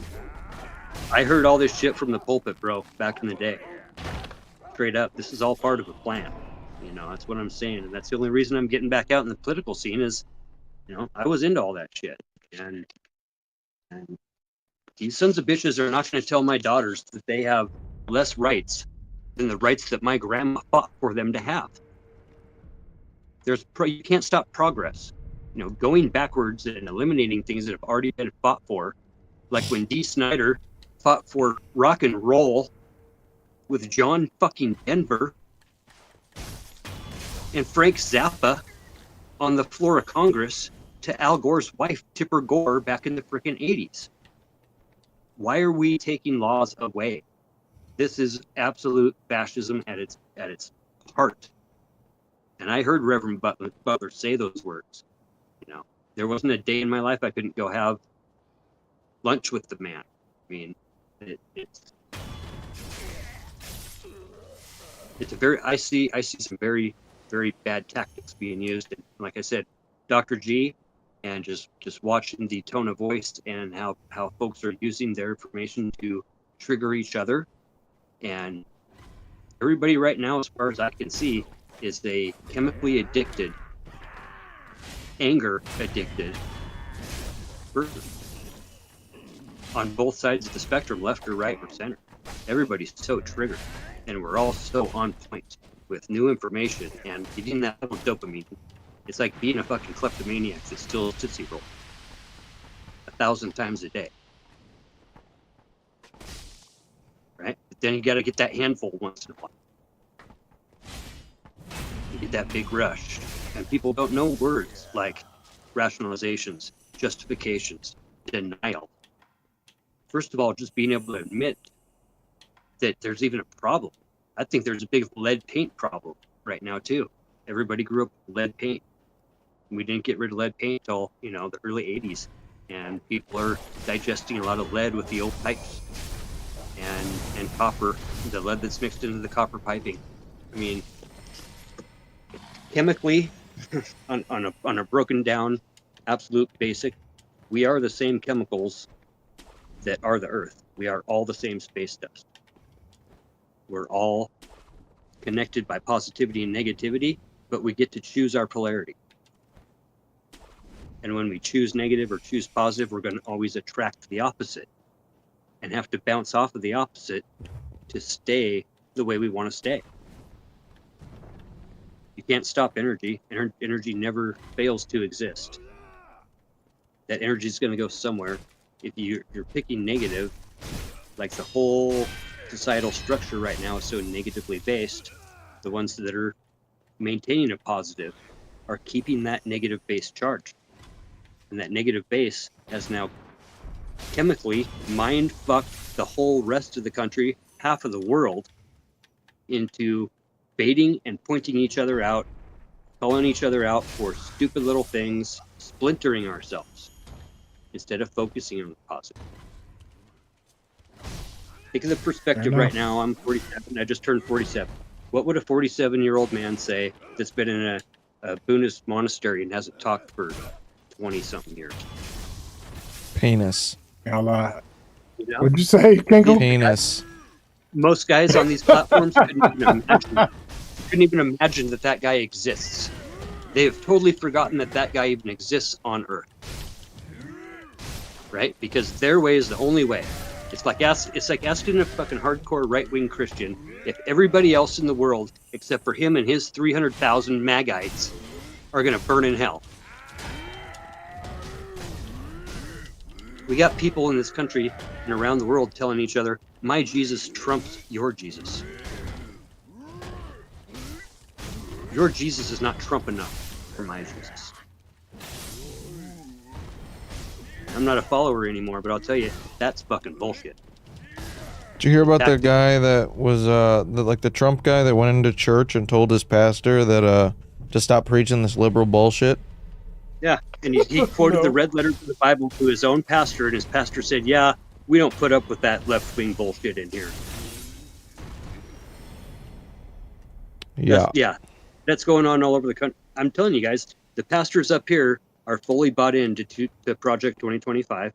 They're all Heritage Foundation members. They have been forever. They're the guys writing and planning these events that they want to literally install a monarchy in America. They believe that we would be better under an authoritarian, under a strongman, right? Because that way, guess who? Rich old white dudes get to stay in power a little bit longer. They haven't won the fucking popular election since 1996. Why are these people even still fucking in office? Because everything's so gerrymandered. Yeah, they go the tyranny of the majority and all that, which I get kinda, but like, fuck. It's one big game, and it's one big club, and we're not invited. And just because they're the upper 1 to 2% that think they have the money doesn't mean that they don't get to not invite us.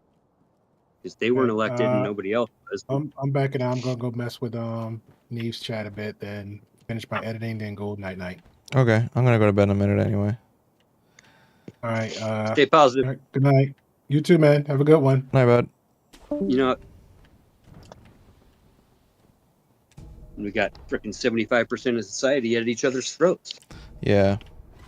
And I'm a fucking let's go have a fucking drum circle and smoke a joint type of dude. So kind of pisses me off to see all this bullshit. And I got guys running for office again that got swastika tattoos. Yikes. That shit don't fly, dude. This is America. I'm all for one and one for all. That, you know what? I would jump in front of a bullet for fucking anybody. Anybody. Not just a Republican or a Democrat. Not just, and these fucking dumb motherfuckers are running around, I'd die for Trump. Yeah, well, fucking, I'll bet you would. But you wouldn't die for anybody else in America. Yeah. That makes you the most un-American piece of shit I can ever think of. We got guys literally, we still got Karens going into schools up here looking for litter boxes. Looking for litter boxes? The furries. You don't know about the furries? Oh, I thought so. The trans youth that identify as cats and dogs. Yeah. They need. That was a whole right-wing thing last fall. Yep. As soon as school started again this year, we got Karens looking for litter boxes in classroom. Karens going into libraries. Sheriffs going into libraries and stealing books while they're on duty. Yeah. That's dumb as fuck. I'm gonna go start the truck, go spray some ice melter, and pound 2 more Red Bulls. Nice. Yeah. Well, it's a pleasure to make your acquaintance, Mr. Cankle. Back at you. Yeah. Get at you sometime soon. All right. Buttons on these things. Yeah, I'm check sure out very cool guys. Very cool guys tool reviews, dude. Those guys are funnier than shit. They're getting like 10 reviews on like 2 or 3 days on these tool reviews. That's always great content.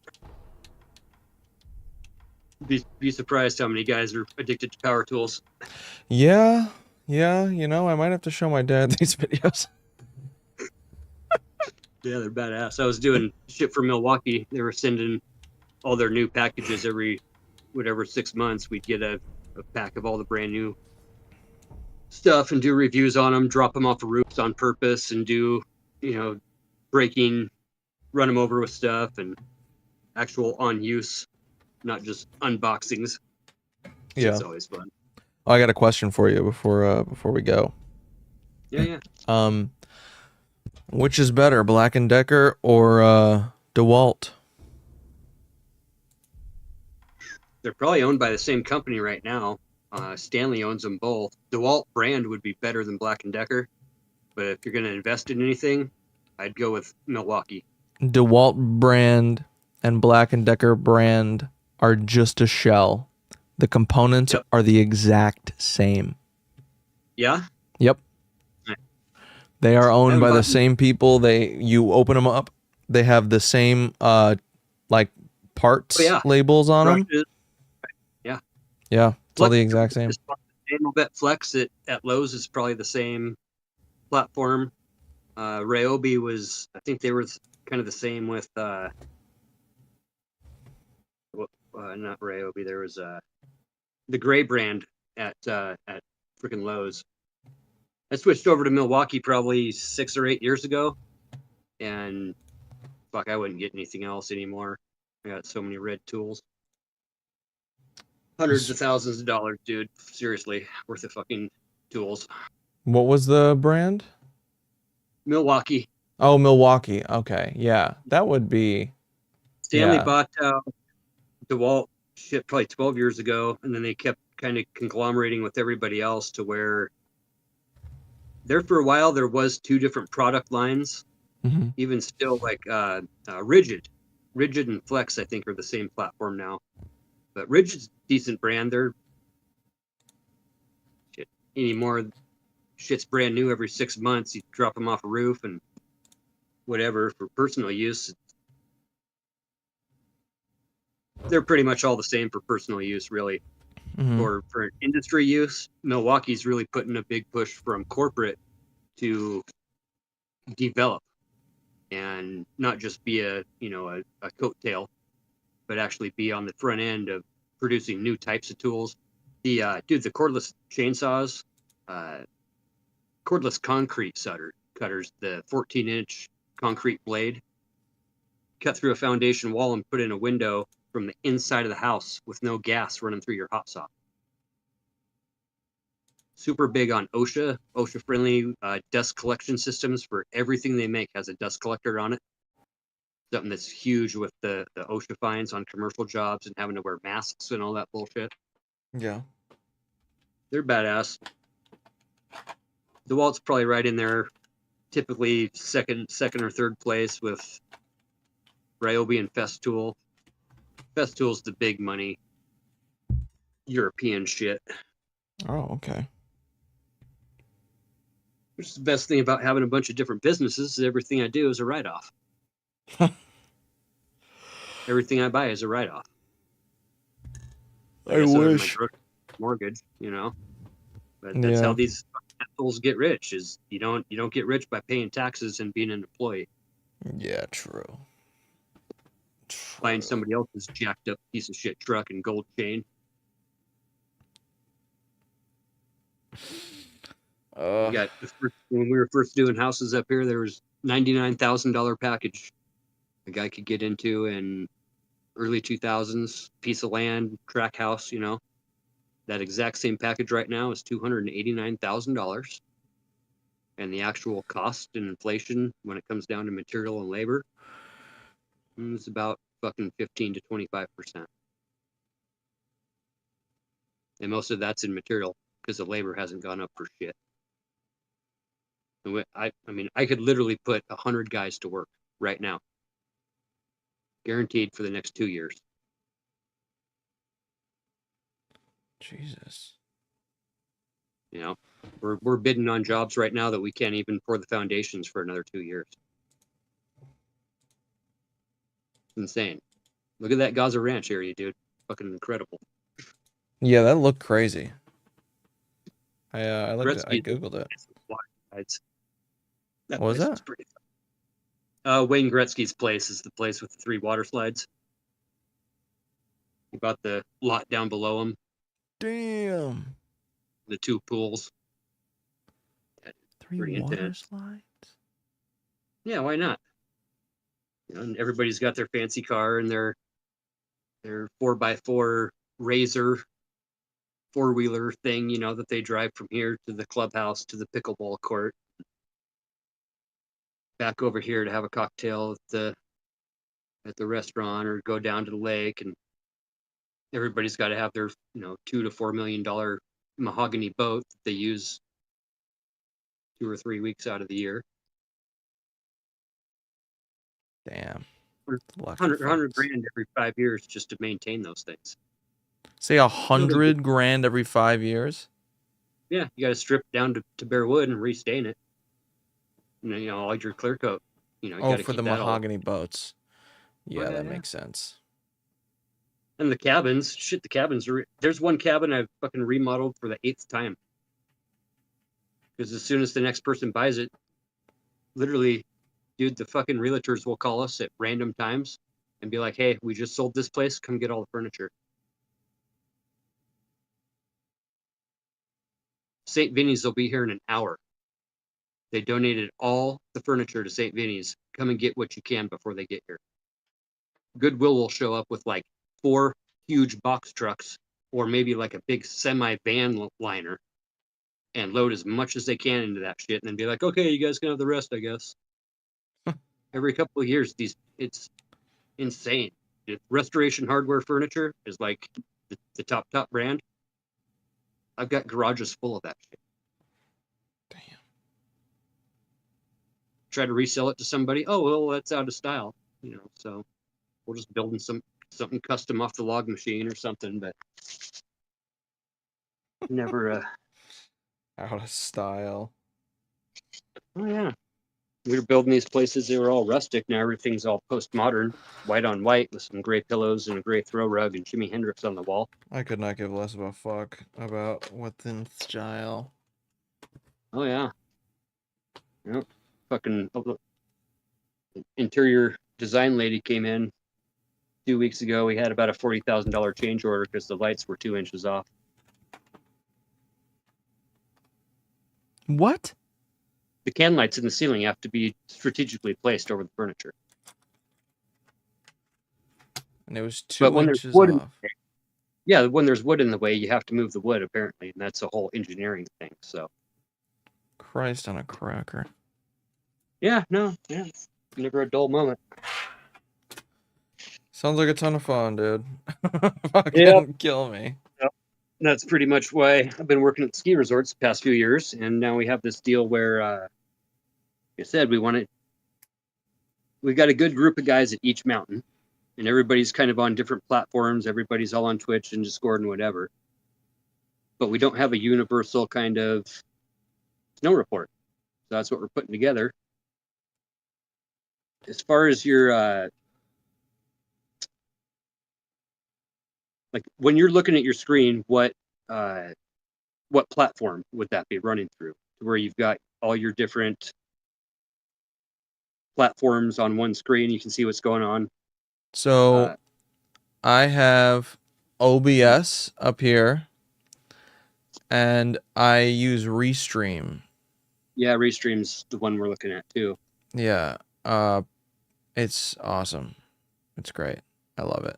And for linking other people in and stuff, it looks like that's pretty sweet. Yeah. GoDaddy's trying to get me on this platform thing that they're trying to put together. It looks like Kick and Twitch both have an option that you can buy into also for social media conglomerations or whatever they call it, where you post once and it goes out to everything.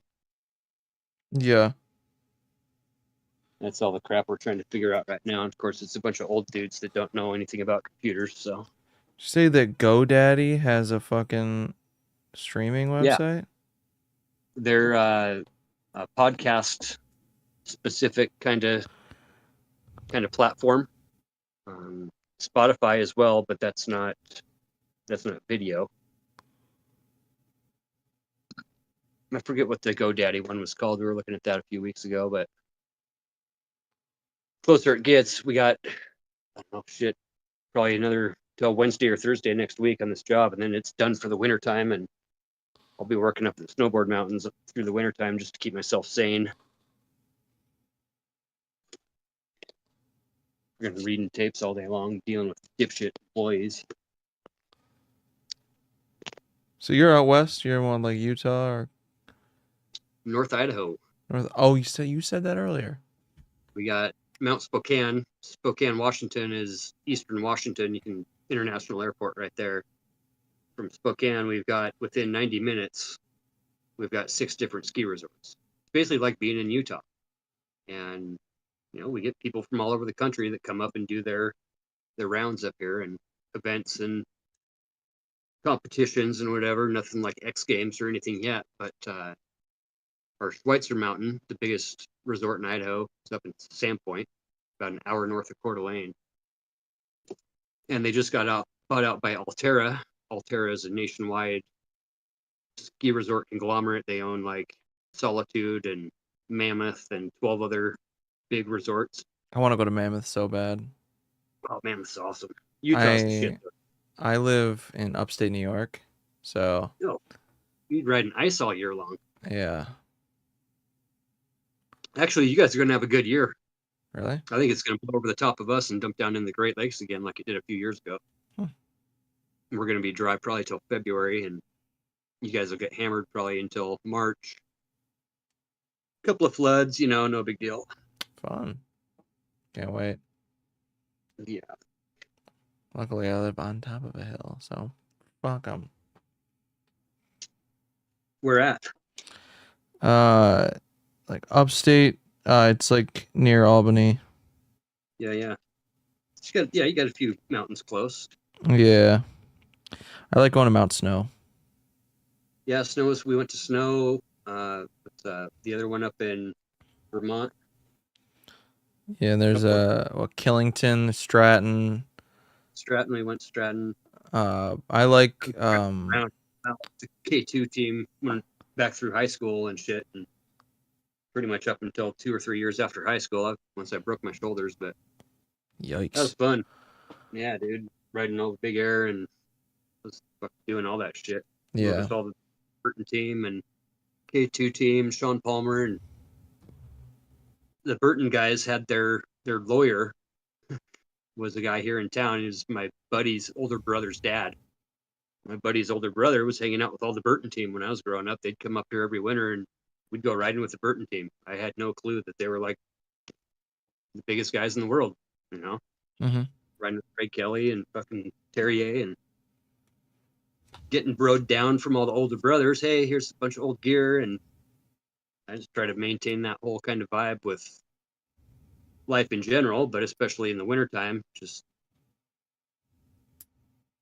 the only melting pot that we have up here.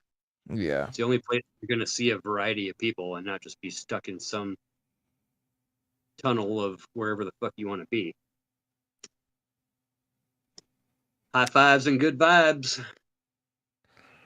Yeah, I used to be like a Burton exclusive guy when I was snowboarding in high school and shit.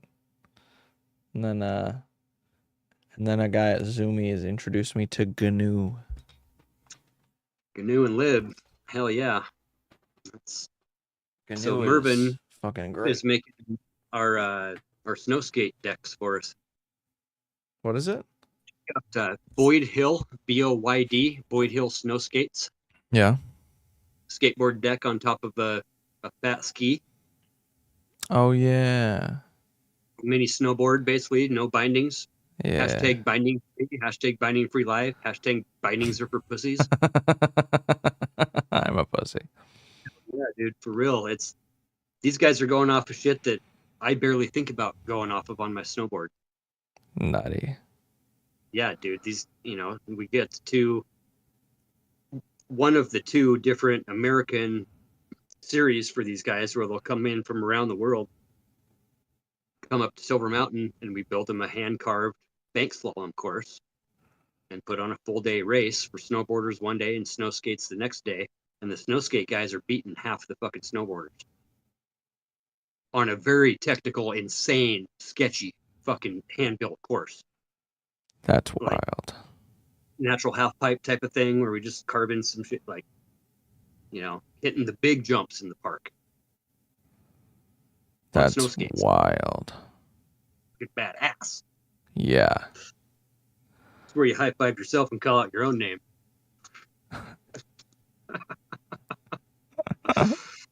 Stomped that shit, dude. Yeah. But I've been riding for, shit since the 80s, bro. And up until a few years ago, I'd never thought about snow skating. One nice powder day, picked one up and was like, fuck, dude. How was it? You never know what you find. You never know what is going to happen in life unless you buy that lottery ticket. Like I was saying in food shops earlier, you never know. Some guys, those guys have handed me snow skates for at least a decade. And I've always just been like, yeah, dude, changed my life 100%. Like felt like I was a fucking 17-year-old again, riding through the trees on a board, like more exhilarated than ever. Like, and you gotta let life give you those opportunities, but you gotta fucking take them. It's so hard just to be content. There's a big thing with contentment, that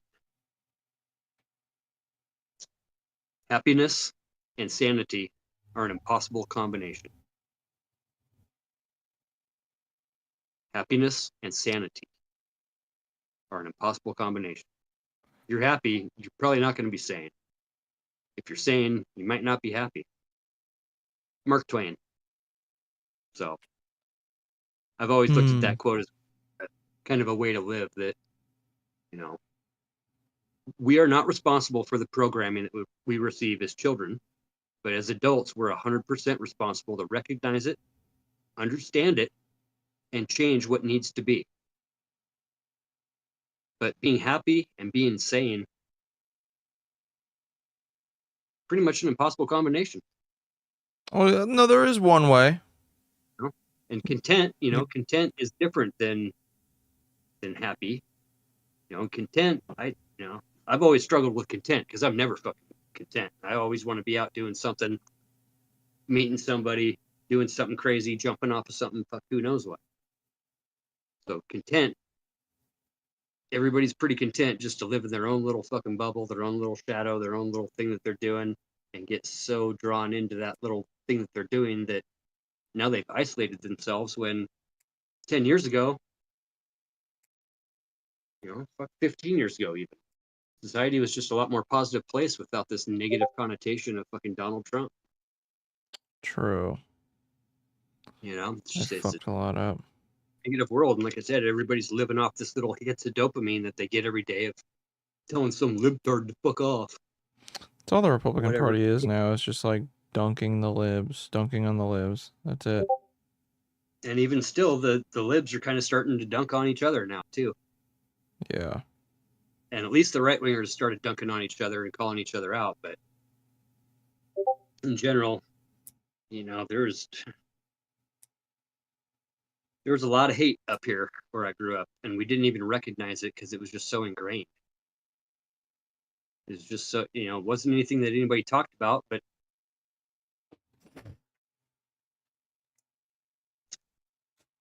when I went up the first time, we got invited to go up to the frickin' compound up there. Is exactly like the opening scene of American History X. A couple of guys standing in the fucking high school parking lot. Hey, you guys want to come see a punk rock show? Drink some free beer?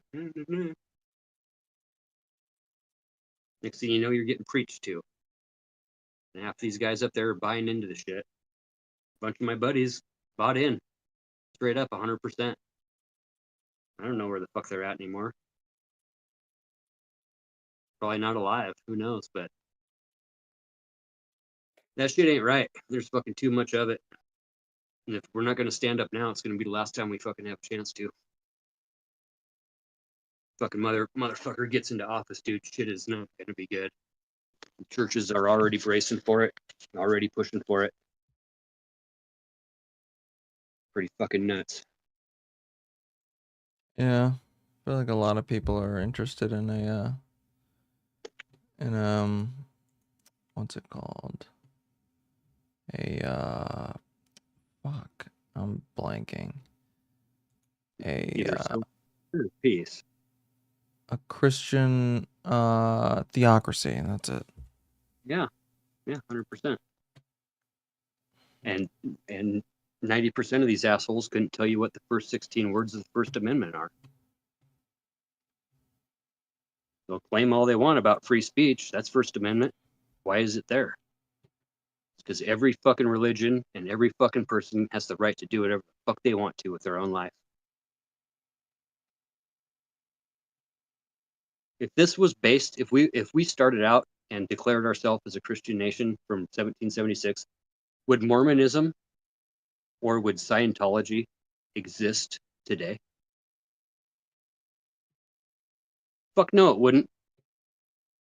You think the Catholic Church would let those people rise up and form their own fucking... Hell no. Would there be any Muslims in America right now? Probably not. Would blacks probably still be slaves? More than likely. Yeah, probably. You know, so nuance is one thing, and nuance is getting thrown around a lot online. Perspective is everything. And when people can't understand the perspective of their fellow man, dude, fucking ridiculous.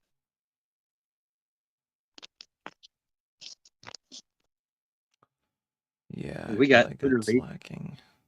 Half the people up here they have no clue. They have no vocabulary, and the folks that do want to have a clue don't have the vocabulary. And you know, it's basically a viewpoint of that does not exist. Those people do not exist. My God would not create such a thing. Such a thing. Not such a human, not such another being. Baseless, absolute fucking white power based plan that's been put in plan fucking working. I don't like it.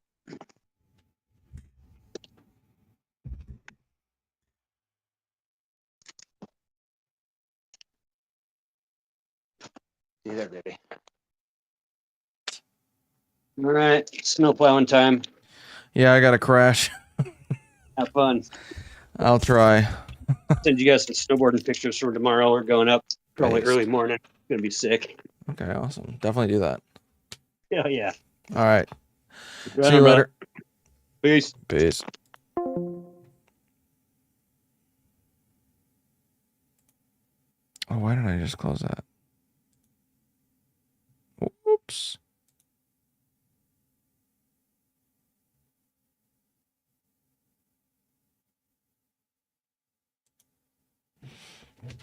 All right.